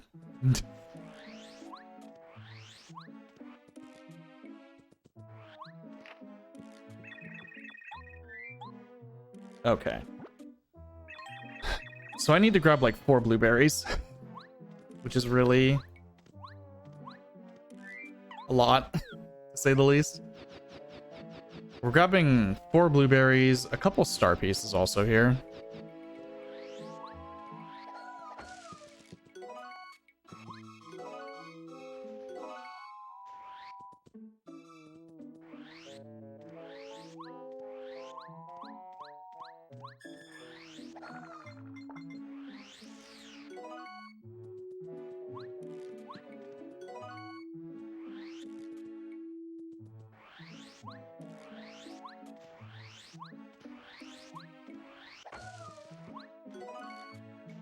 Jam and jelly.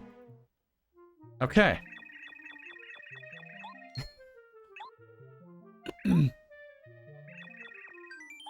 So we're gonna help Lily. She is dying because she doesn't have water. Kind of a problem.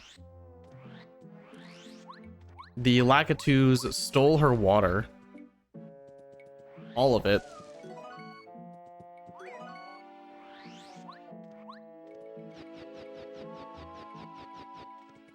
I need to eat the blueberries.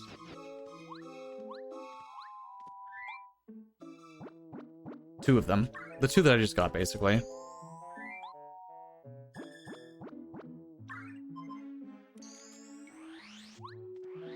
Okay, I feel much better about these next couple rooms than I did about the first trip into the red flower room.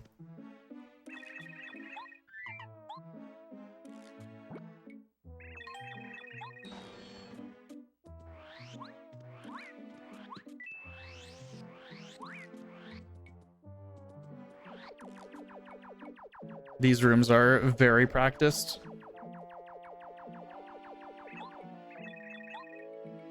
And another example of multi-bounce, too.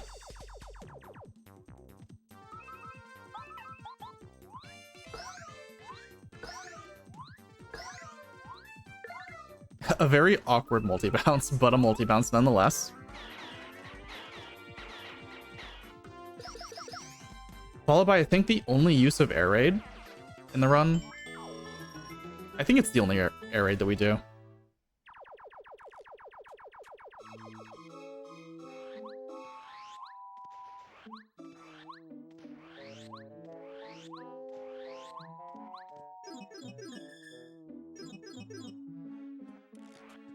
And now we go see Rosie, who has the water stone. This is probably what people don't like about this chapter. Casually. It's really just this one fetch quest.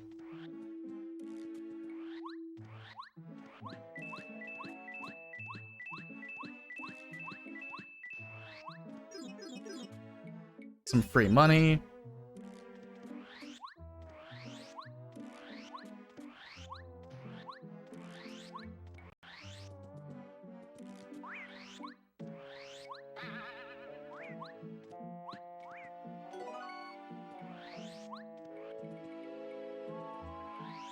And back into the red flower room we go, but it won't be as much of an issue this time.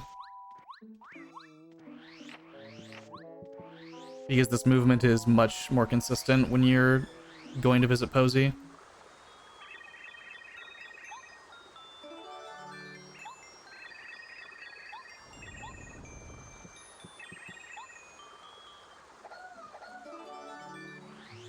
In fact, this jump on the way back, 100% consistent movement.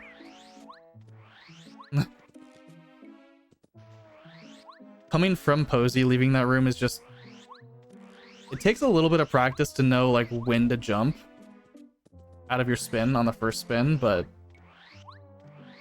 that movement is 100% consistent. And it makes that room kind of trivial. But still fun to do.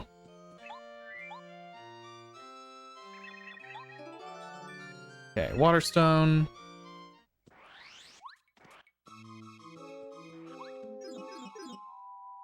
Back to Lily.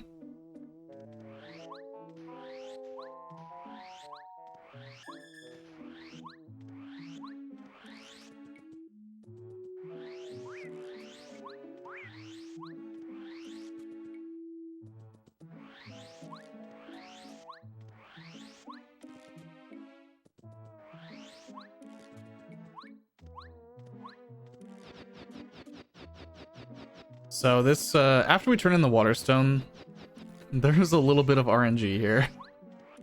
And by a little bit, I mean I am going to save, because there is a very real chance I die completely out of my control, similarly to the Sky Guy in Chapter 4. A very real possibility of that happening.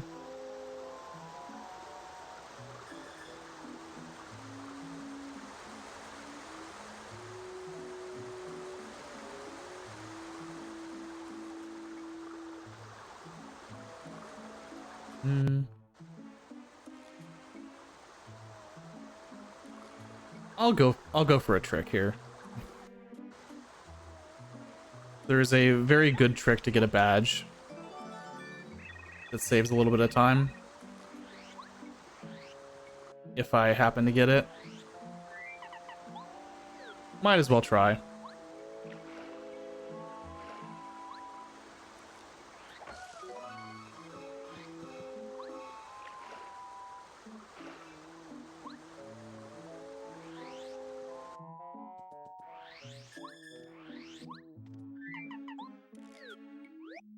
Okay.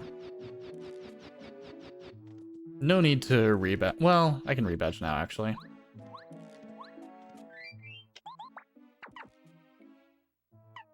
Unequip damage dodge. Equip all or nothing. Unequip spike shield. Refund.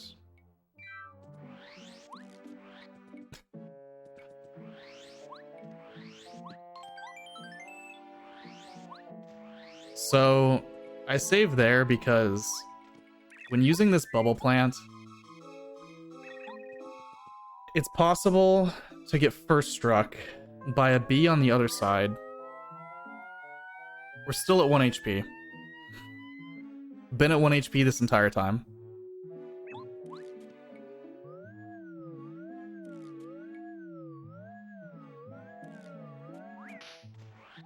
Got lucky. I mean, not like that lucky. More often than not, you don't get first struck there.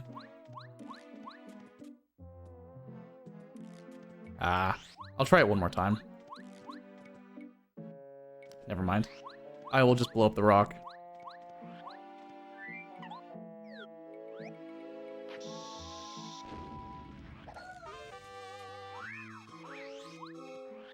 It doesn't even save that much time.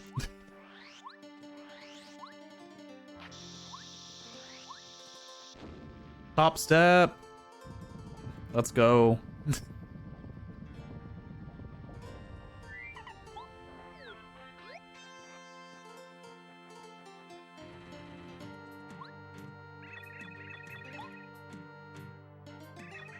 Okay, that's not the only badge, but the other badge is after Lackey. After, actually, Machine Fight. Okay, All or Nothing is on. For that, I need to pay attention. Bounce times 5, out of sight, bounce times 5.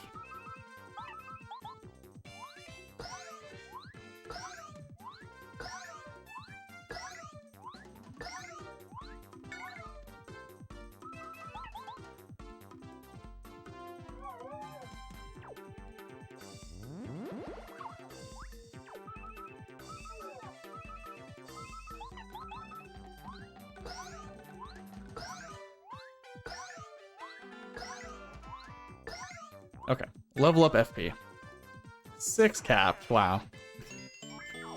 Rude Lackey. Not really.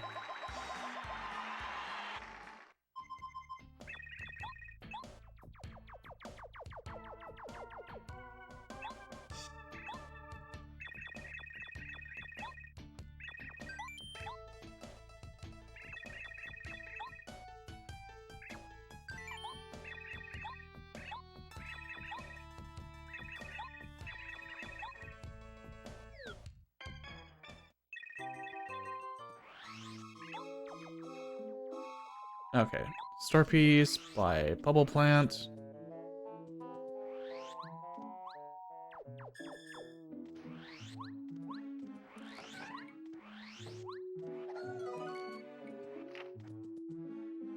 Two star pieces, 1 badge. A little bit that we're doing here. This part of the run isn't just destroy the machine, fight Huff. We actually do have to grab stuff still in Flower Fields.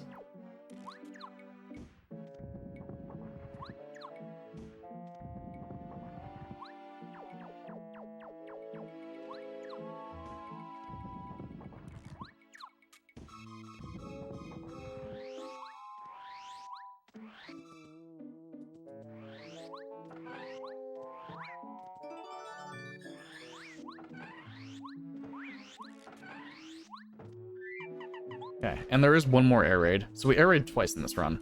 I forgot about this fight.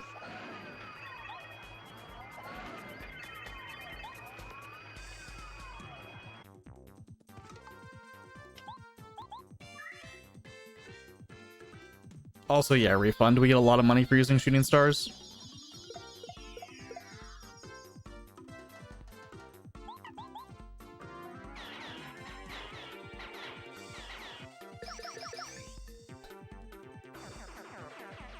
Need 1 red berry. Get flower saver. Okay.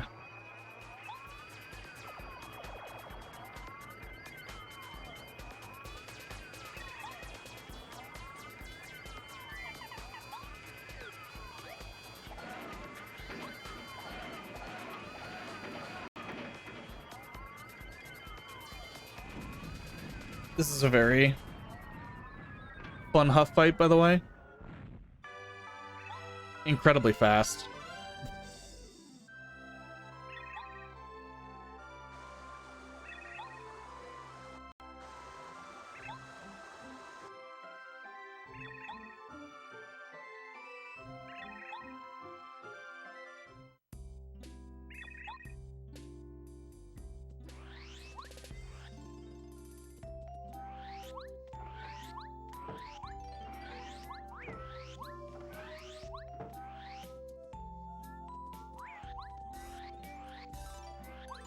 Alright, Mario. Okay, don't forget the star piece. I know that there's a star piece here.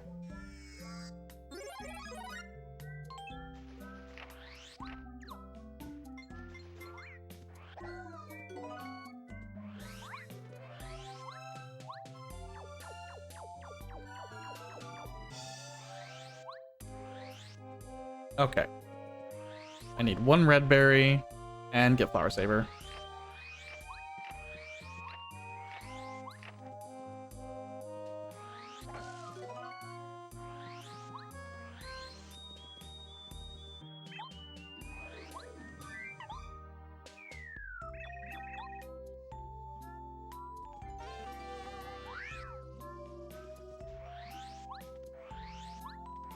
Time to fight Huff and Puff after watching the beanstalk grow.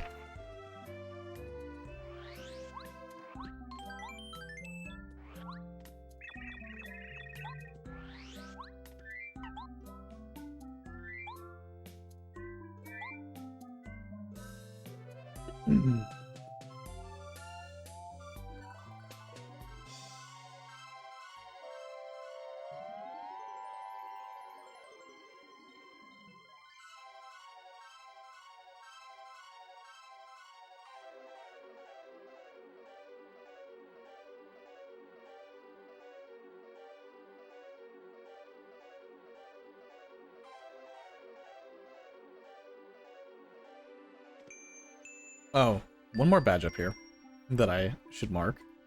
Very important badge. Very, very important badge, actually.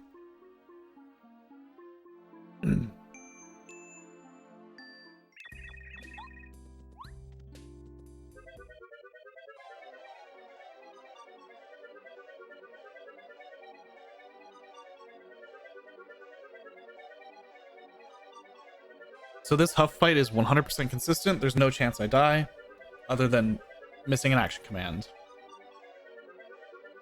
Which shouldn't happen.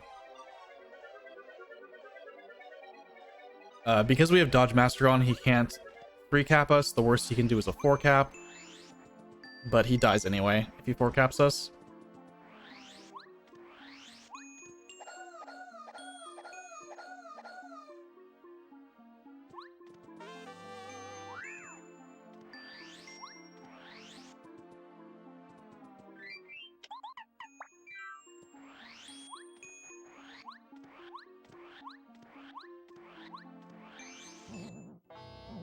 And in fact, ideally, he would 5-cap us, so we don't have to bounce extra times. That would be the perfect fight. I'm double checking my menu.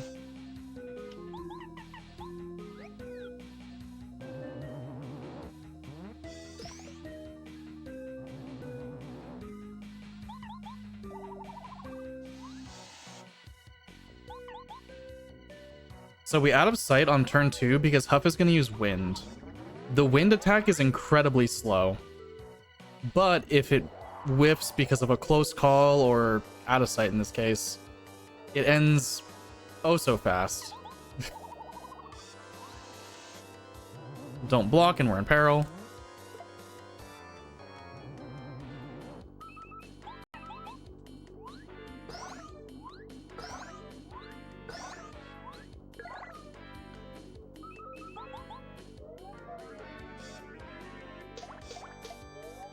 And we got 4 caps. Very cool, Huff and Puff. Very cool.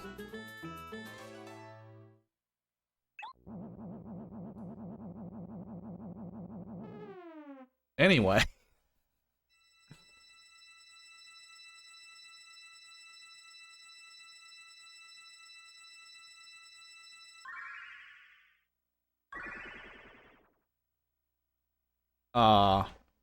Sad. Let me see.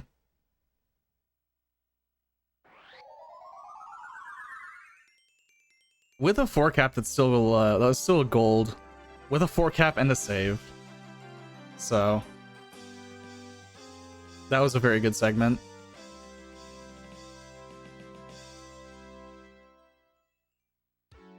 So this is the most important Peach cutscene in the game.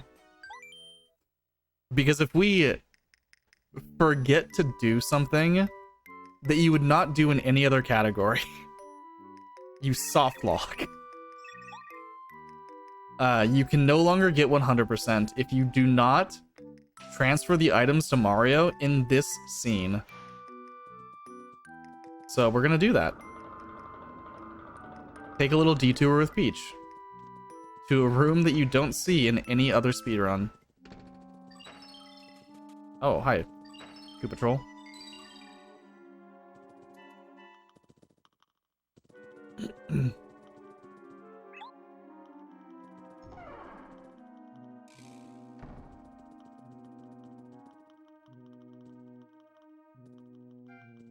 Yeah, so we need to... This Peach cutscene is normal for the most part, except for the detour we are about to make. All we're supposed to do is go grab the Clubba and bring him up to the top. Like, go become the Clubba. However, Peach currently has Power Rush and a Gem and Jelly in her inventory. Doesn't do much good to be in Peach's inventory. So we're gonna put it in this chest. And this chest will transfer everything to Mario's inventory. Sort of. There's a matching chest in Merlovely's house that Mario can grab those items from. And if Peach doesn't do that, it becomes impossible to 100% the game without glitches.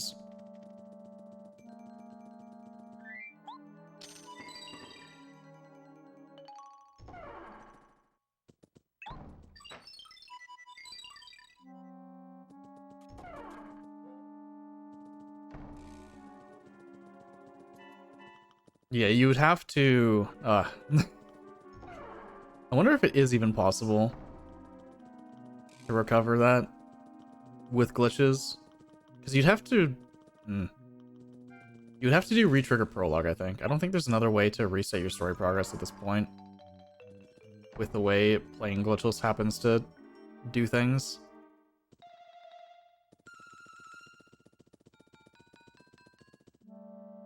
And I don't know if you have enough key items to re-trigger Prologue on N64. Yeah. Very, very cool soft lock. So, there isn't much to do here before going to Chapter 7. We're going to make a couple things, a couple recipes, get a couple star pieces and badges, but it's all pretty much just some cleanup and then go continue the story. Nothing like it was before Chapter 5 or 4.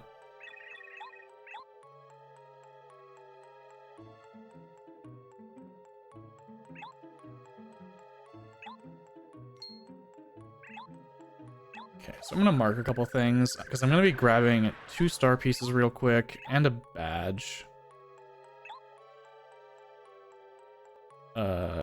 2 more star pieces there, star piece there, and another badge there. Okay.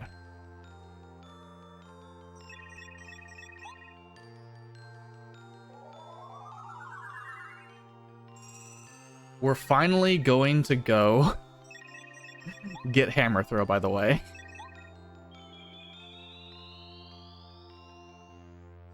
We have left the Hammer Throw chest unacquired this entire time. It is finally time to go get it.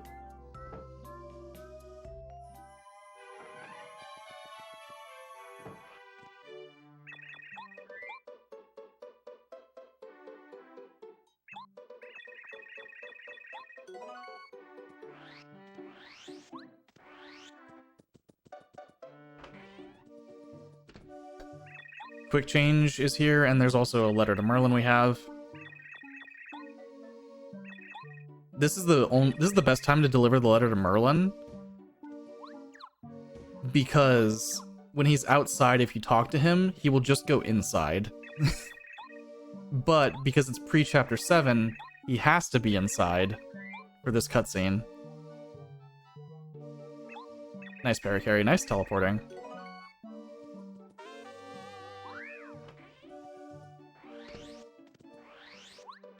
Okay, do some shopping.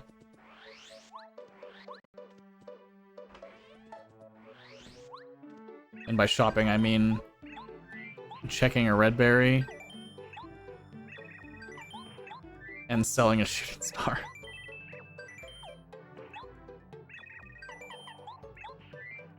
Both mushrooms. Egg. Strange leaf. Buy a mushroom.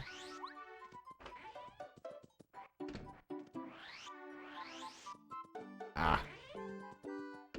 Take your dictionary. And your letter.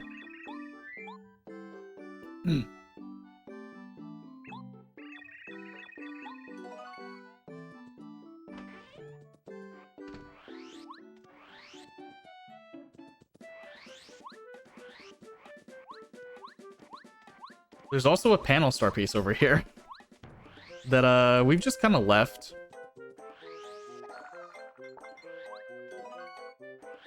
Until right now. No need to get it earlier.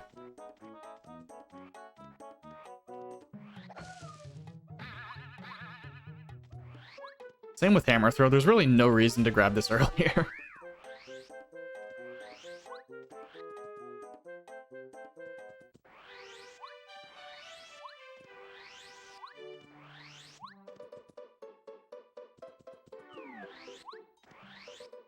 Yeah, I don't really want to buy anything from Ralph. I kind of want my money for post chapter 7. Mushroom.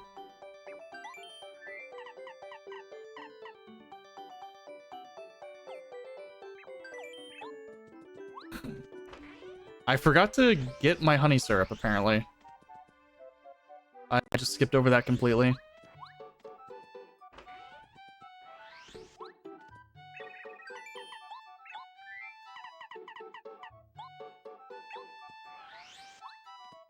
Okay, that makes sense.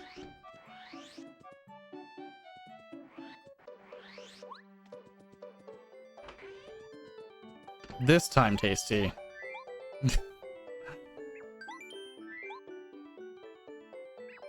We take our recipes up to 35.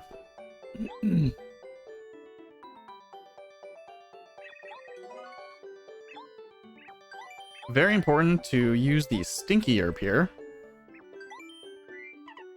The strange leaf actually will make the same recipe, but you need the strange leaf for the next recipe.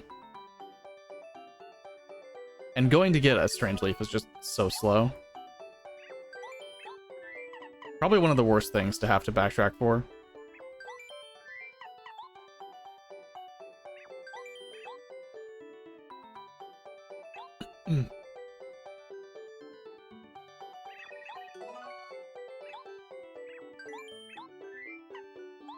Maple. Mushroom.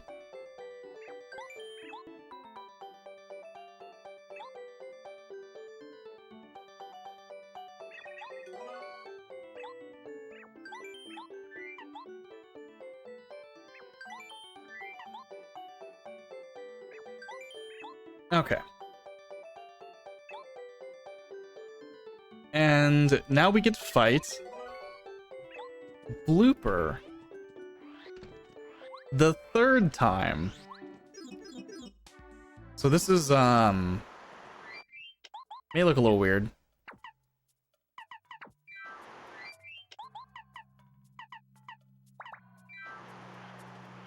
So I took off HP Plus and unpaused the menu so that my HP would go down to 5. And then put on 2 HP pluses so I'd have 15 HP after leveling up.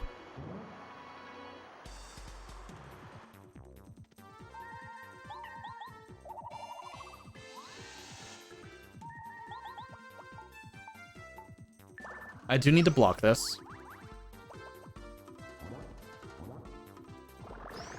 Okay, we're good.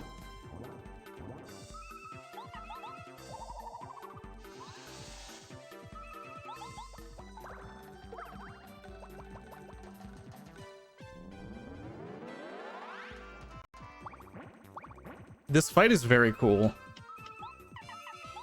It's actually pretty new as far as this category goes. Because you used to use bow for this fight. But Sushi is a little bit faster. For once.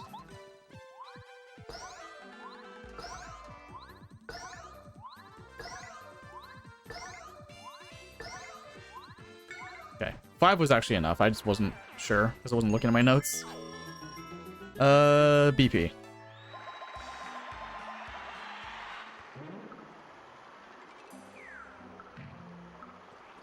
And I will never hit that switch because I don't need to go back to chapter 5.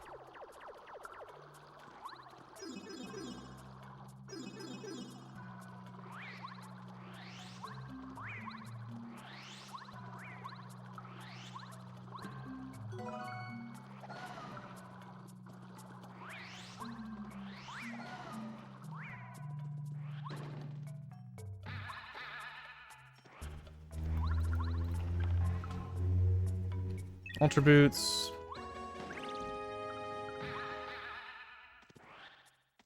Okay, this is a little tight.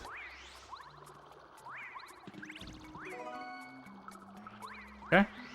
Got the life shroom.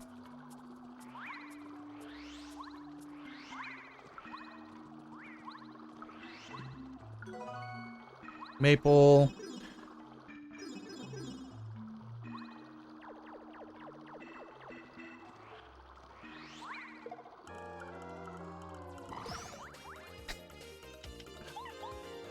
That's what I was trying to kind of avoid.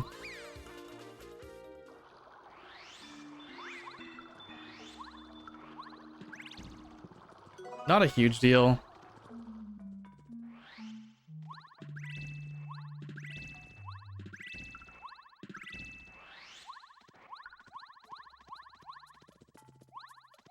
I just didn't react fast enough.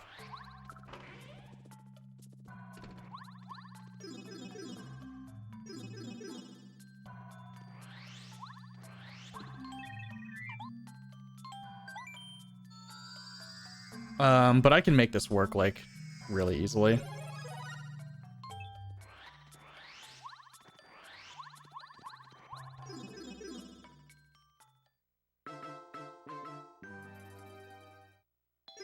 Okay, we're grabbing a badge and a star piece.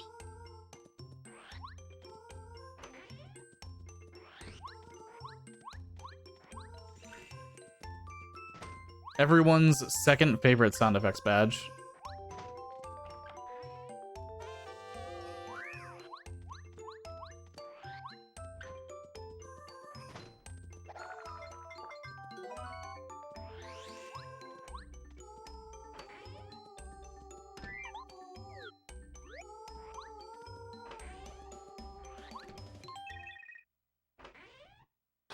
Okay.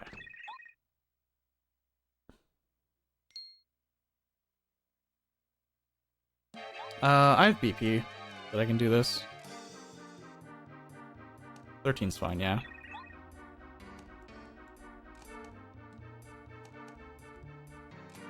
Does...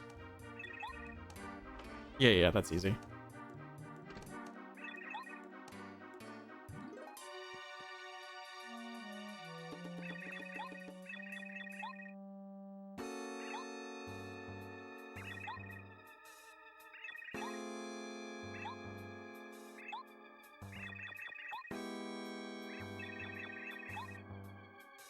Also, like, casually, this chapter is... Mostly this, like, murder mystery stuff is, really cool the first time.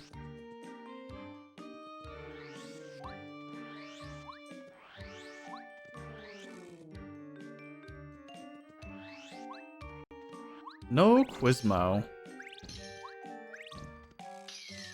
in all of Shiver City. Very unfortunate. Maybe he'll be here on the way back.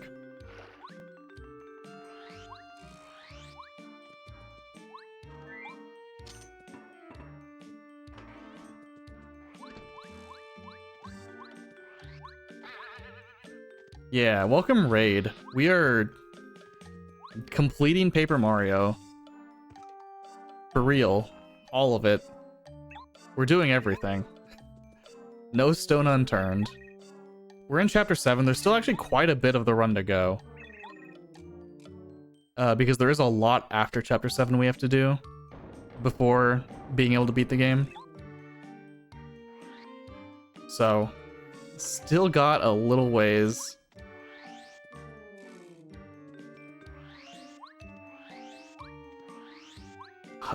Quizmo, hi.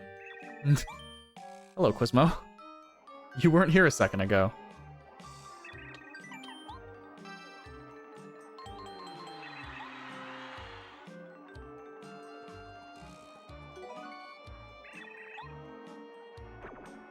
Okay.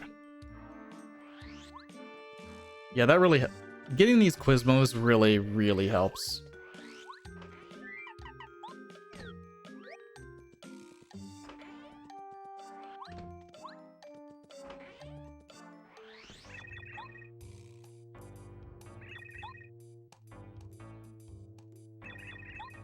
The more Quizmos we get before having to explicitly farm for Quizmo, the better shape we're in.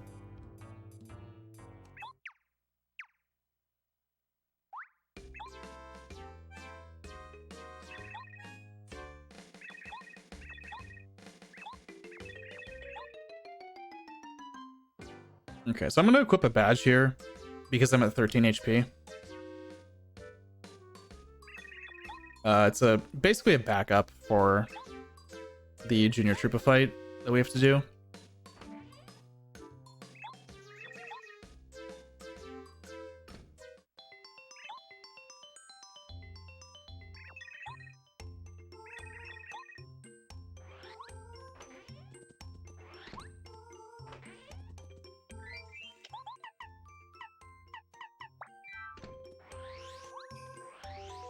So if I'm at 15 HP, then that would mean that I would not equip this badge, block both of Junior's attacks, and end up in peril. But since I'm at 13, I can also block twice if I have damage dodge on. Normally this block is pretty difficult. Dodge Master, though, makes it very easy.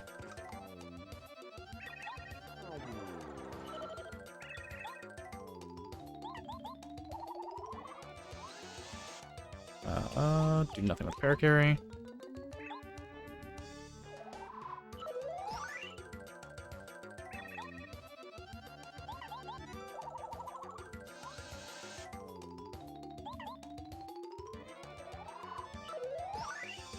Yeah. Very easy.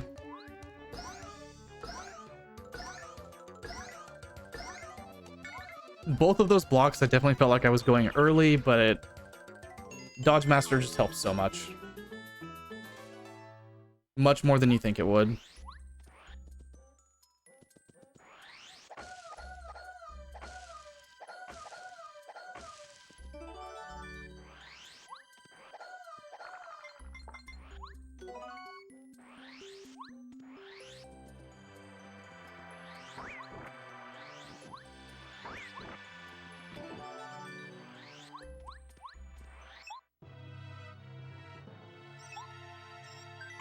We fight Monstar.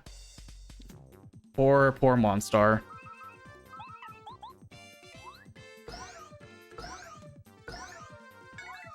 Rip Monstar.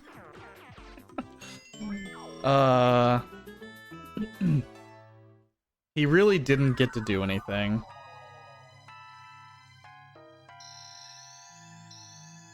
Okay, I'm gonna unequip damage dodge.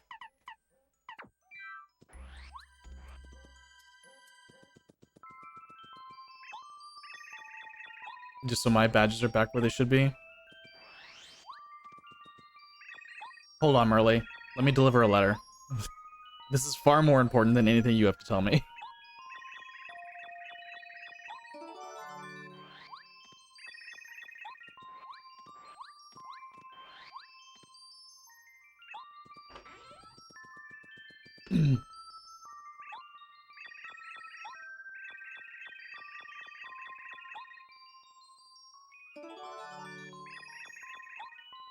Okay.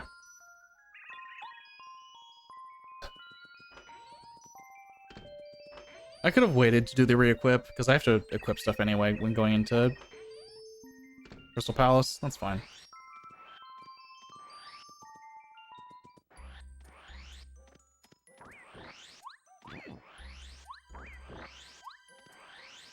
Didn't think the Putrid would go... Well, not the Putrid. The Ice Piranha would go over there.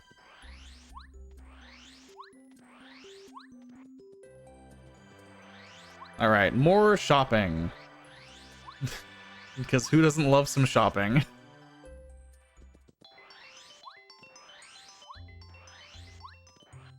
Quizmo!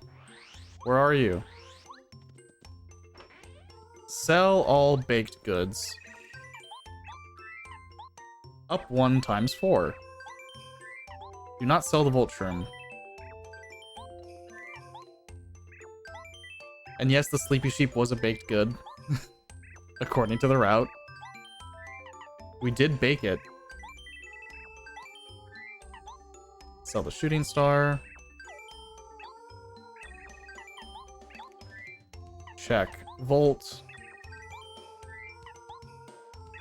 Not the Maple.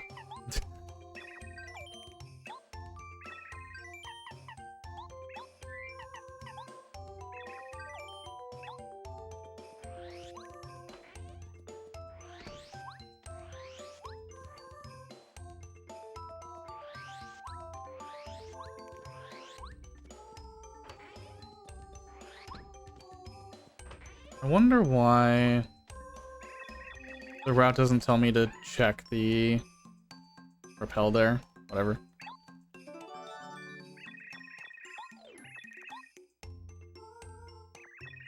Alright, I have a letter for you, Mayor.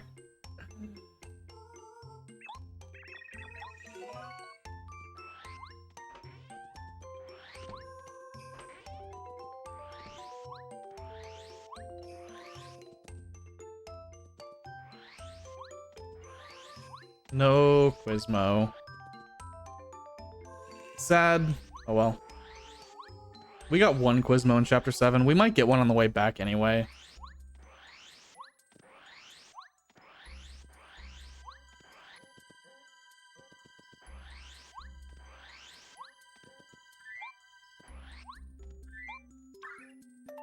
Always possible.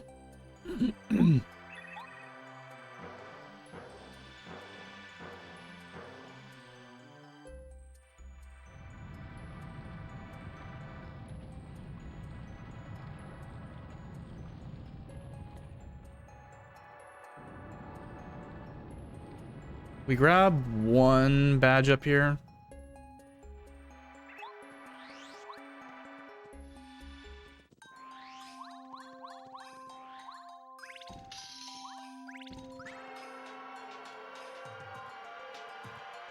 I'll just switch to Koopa at the switch. That's fine.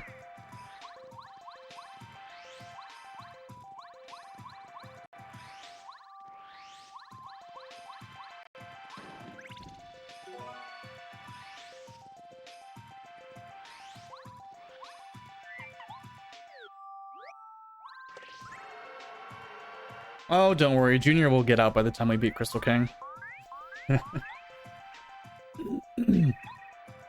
He'll only be in there for another, like, 16 minutes.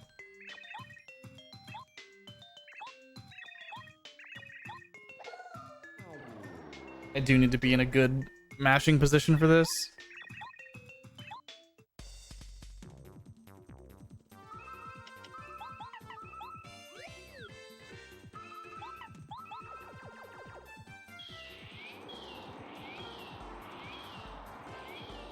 Okay.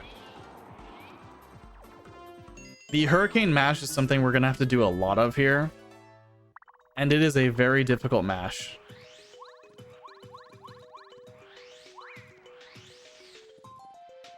It's only really, the difficult part of it is that you have to press A and B at the same time, while also mashing basically as fast as possible to max the bar. If you're not pressing A and B at the same time, that's usually the biggest point of failure. More so than mash speed. But we do 4, 5, 6 or 7 hurricanes in chapter 7 in this category. Not including the one I just did. In normal glitchless any percent, you do a total of 5 in the entire run. But between all of the spooks that we do and all of the hurricanes we do, it's quite a bit of fights that the only reward is money. Intentionally so, because we don't want the experience.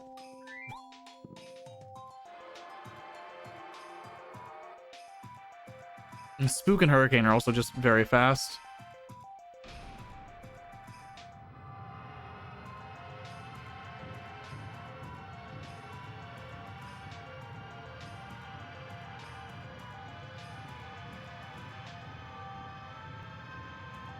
So we are grabbing Mega Jump here.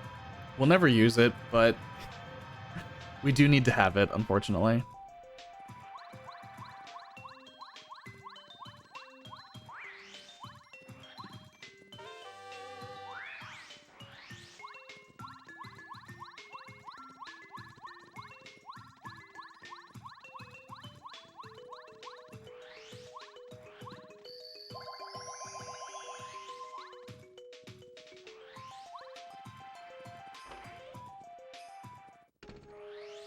Okay.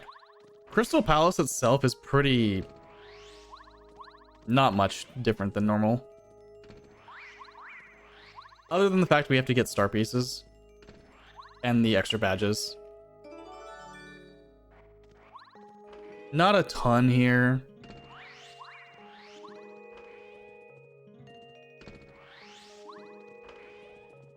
I'm gonna do my Rhea badge right now. Unequip 1 HP plus. Unequip all or nothing. Refund and money.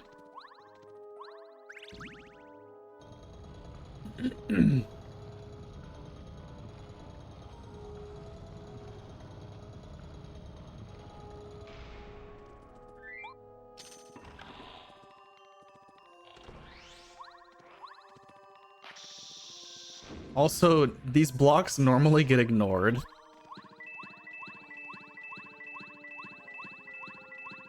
In every other category and randomizers, no one gets these blocks. But Glitchless 101% or Glundo, we respect the 10 coin blocks. Do not switch to Goombario.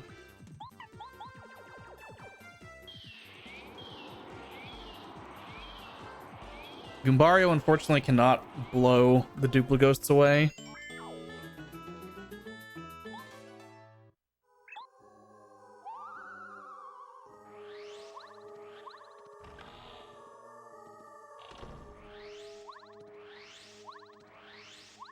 And doing up 3 in the menu is very ugly menuing.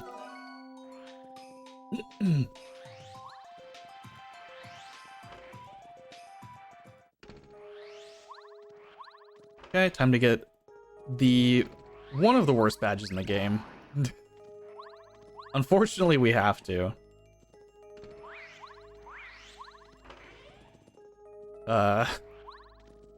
Okay. P down, D up is not what we want.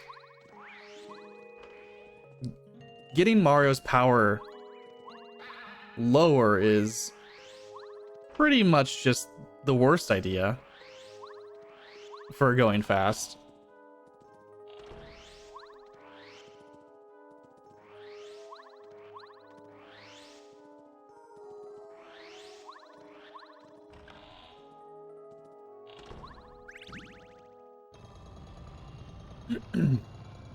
So, we have a Bombette puzzle to do, and then we have to exercise Lackey, is how I will put the rest of Chapter 7.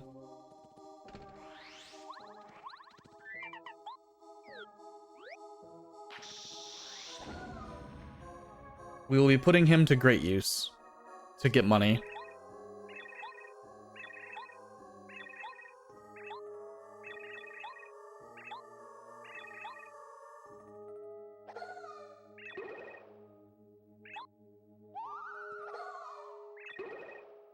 Unfortunately, this isn't the last Dupligos puzzle.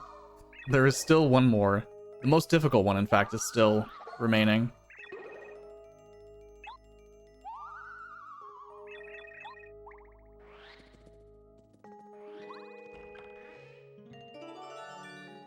Red key.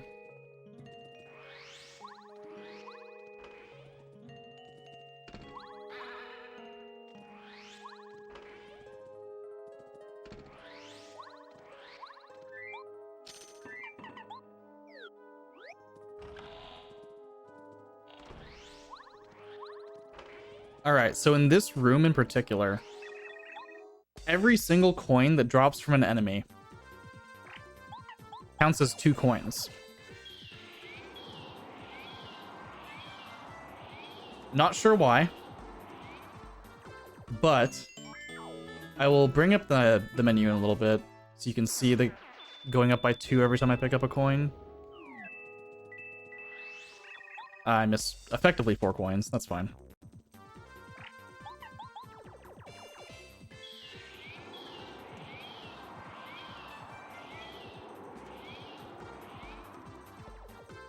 But yeah, Hurricane in this chapter, we're making a lot of money.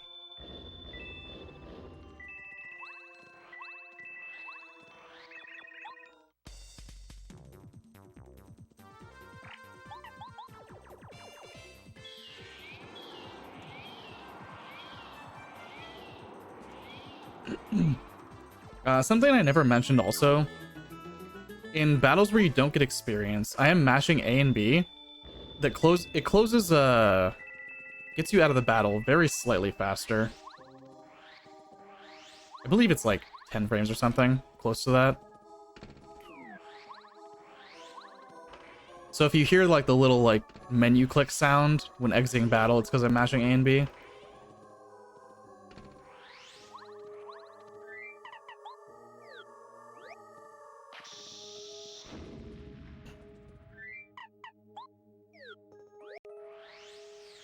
Oh. One spin was not enough.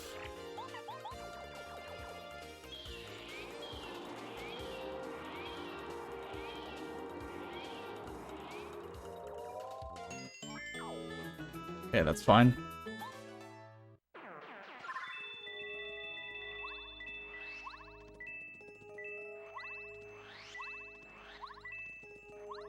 Missed one, whatever.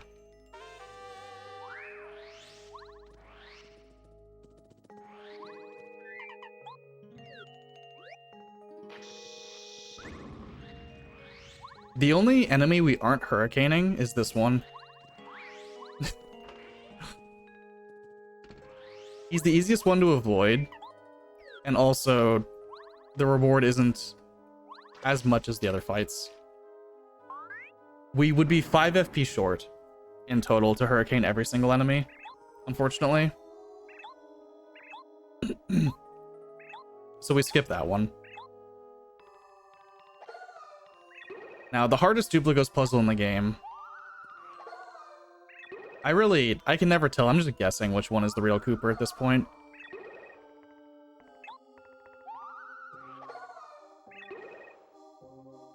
Actually impossible to know.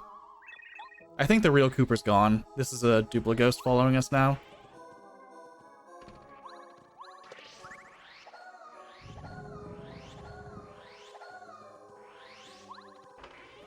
Ah. I am getting one more badge and also 2 star pieces.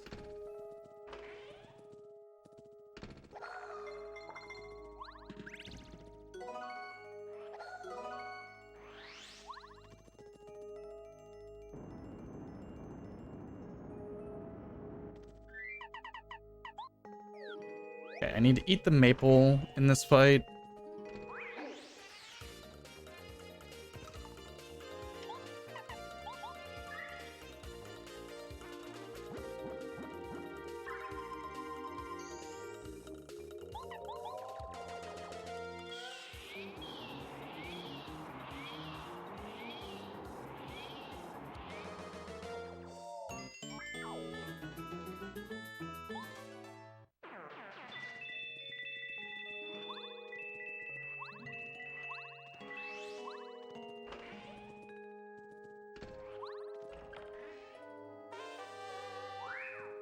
You may notice we're at 68 star pieces at the moment. We'll be at 69 once we get the star piece from leaving Crystal Palace. There is one on a little ledge.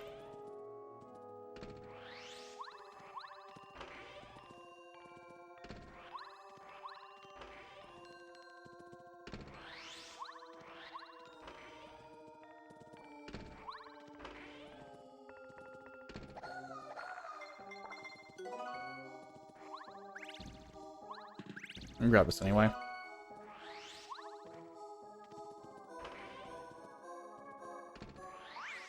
Okay, I am supposed to get the maple.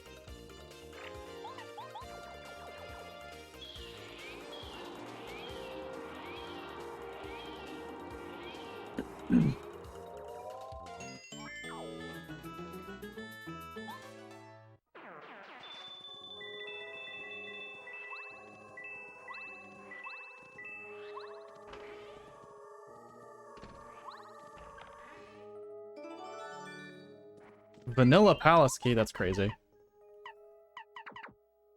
All or nothing, PFD down, HP plus.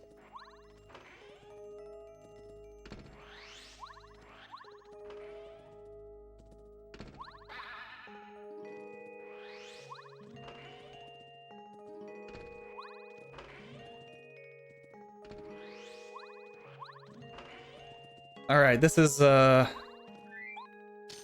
not the last fight for a while. Well, for a while, yes, it is the last fight. Because we got a lot of cleanup to do.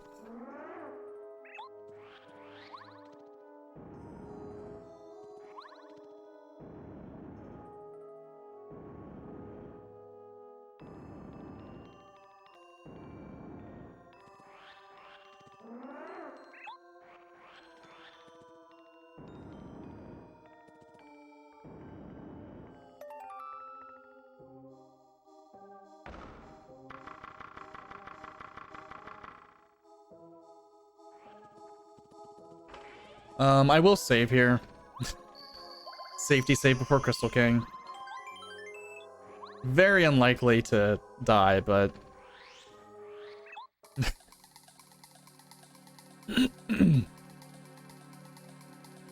It's a pretty straightforward fight. I don't think you can get 3 capped. You shouldn't be able to. Not with Dodge Master on.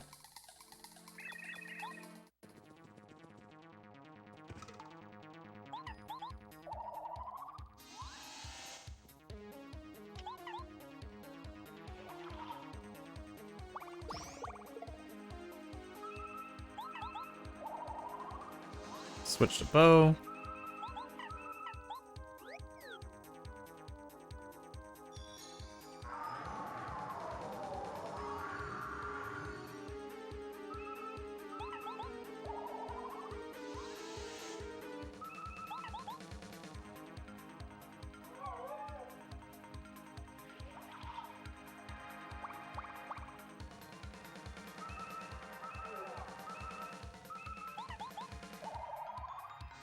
And 4 bounce. Easy. Easy Crystal King.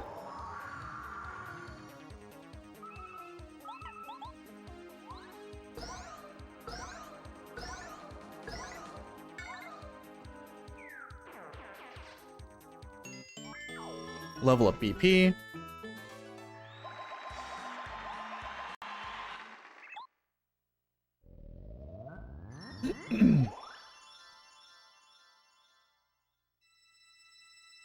And we're done with all of the star spirits.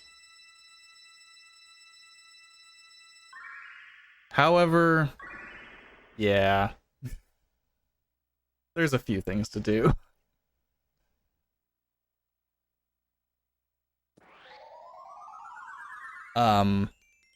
We are currently missing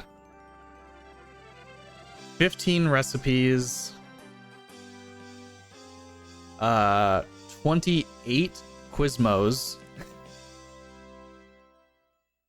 32 badges, and 28 regular star pieces. So we got a little bit to clean up here.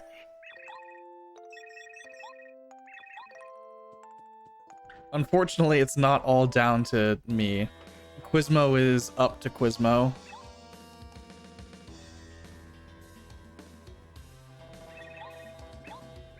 Not much control that I personally have in that endeavor. A little bit, not much.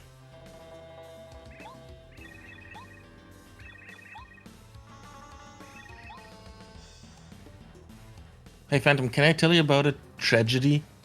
Absolutely. A real tragedy. We just got a donation from the Odd Number Bandit saying, "That's a good number, right?" Also, love the good dogs and great speedruns. Thank you for that, but only half a thank you for those $2.48, leaving us at $1,002.49 total. Please, someone donate something and 51 cents, please. Maybe this number gives me the chills, to be honest. But yeah, thank you very much, Odd Number Bandit, for your generous donation. Also, I do want to say thank you to Speedruns Live for allowing us to use their channel for No Holidays Allowed 2022. Speedruns Live is a community dedicated to showcasing speedrunning events, races, and charity marathons involving your favorite games. Make sure to also you also follow Speedruns Live here on Twitch to check other events that they host, and they do host quite a few. Always good speedrun stuff to see. So if you are into speedrunning, this is one of the channels that you do want to follow. Back to you, Phantom. So, I just upgraded Bombette. She is the next partner I need, so it makes sense to just upgrade her so I can use her.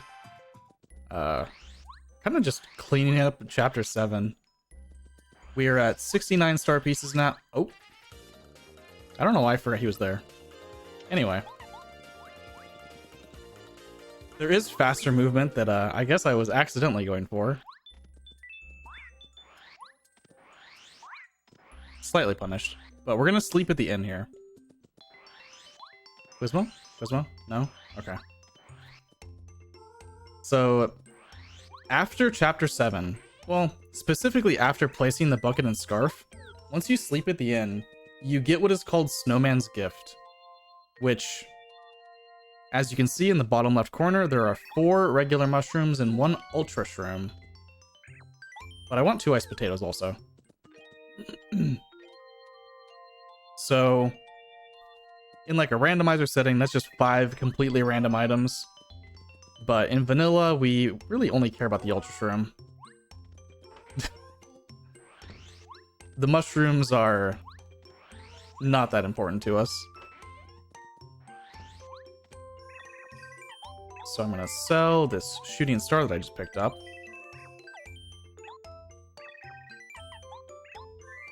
Check ice potatoes. Repel gel. And we're gonna go visit someone in the sewers.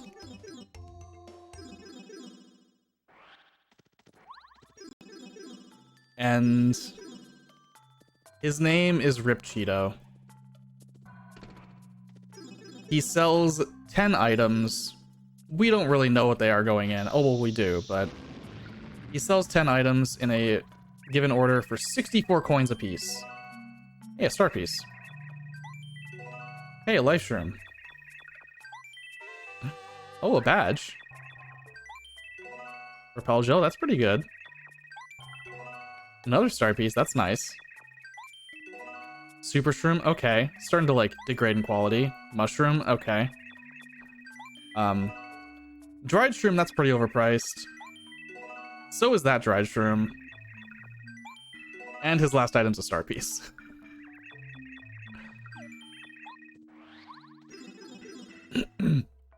So, if you were to keep buying from him, he only gives you dried shrooms at that point.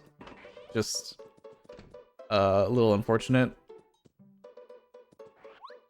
Okay, no, I just bake stuff. Ultra. Jam and jelly.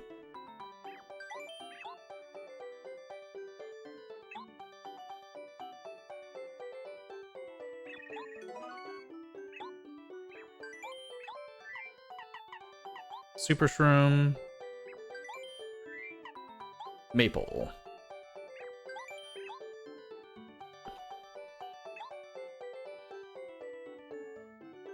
Oh man, it's also finally time. If you remember at the very beginning of the game, there was a star piece on a ledge in the playground area. Well, we're gonna get it.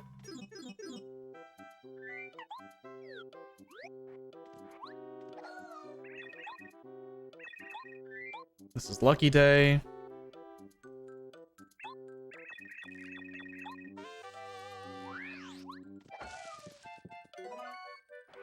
I need a Goom Nut.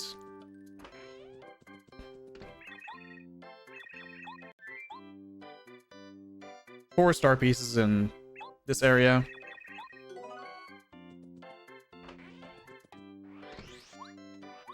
Hello, Quizmo.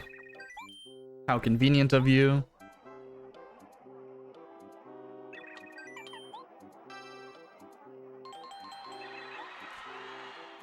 We are coming up to grinding the remaining Quizmos down, so hopefully you're all prepared mentally for the final 27 questions.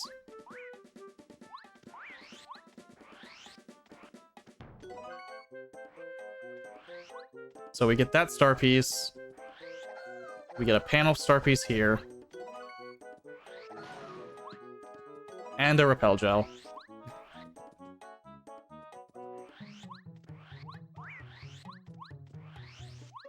Wasn't that so much faster than doing that at the beginning? I think so.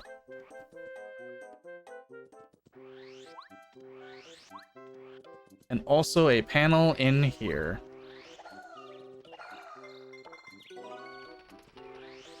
Where Mario originally crash landed.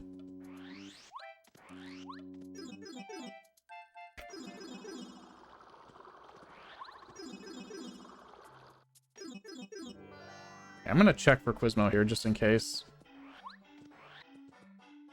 It was worth a check.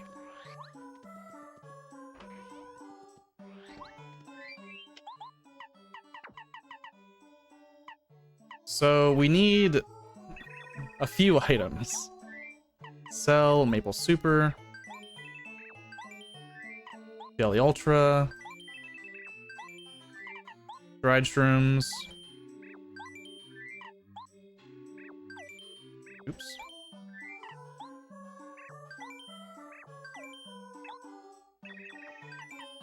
We're gonna check our repel gels and our life shroom.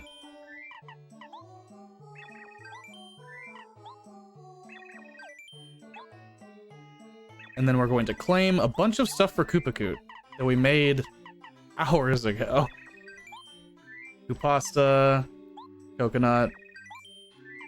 This cookie is probably stale by now.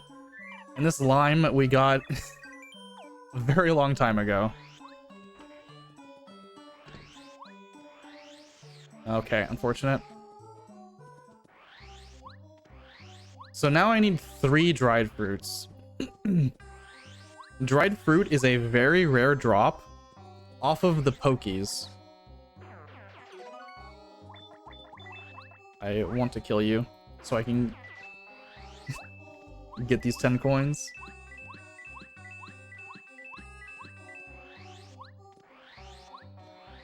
So Pokies are hopefully going to be kind to me and just give me 3 dried fruits.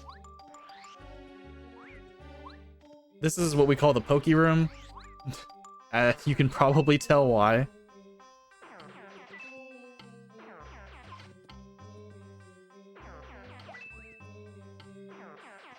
Come on, Pokies. There's one.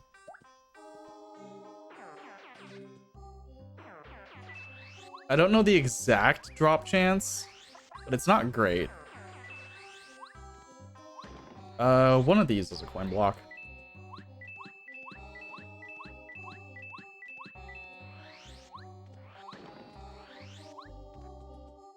Unfortunately, to respawn the Pokies, you do need to go 2 rooms away.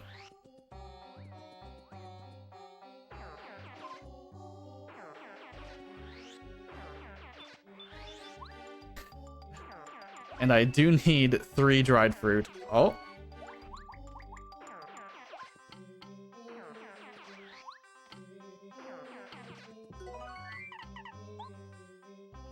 Okay. Pretty lucky.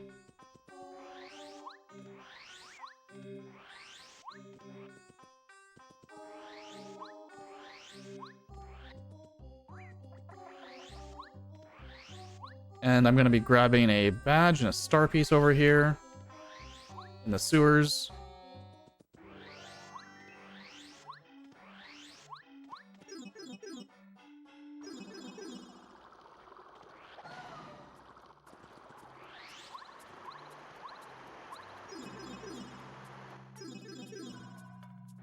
Kind of funny that we leave this for so long. Casually, you probably get this badge like really early, but there's not really much of a need for Power Smash, unfortunately.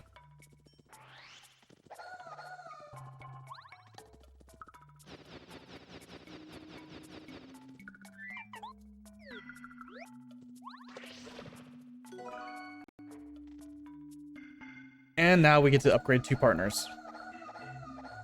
And we're going to be upgrading Cooper and Watt.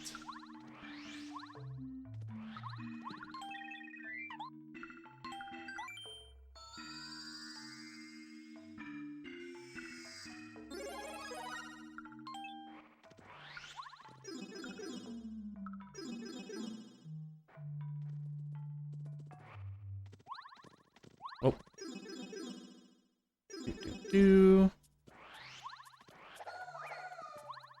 Okay.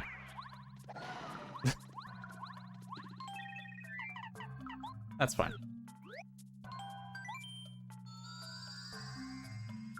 We're also going to be getting star pieces in Koopa Village that we have left on the ground for this entire time.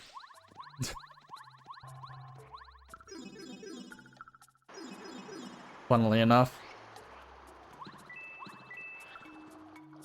Take some free coins.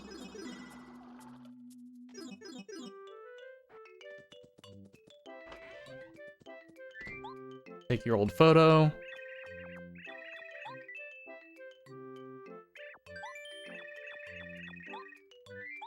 And some Koopasta.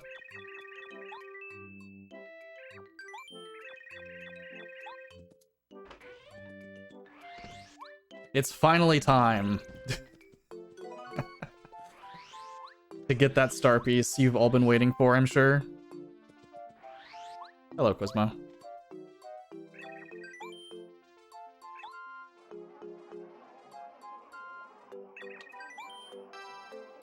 Ever so slightly faster to get it right then than it is to push the block to get it earlier. And we don't need it, so makes sense.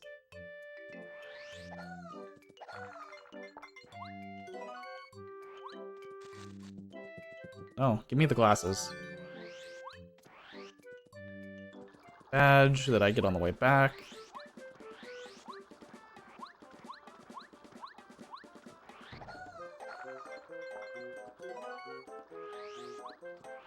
Yeah, as you can kind of see, hammering panels is so much faster than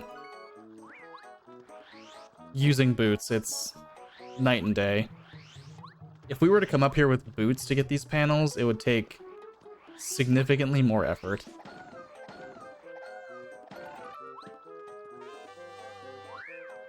Getting that badge when we do is just for speedy spin purposes.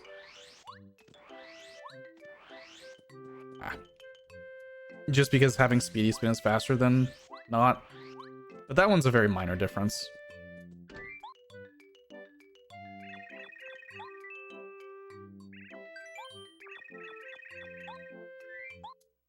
Give him a lime.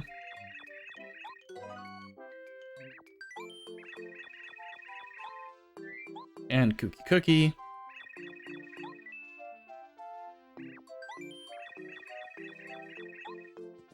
And back to chapter 3 for the last time.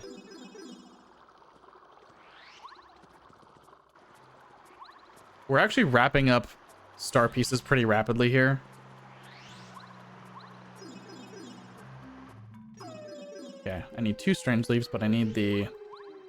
As I was saying earlier, hours and hours ago, much faster to get these star pieces now.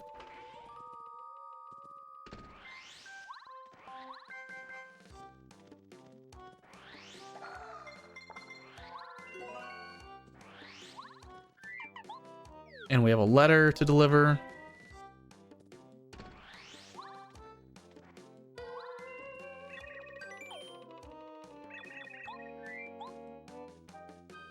Puts us in a nice 87. 88 with the Gusty Gulch panel.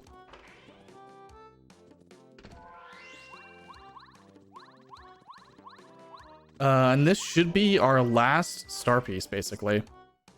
There are 5 on not Shiver Mountain. If they were on Shiver Mountain, that'd be bad. There are 5 on Shooting Star Summit, and Koopa Koot will give us 3. So that accounts for all of the star pieces at that point.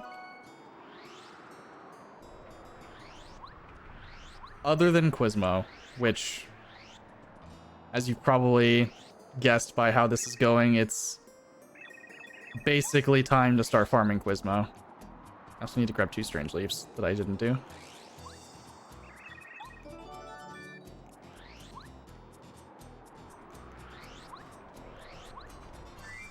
Yeah, 2 strange leaves.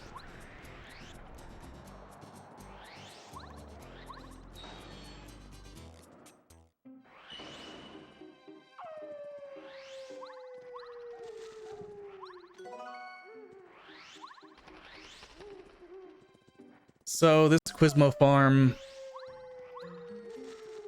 it is the last of it. 26 questions to go.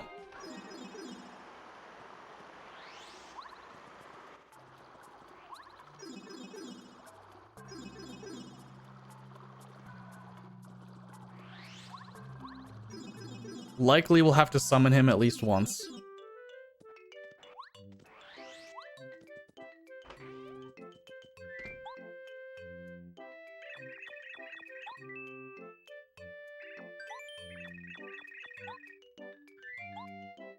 Coconut.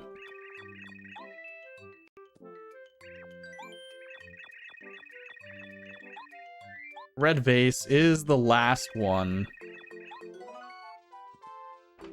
Koopa Koot is done.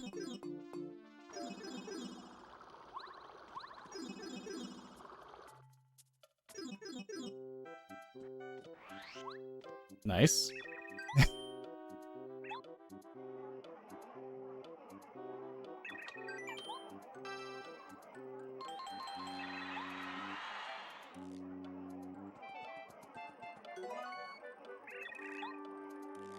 Do we have time for a donation?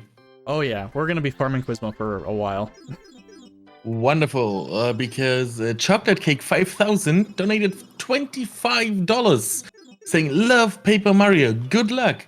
Thank you very much for that. And that donation went towards the color blue for the color of GR18 in Levelhead, which gives blue quite a head start.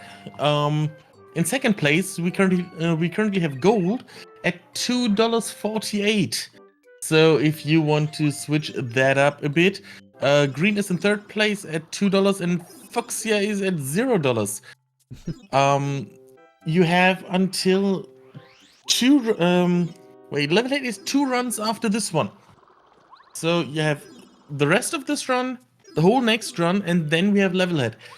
And that's the time you have if you want to change the color of GR18. But blue has quite the lead at over $23. So, get your donations in now if you want to change that. Same with Skip Luigi, which we are actually not doing right now, with $12 ahead. So if you do want to see Luigi skipped and we saving 10 seconds, get your donations in for that. Back to you, Phantom. Yeah. Quizmo's actually been pretty nice to us right now. He's jumping between the 2 places we want him, so hopefully he keeps it up, but I'm not gonna hold my breath on that one. Got 22 questions to go. I need 650 coins in total for Ralph's shop at the moment, and then I'll be done with his badges. And then recipes we're gonna end up taking care of after we're done with Quizmo. There's not much left there. It really is just a matter of cleaning up these last couple things. So we're getting close to the end. After the Quizmo grind finishes, we're actually going to be kind of just boss rushing.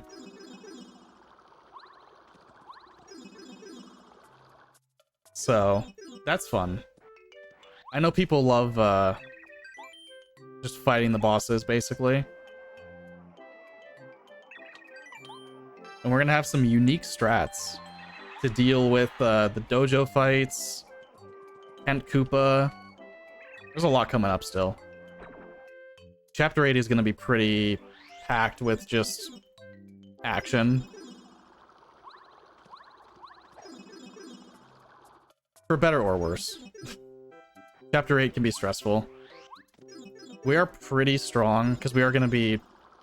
By the end of the game, we will be full Danger Mario. Unfortunately,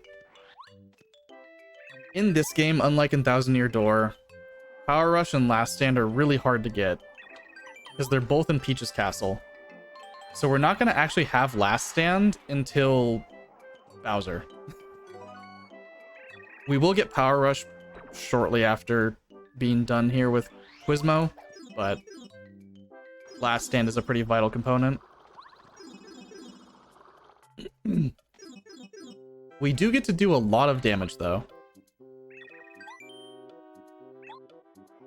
The fun of this category is that very often in other Paper Mario categories, the Bowser fight can be pretty rough. Like, RNG that at a high level will just kill you if you're doing like risky fights to save time.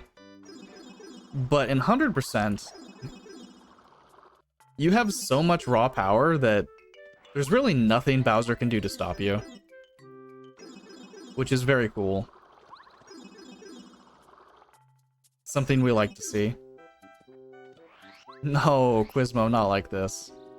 You were doing so well.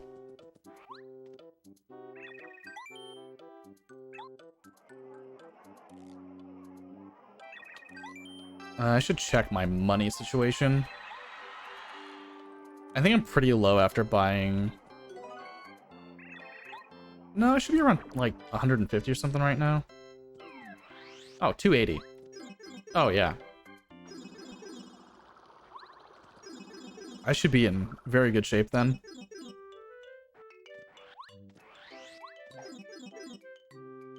I guess I was kind of worried about money for nothing, but money is very tight.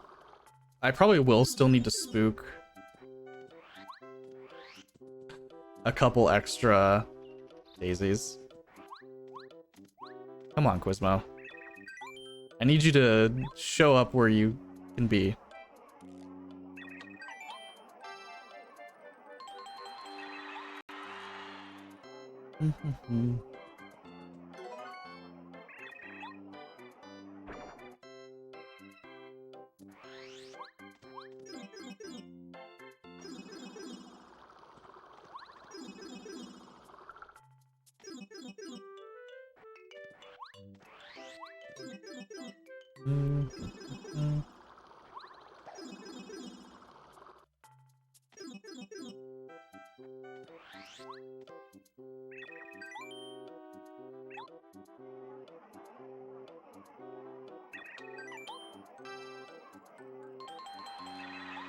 Only 15 questions to go. This isn't terrible, honestly.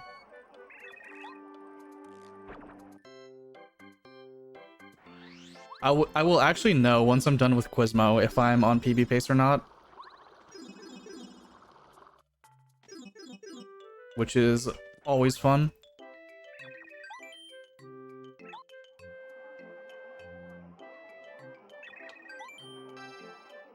Yeah, I have no idea what these questions are or what the answers are referencing. I know one of them in particular. He asks you the name of Lackluster's girlfriend, and one of the wrong answers is Lackatofu. Her name is Lackilulu, but Lackatofu is not a bad name.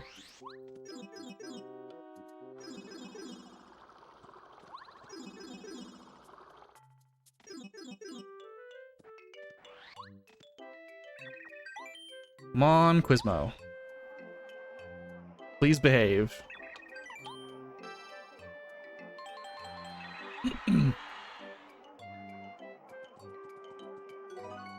13 questions to go.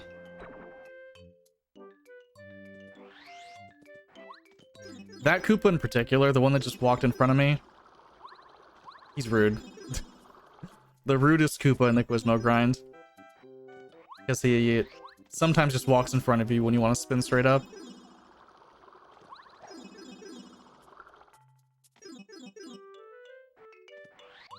No, Quizmo. Not like this. Oh well. Third summoning ritual of the pre-chapter 8. At least he didn't take that long to show up, but unfortunate Quizmo RNG.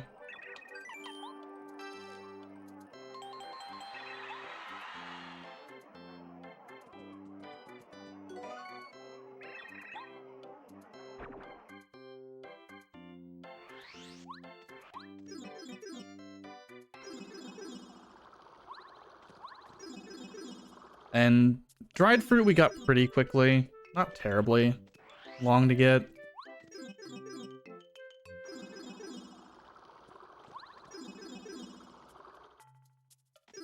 There's kind of just a lot of RNG at the end game, admittedly.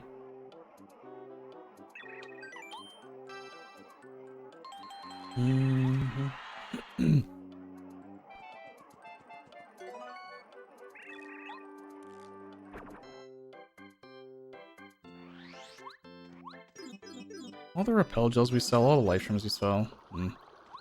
I think I'm good on money.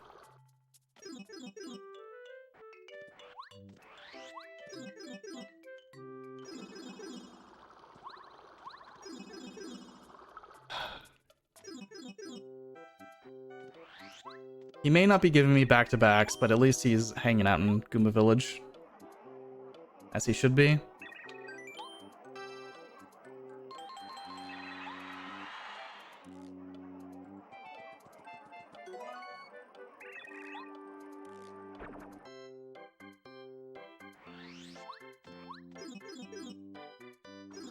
The final stretch. The final 10 questions.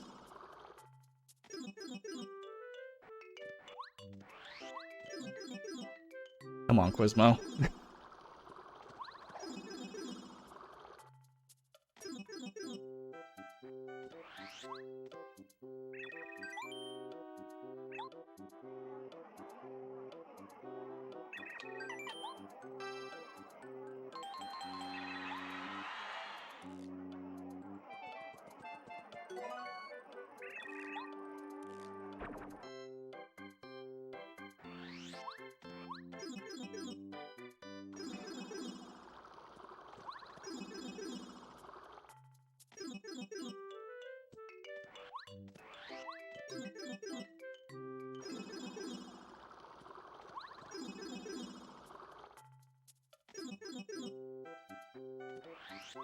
At the very least, I can say pretty confidently this will be a sub 7 run. Just heads up on the estimate. Even if this doesn't PB, this is very likely sub 7.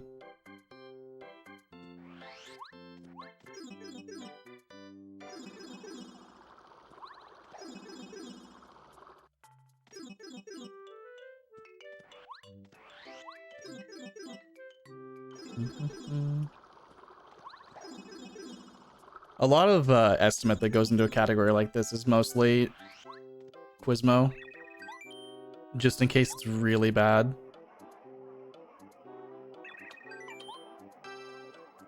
Also, my PB dropped pretty significantly a couple weeks ago. From a little over like a 713 to a 650.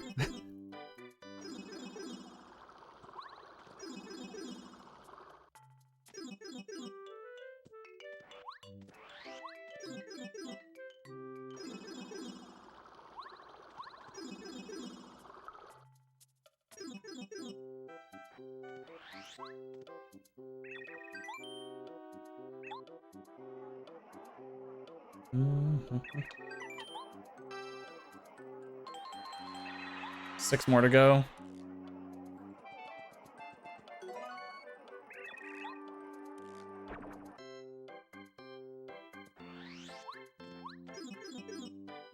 Come on, Quizmo.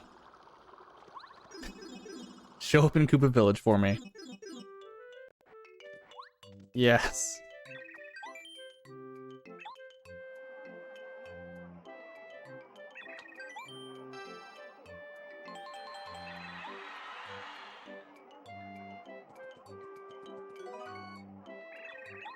We were pretty behind on Quizmo coming into this, so...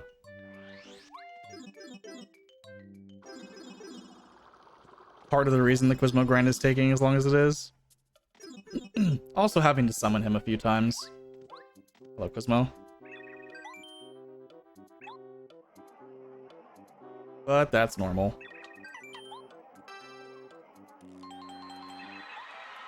I don't know if anyone knows the exact RNG on Quizmo or how he works. I don't know if the decomp project has really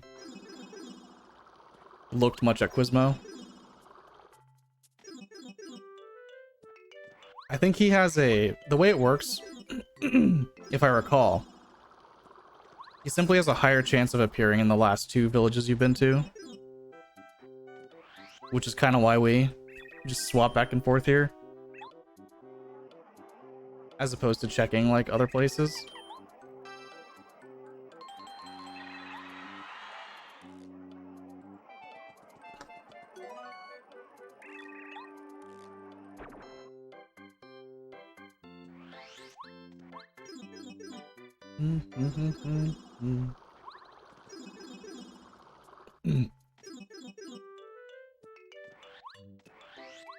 Okay.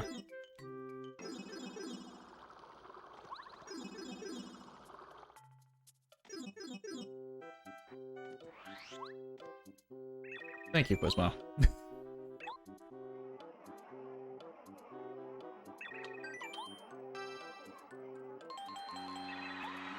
Two more to go.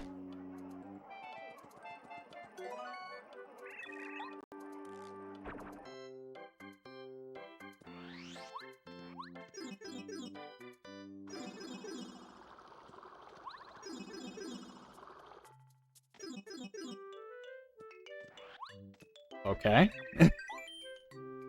Quizmo's trying to help at the end. Not quite enough.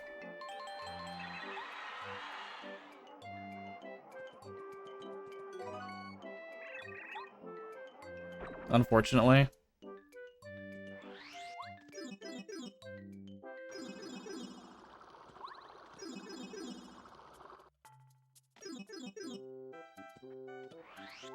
The final Quizmo question.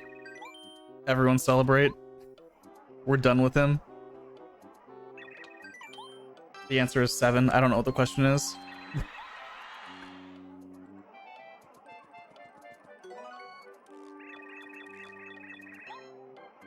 Okay. I can pretty confidently say this is a low 650 pace. But not PB pace.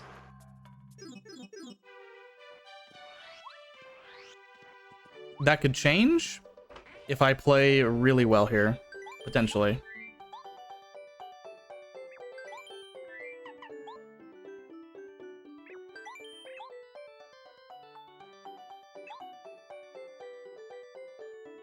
Like, it's very close to my PB.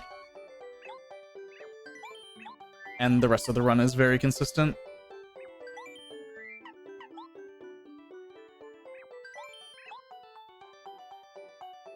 Which is pretty cool.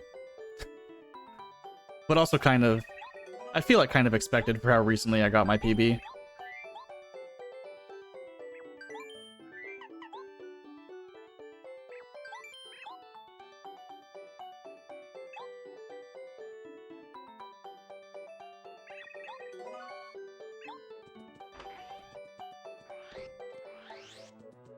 I'm gonna be getting star pieces soon. Jump charge, FP plus.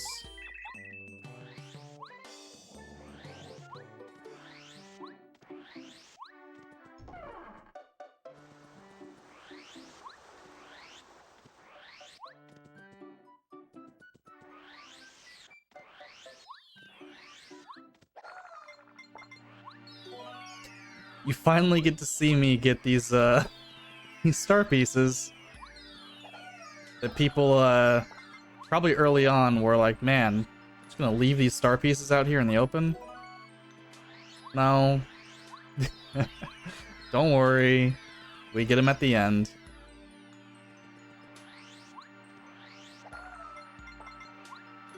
Sanity check. Yep. I should have 139 because I spent 20 earlier on Money, and Merlot is the last star piece. For a grand total of 160 star pieces. Did not miss any.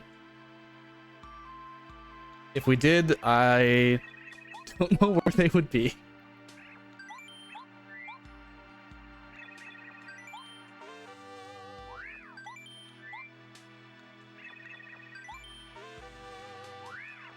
I'm just gonna count these. 1.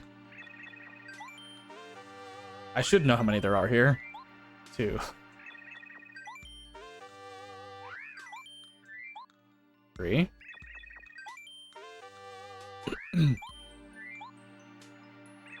4.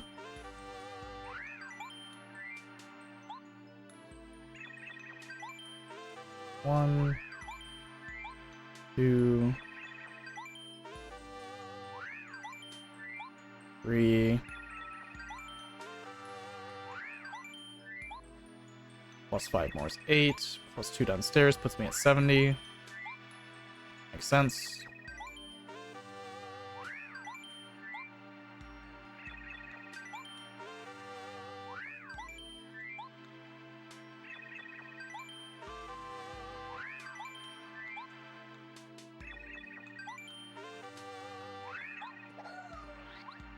That's every star piece, for every badge from Merlot.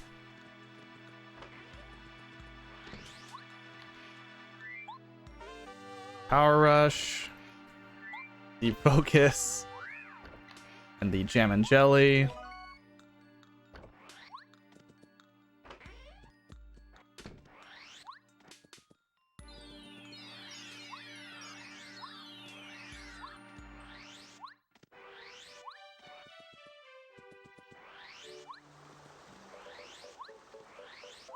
We got quite a bit of shopping to do.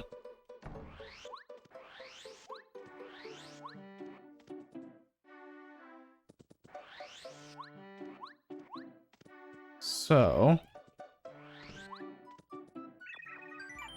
check. Fireflower. Strange Leaf. Sell this Thunder Rage that I made.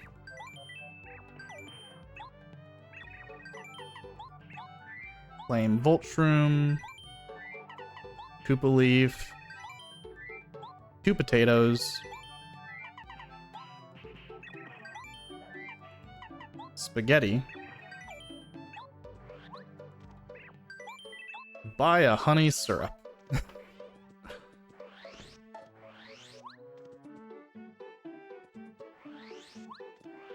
There's only one badge I could afford to buy right now.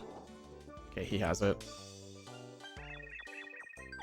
Never mind. First attack is 100. I thought it was 75. Never mind. I can't afford a badge right now.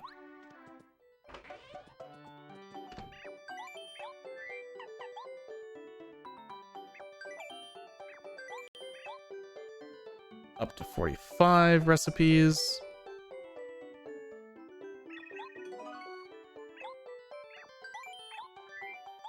Potato salad and spaghetti.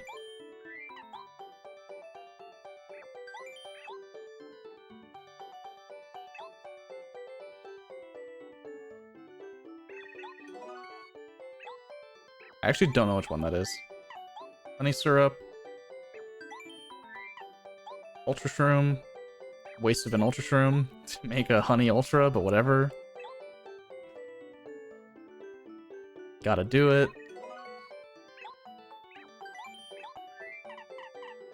Goom nut. Koopa leaf.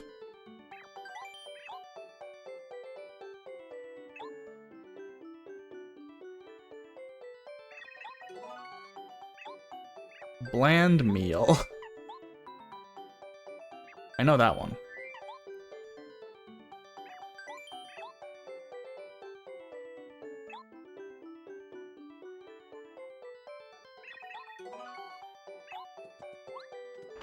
Okay, I need the fire flower back. That I literally just checked.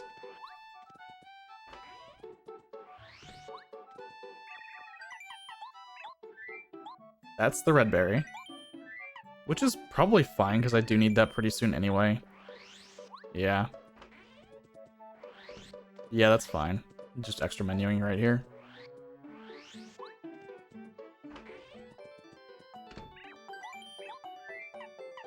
Fire flower.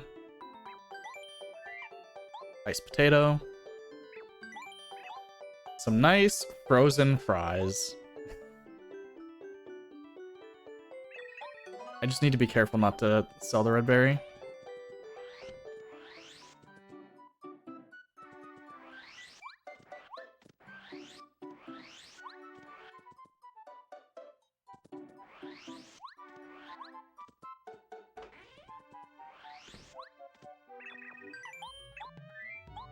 Sell everything but the red berry.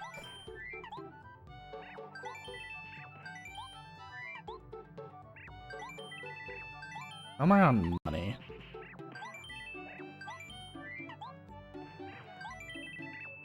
It's a little tight.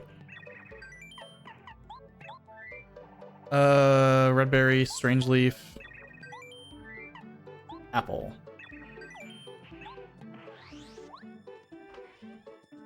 Buy a couple badges from Ralph on the way.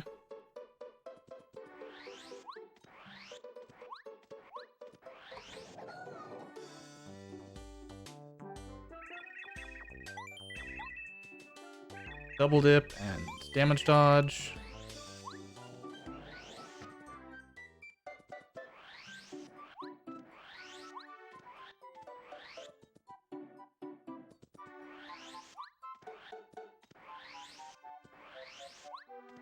And we get to listen to Chanterelle sing her song. So finally, here we go.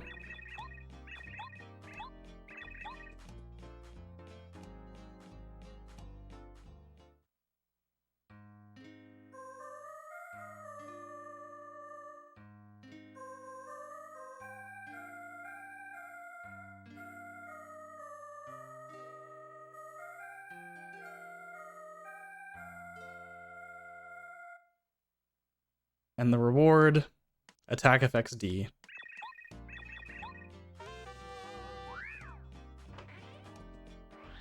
Oh, but we're not done yet. You know where we haven't been in a while? Chapter 4.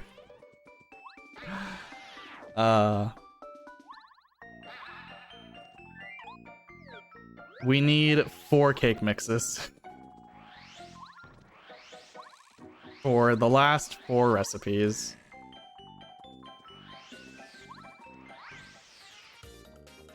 Unfortunately, it just doesn't end with this place. Except now it does.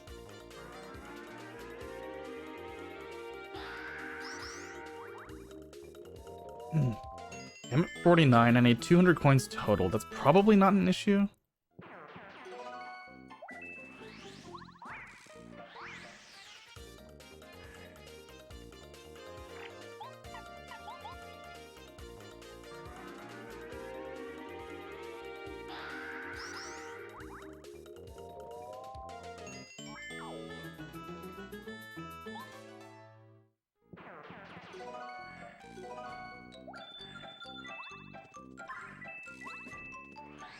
That sleepy sheep is mildly annoying.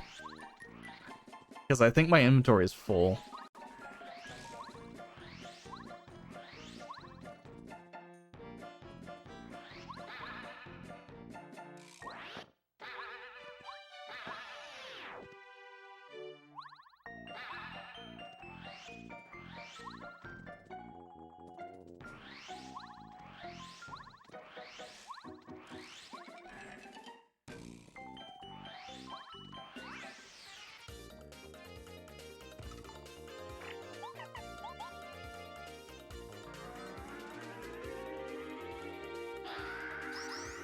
I'm trying to think of badges.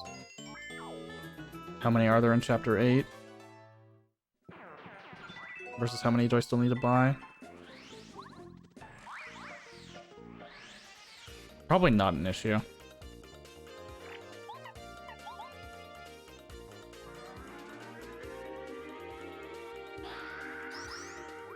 Chapter 8 has Last Stand, Keep Focus. Oh, that wasn't an issue. That's fine then. I can sell the sleepy sheep for some money.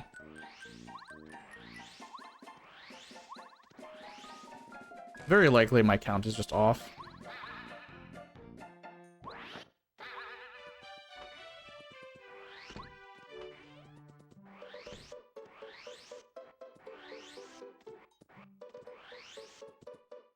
Which is fine.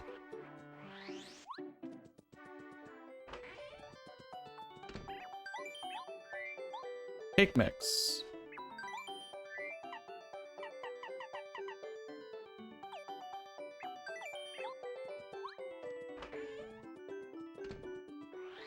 I was supposed to buy a firefly.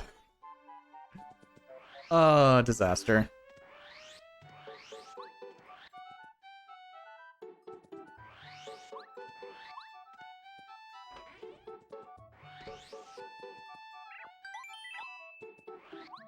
Oh well.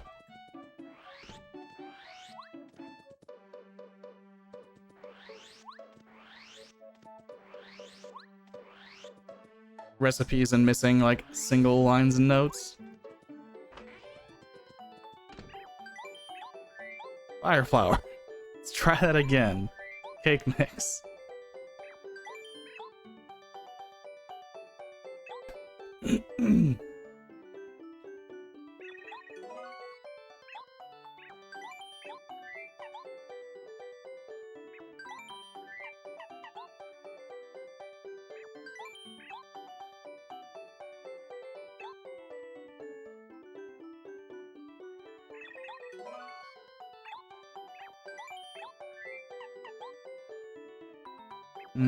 Strange leaf.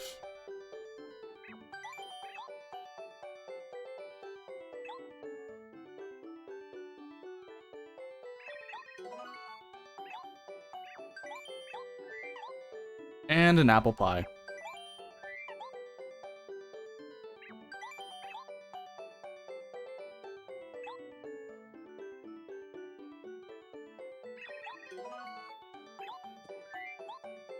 That is every recipe done.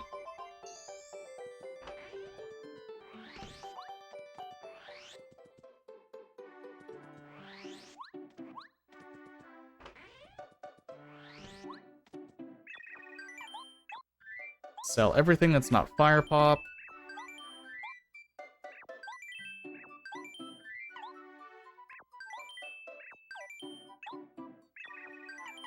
Claim everything.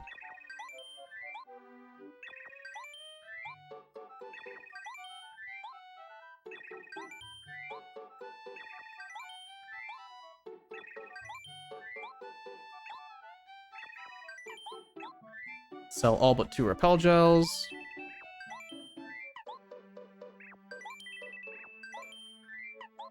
That's actually perfect.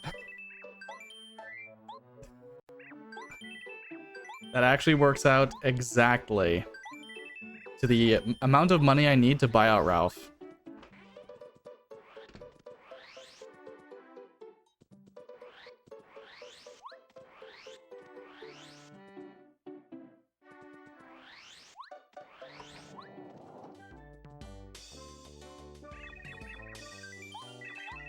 So I don't need money at all anymore.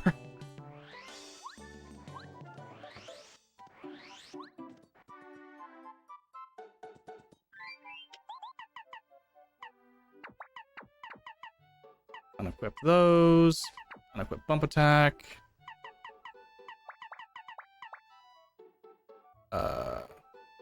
Yes, that's correct.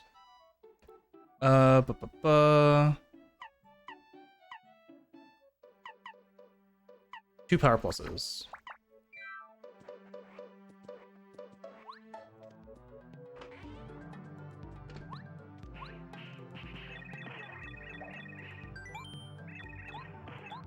Based on my menu, I am at 78, which I should be. Cool.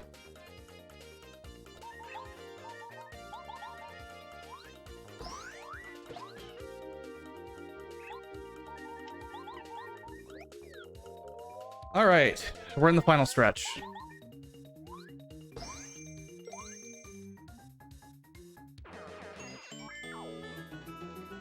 The very, very final stretch.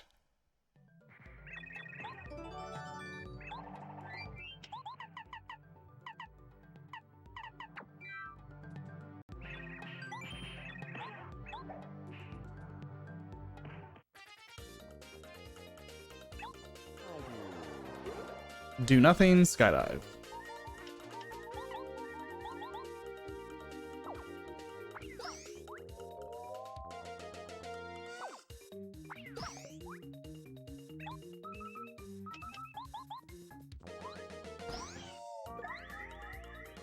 And that's Lee.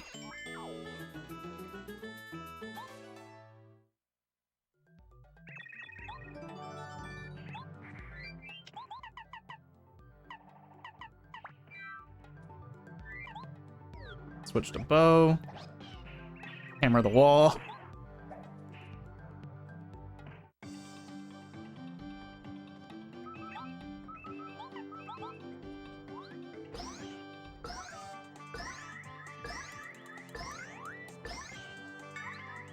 And that's Master 1. These boss fights are, when you're this strong, you know. Not a whole lot they can do about it.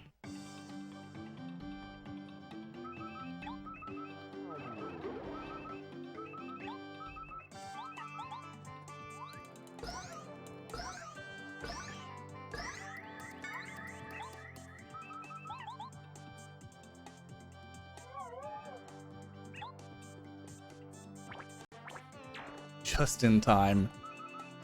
We're gonna see if Kent Koopa lets me pass. Or if he is not tired today.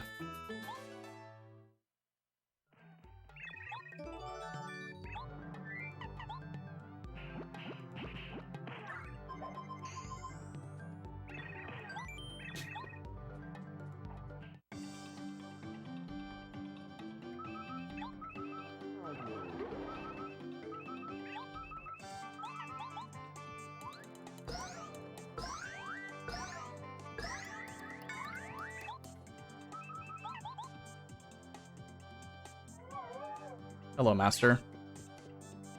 What if I cheated? and use a repel gel. How do you feel about this, Master?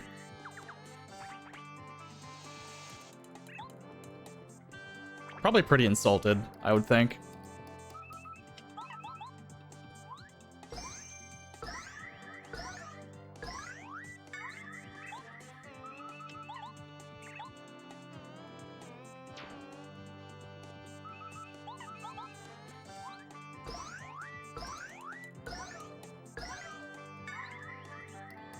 And that's the dojo.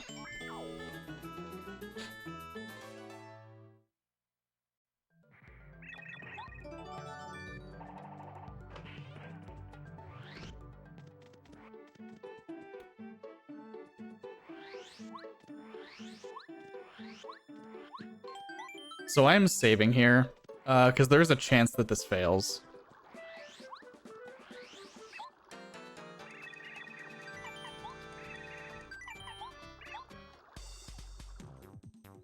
Unfortunately. This is not guaranteed to work.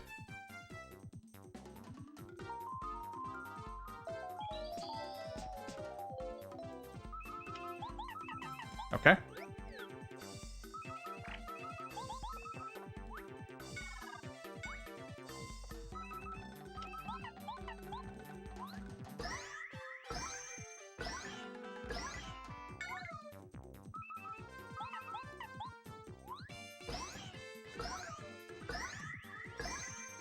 Okay. We have defeated Kent Koopa.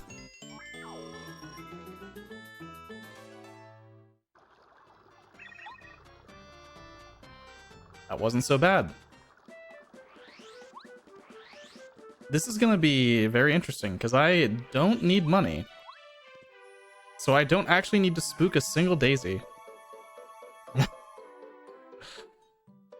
Alright. I will save anyway. But you may know that there is one thing we haven't done yet.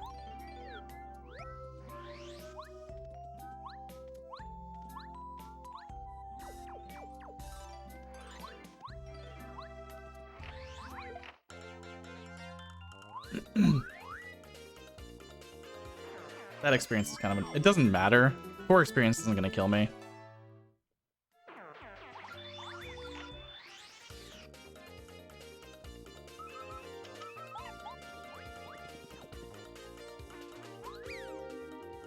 But there is, one unfortunate thing we haven't done yet.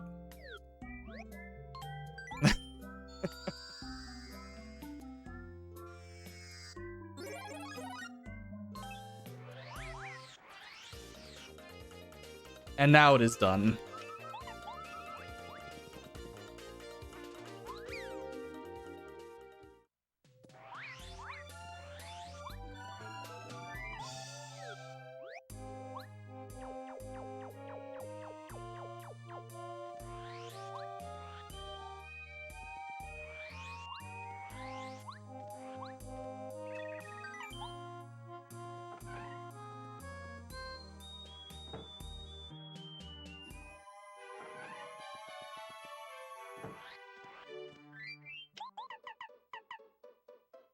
Unequip that.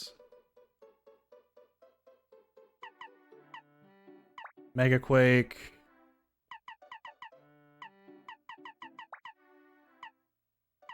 Power Rush and Dizzy Attack.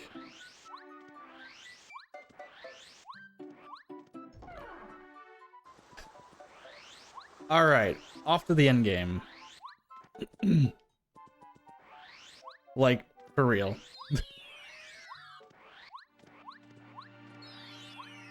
This, not having to spook those daisies.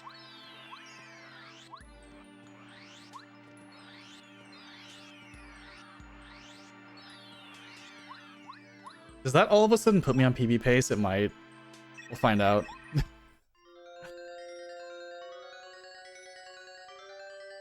I feel like it will.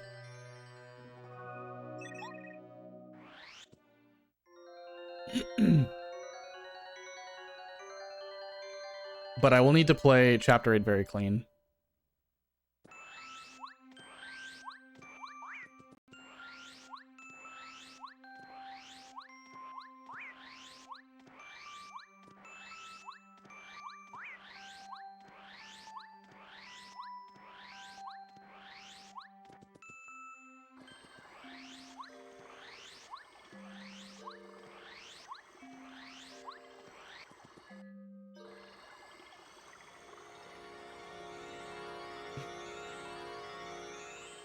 Do keep in mind I'm going to be saving a lot. I don't have any life shrooms. I will be grabbing the jail life shroom, and that's it. For those that are aware what that means.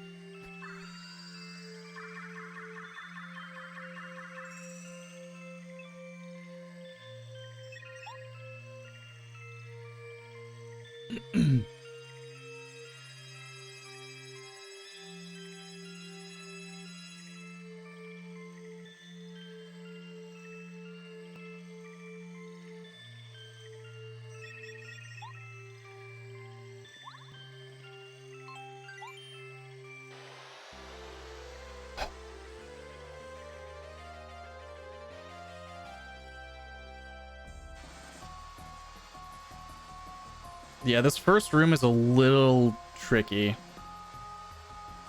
Being in danger makes this very difficult. Very risky, rather.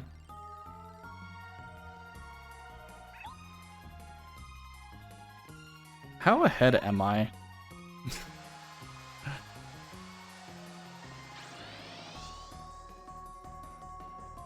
Not much.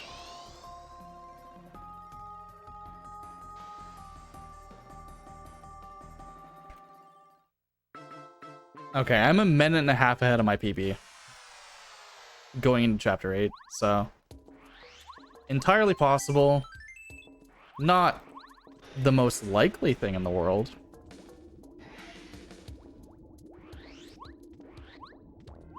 Ah. Terrible. Terrible.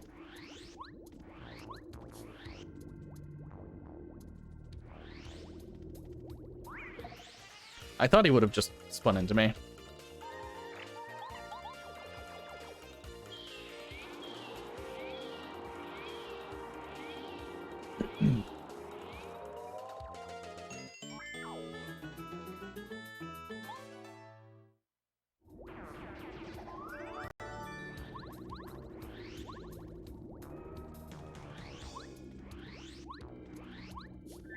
Alright, I will play this room very safe.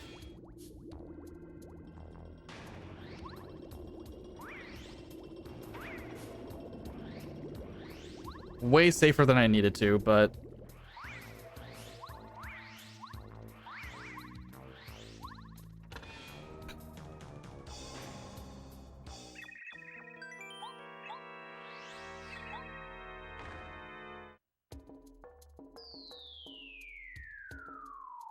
That's perfectly fine by me.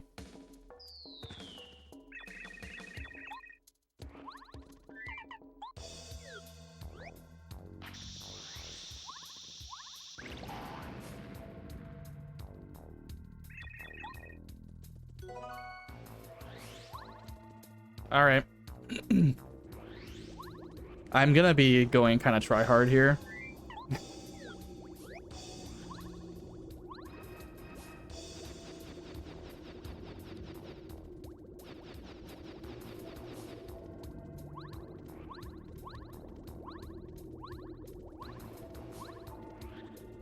Basement is a little tough to do glitchless when you don't get to skip the entire thing.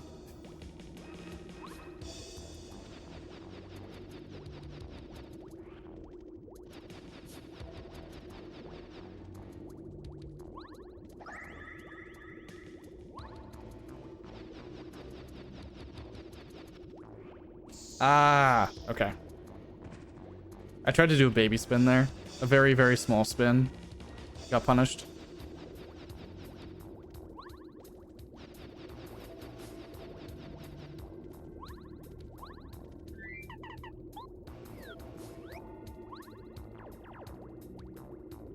Go for a very minor frame save. It's not very hard to get.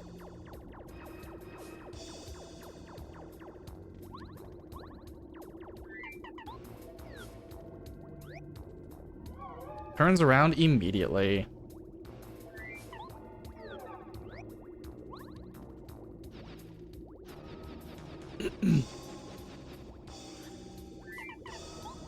We actually get to see Mega Quake here.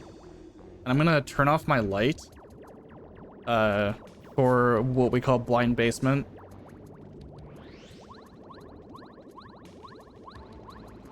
Which is going to be coming up soon.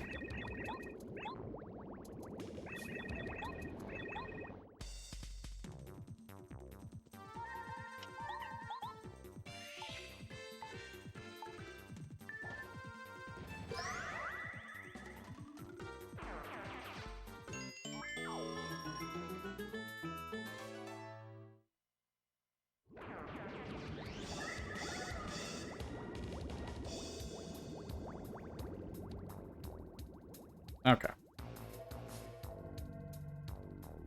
I do have to go out of my way for a badge here. I have to go out of my way very far for a very bad badge.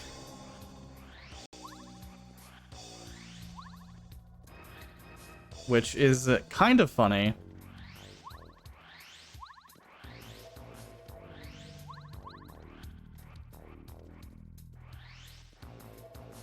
But I do have to go pretty far.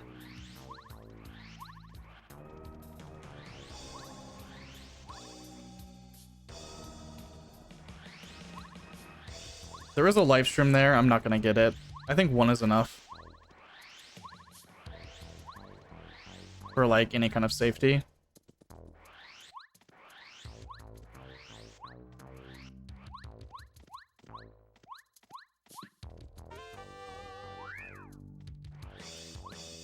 So if you were doing a glitch category, we could actually clip into that block and just jump back over to the door. Unfortunately, we have to do what is probably some of the hardest movement in the game.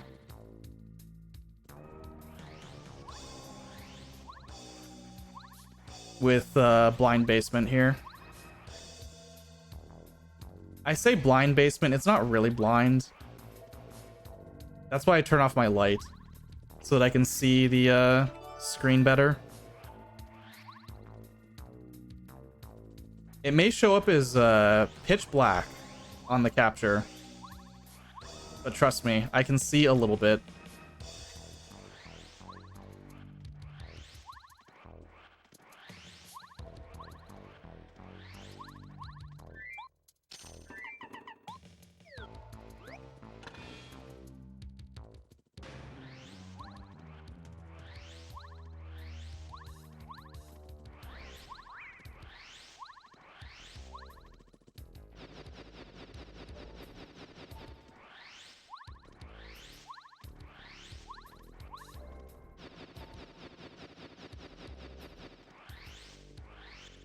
Easy.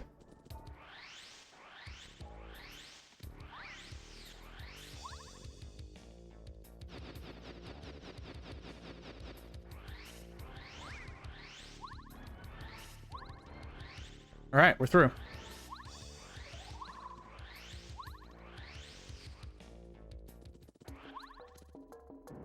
And that's blind basement.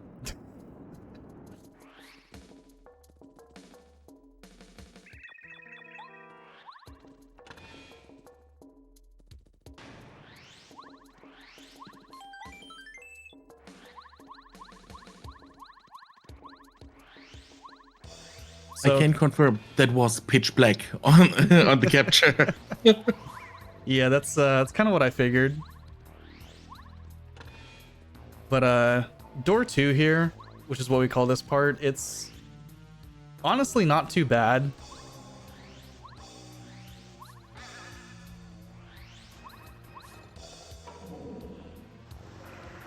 So we do have a boss fight coming up here at door 2. I don't know if everyone knows about this boss. Because you get to door 2, there's a quiz. 5 questions based on like enemies coming out of the doors and like what configurations they're in. I'm sure most people get the questions right. They're not very difficult. You need to answer 5 correctly, and if you get 3 wrong, you get punished. Do cannon jumps to make door 2 bad? No, that's okay. Cannon jumps are something you can do in Glitchless that gets you... You can jump over the cannons in the next room, by the way.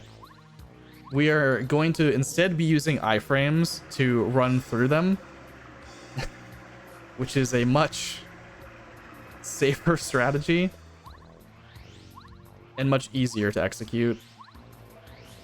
Cannon jumps themselves are significantly faster, but at the cost of being probably the hardest trick in the game, and it's a glitchless trick. I think, in my opinion, I would say cannon jumps are probably, to do them consistently, probably harder than just about any single trick in the game.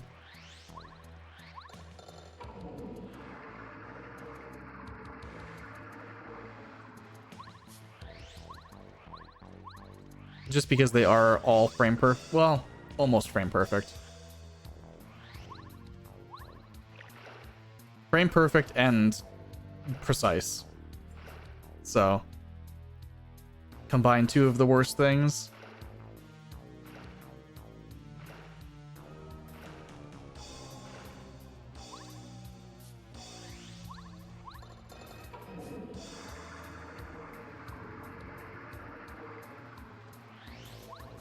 Okay.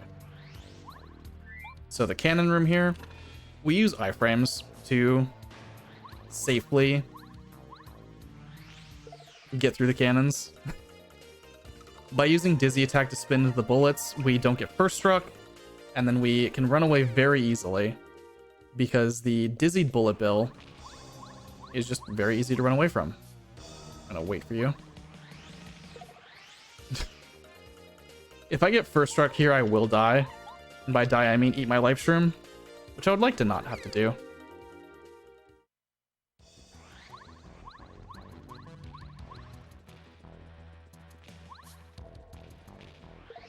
Okay. So I'm at 4 HP. I do have to hit the heart block, that's fine.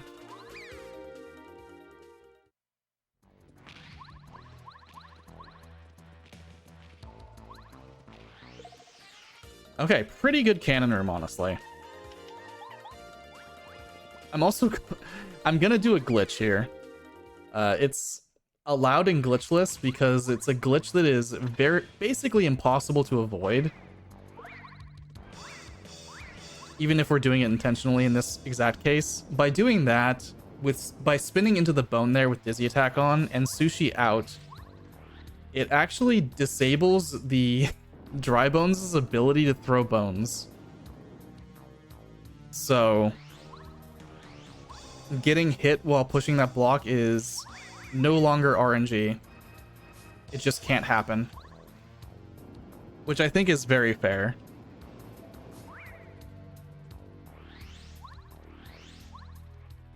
Okay.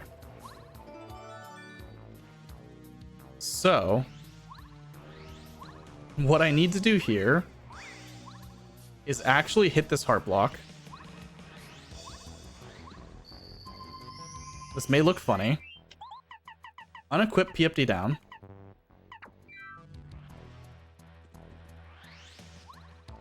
Come over here. Back to the dry bones. Get first struck. That does 4 damage. Run away. And we're in peril. Huzzah.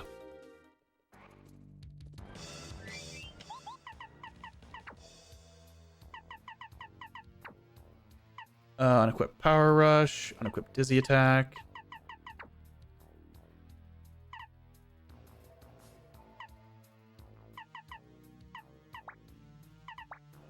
Okay, perfect.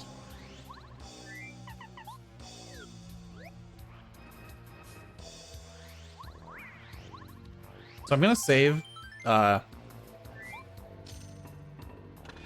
the mash that I have to do here is not easy.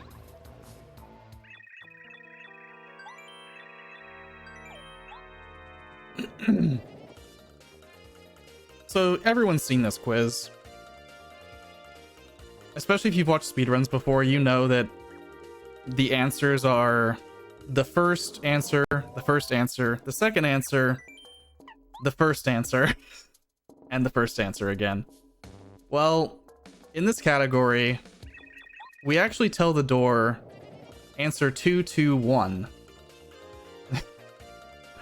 to intentionally fail the quiz. Not because it's faster. It's definitely not faster.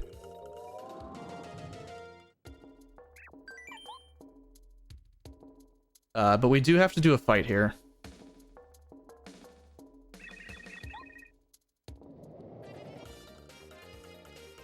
So, I hope chat is prepared for what is about to come out of these doors.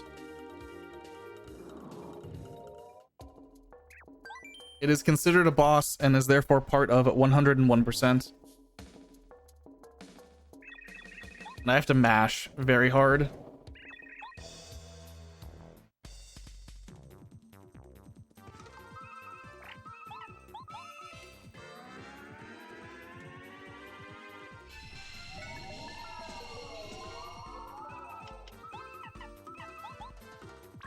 Okay, please work.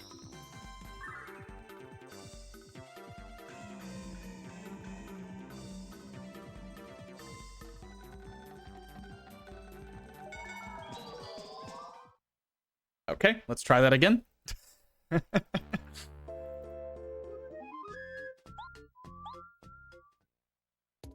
That kills PB. That kills any chance of a PB, by the way, which is fine.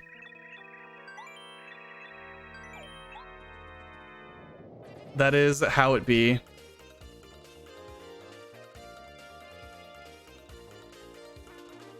So if Mega Shock doesn't work on all of them, that fight is dead.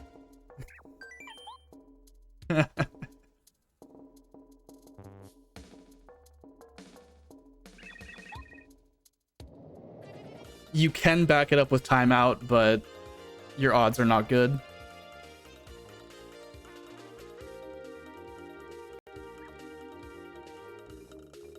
Unfortunately.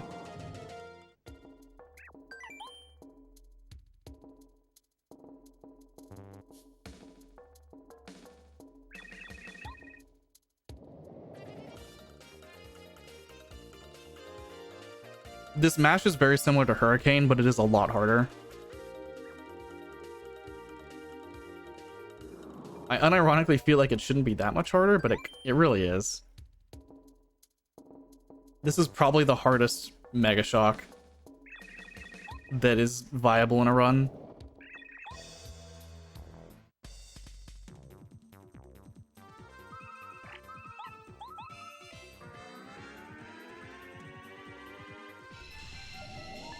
All right, good enough.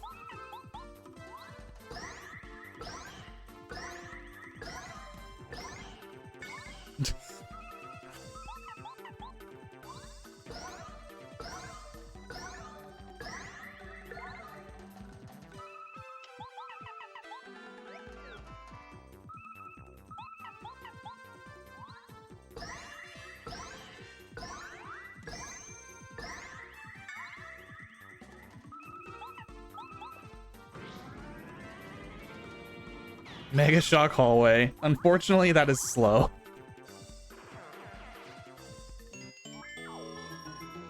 Slower than what we actually do.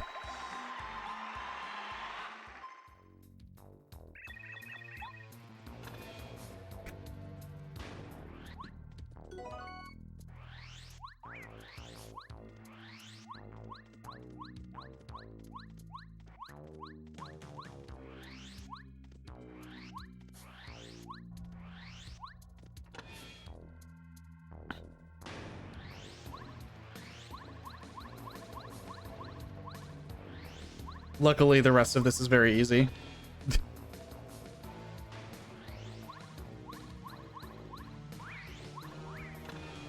Not really in any danger.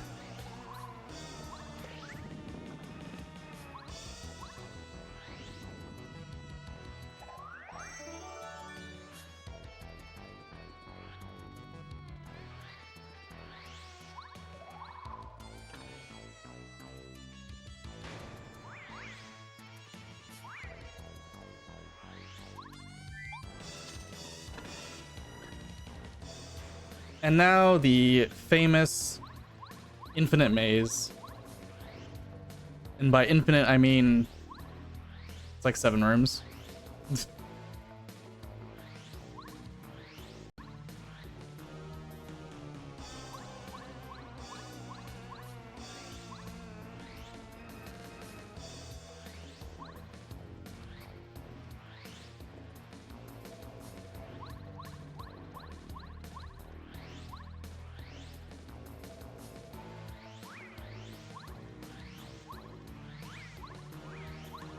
Okay.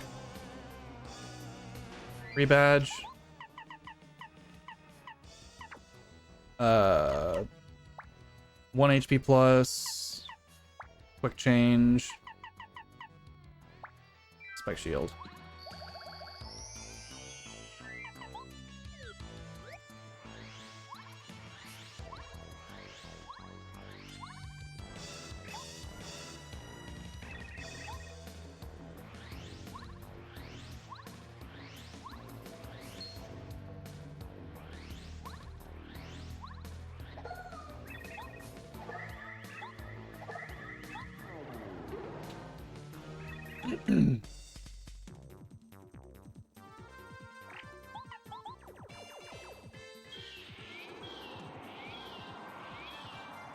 Same inputs there as Mega Shock.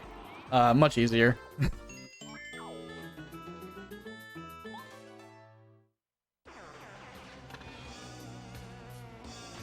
Okay, we have quick change on, so this isn't really a problem.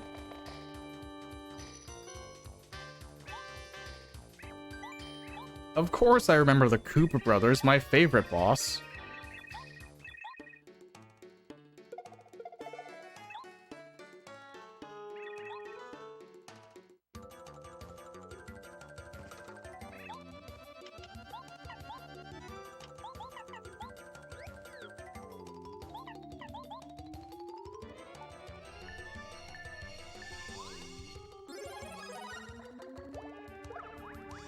Oh damn, I'm in peril.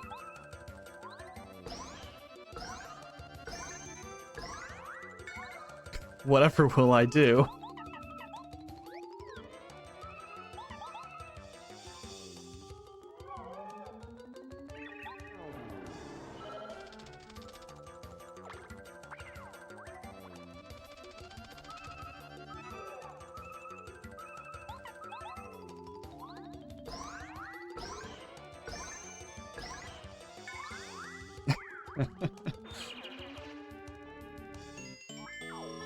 That's Junior Troopa.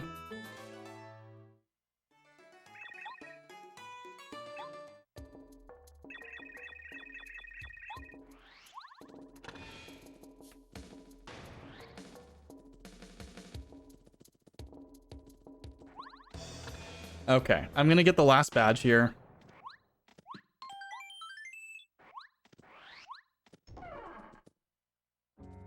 That save is mostly just in case I accidentally my equips somehow.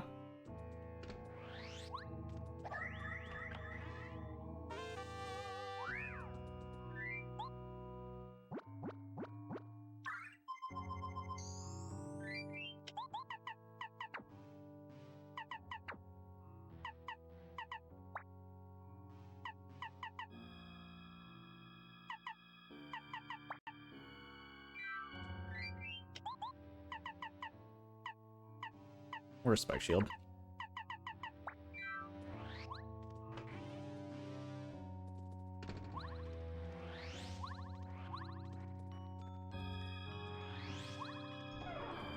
We should be good here.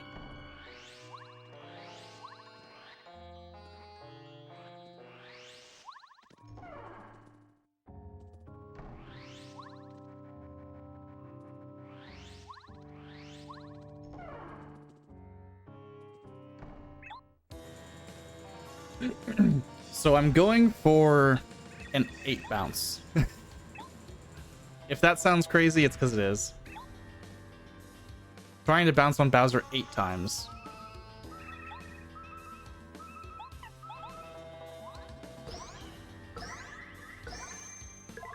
Okay.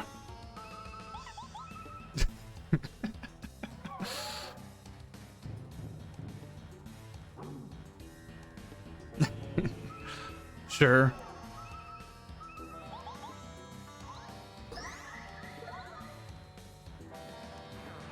Goodbye, Bowser.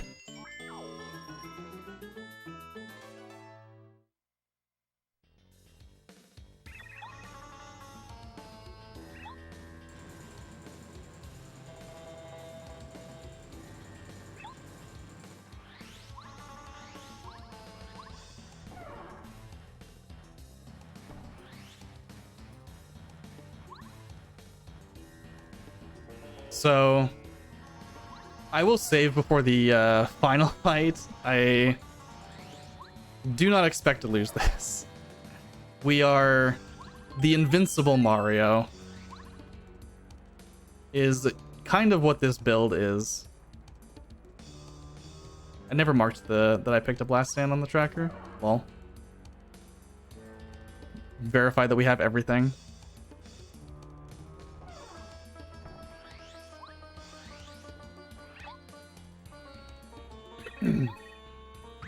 Yeah, we're kind of just going for all the damage in the world.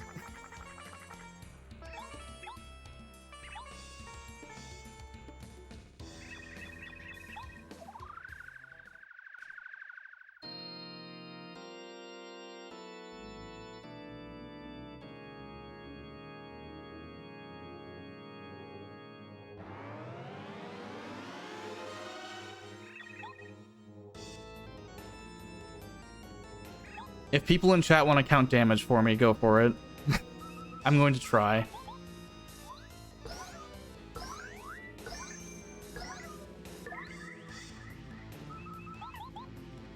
Five cap. 17. I mean, I'll do math later.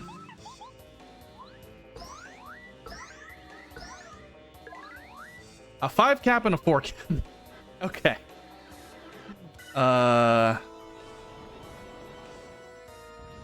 18 plus 16 is 34. Plus 14 is 48.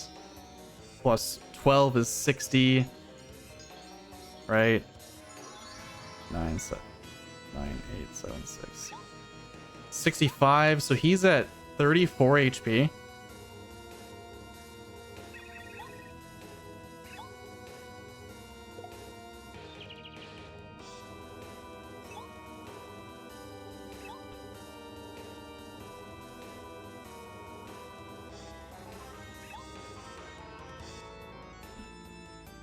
So if he gives me peril, he's dead.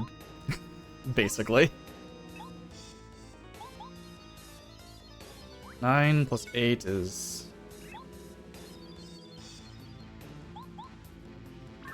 17.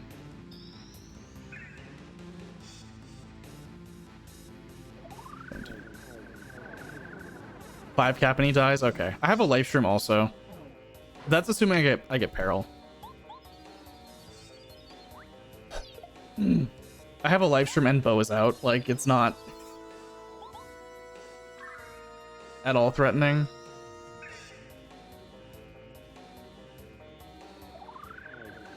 If I don't get peril though, I need to do jump times 2.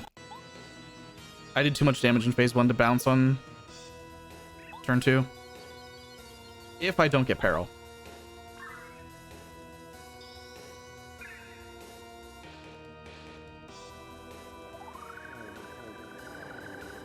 Yeah, if I don't get peril, it's jump times 2 is 14.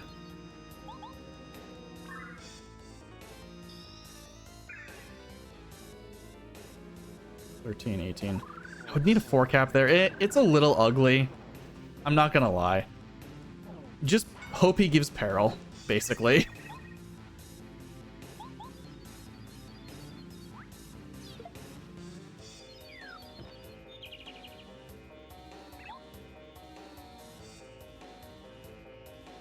Basically, we're just praying for turn 1 fire. It's about 50%.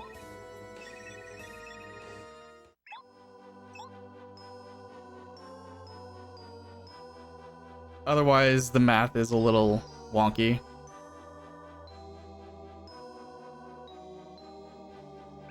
The downside of doing too much damage.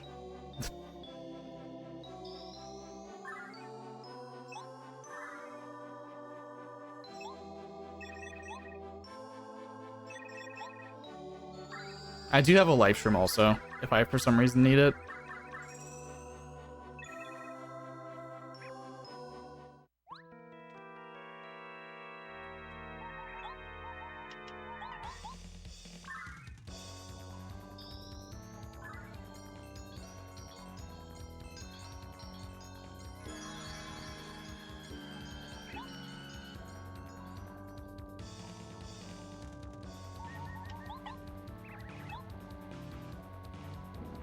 Okay. Let's just bounce.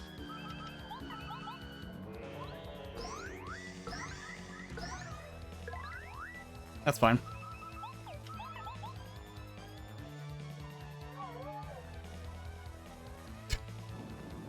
I do need to actually do jump times 2 here.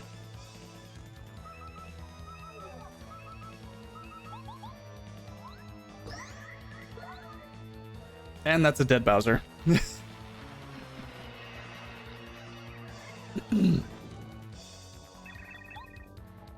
And on Star Rod, it is 7 seconds behind PB, so it's not possible for me to PB, but this is still a 650. Should be a 650 end time, which is pretty cool. We are gonna need the incentive in like 4 minutes. Okay.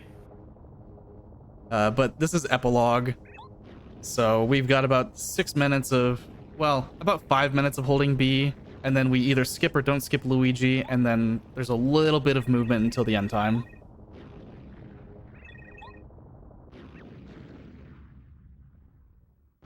So, chat, you heard it. If you do want to skip Luigi, get your donations in now. We need more than $12. So we skip Luigi. Otherwise, we won't skip Luigi. If we don't skip Luigi, this is a 651. If we skip Luigi, it's a 650. Oh, you heard it. You heard it. So, do you want to troll, then donate for don't skip? If you want to have that 650, donate for skip.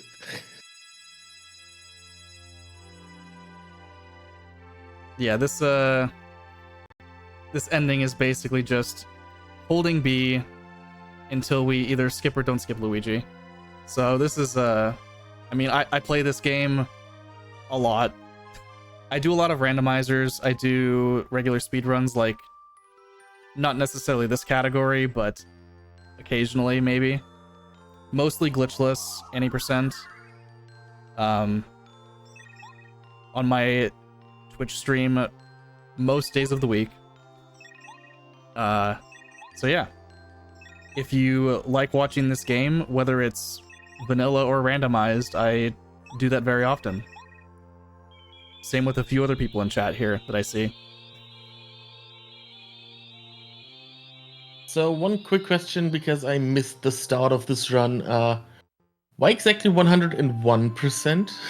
What's the one? Oh yes, we can explain that again. It's perfect for the end. Yeah. So 100% is actually based on the chalkboard in Mario's house, and what is on that, which is star pieces, badges, recipes, and Quizmo.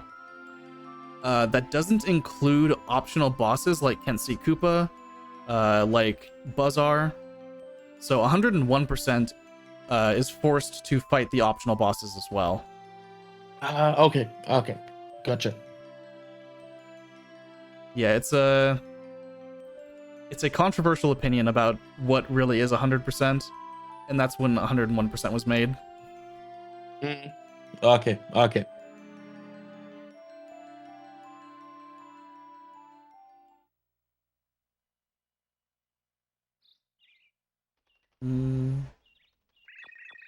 Yeah, Parakarry's just delivering letters.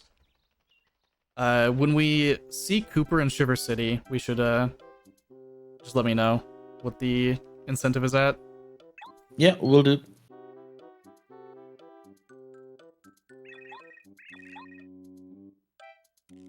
everyone's getting invited to the party at Peach's Castle.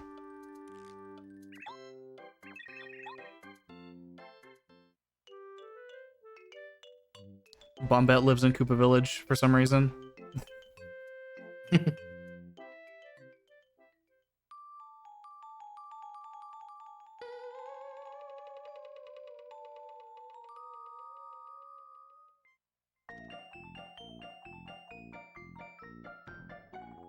Should be last one after sushi.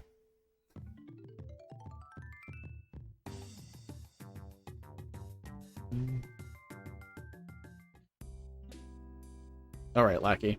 I always forget Lackey exists. All right. I'm assuming we're not going to be skipping Luigi. We are not skipping Luigi, no. Okay. I will not touch the controller except for the B button. Proving it right now. The method for skipping Luigi is holding down on the control stick when Mario enters the pipe to go to Peach's Castle. So if I don't touch the control stick, Luigi also gets to go through the pipe. So, hands not on the controller. This is a very hands-off experience.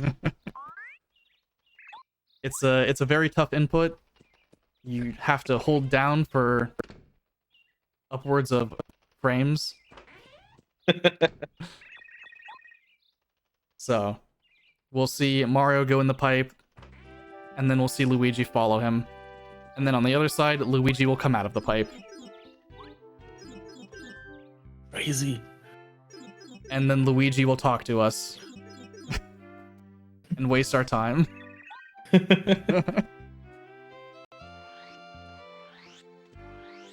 There's Quizmo. He wasted our time too.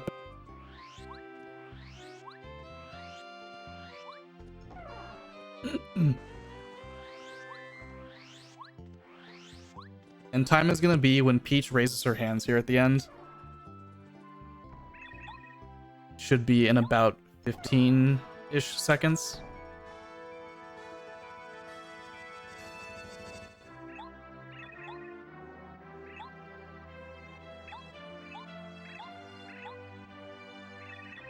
And time.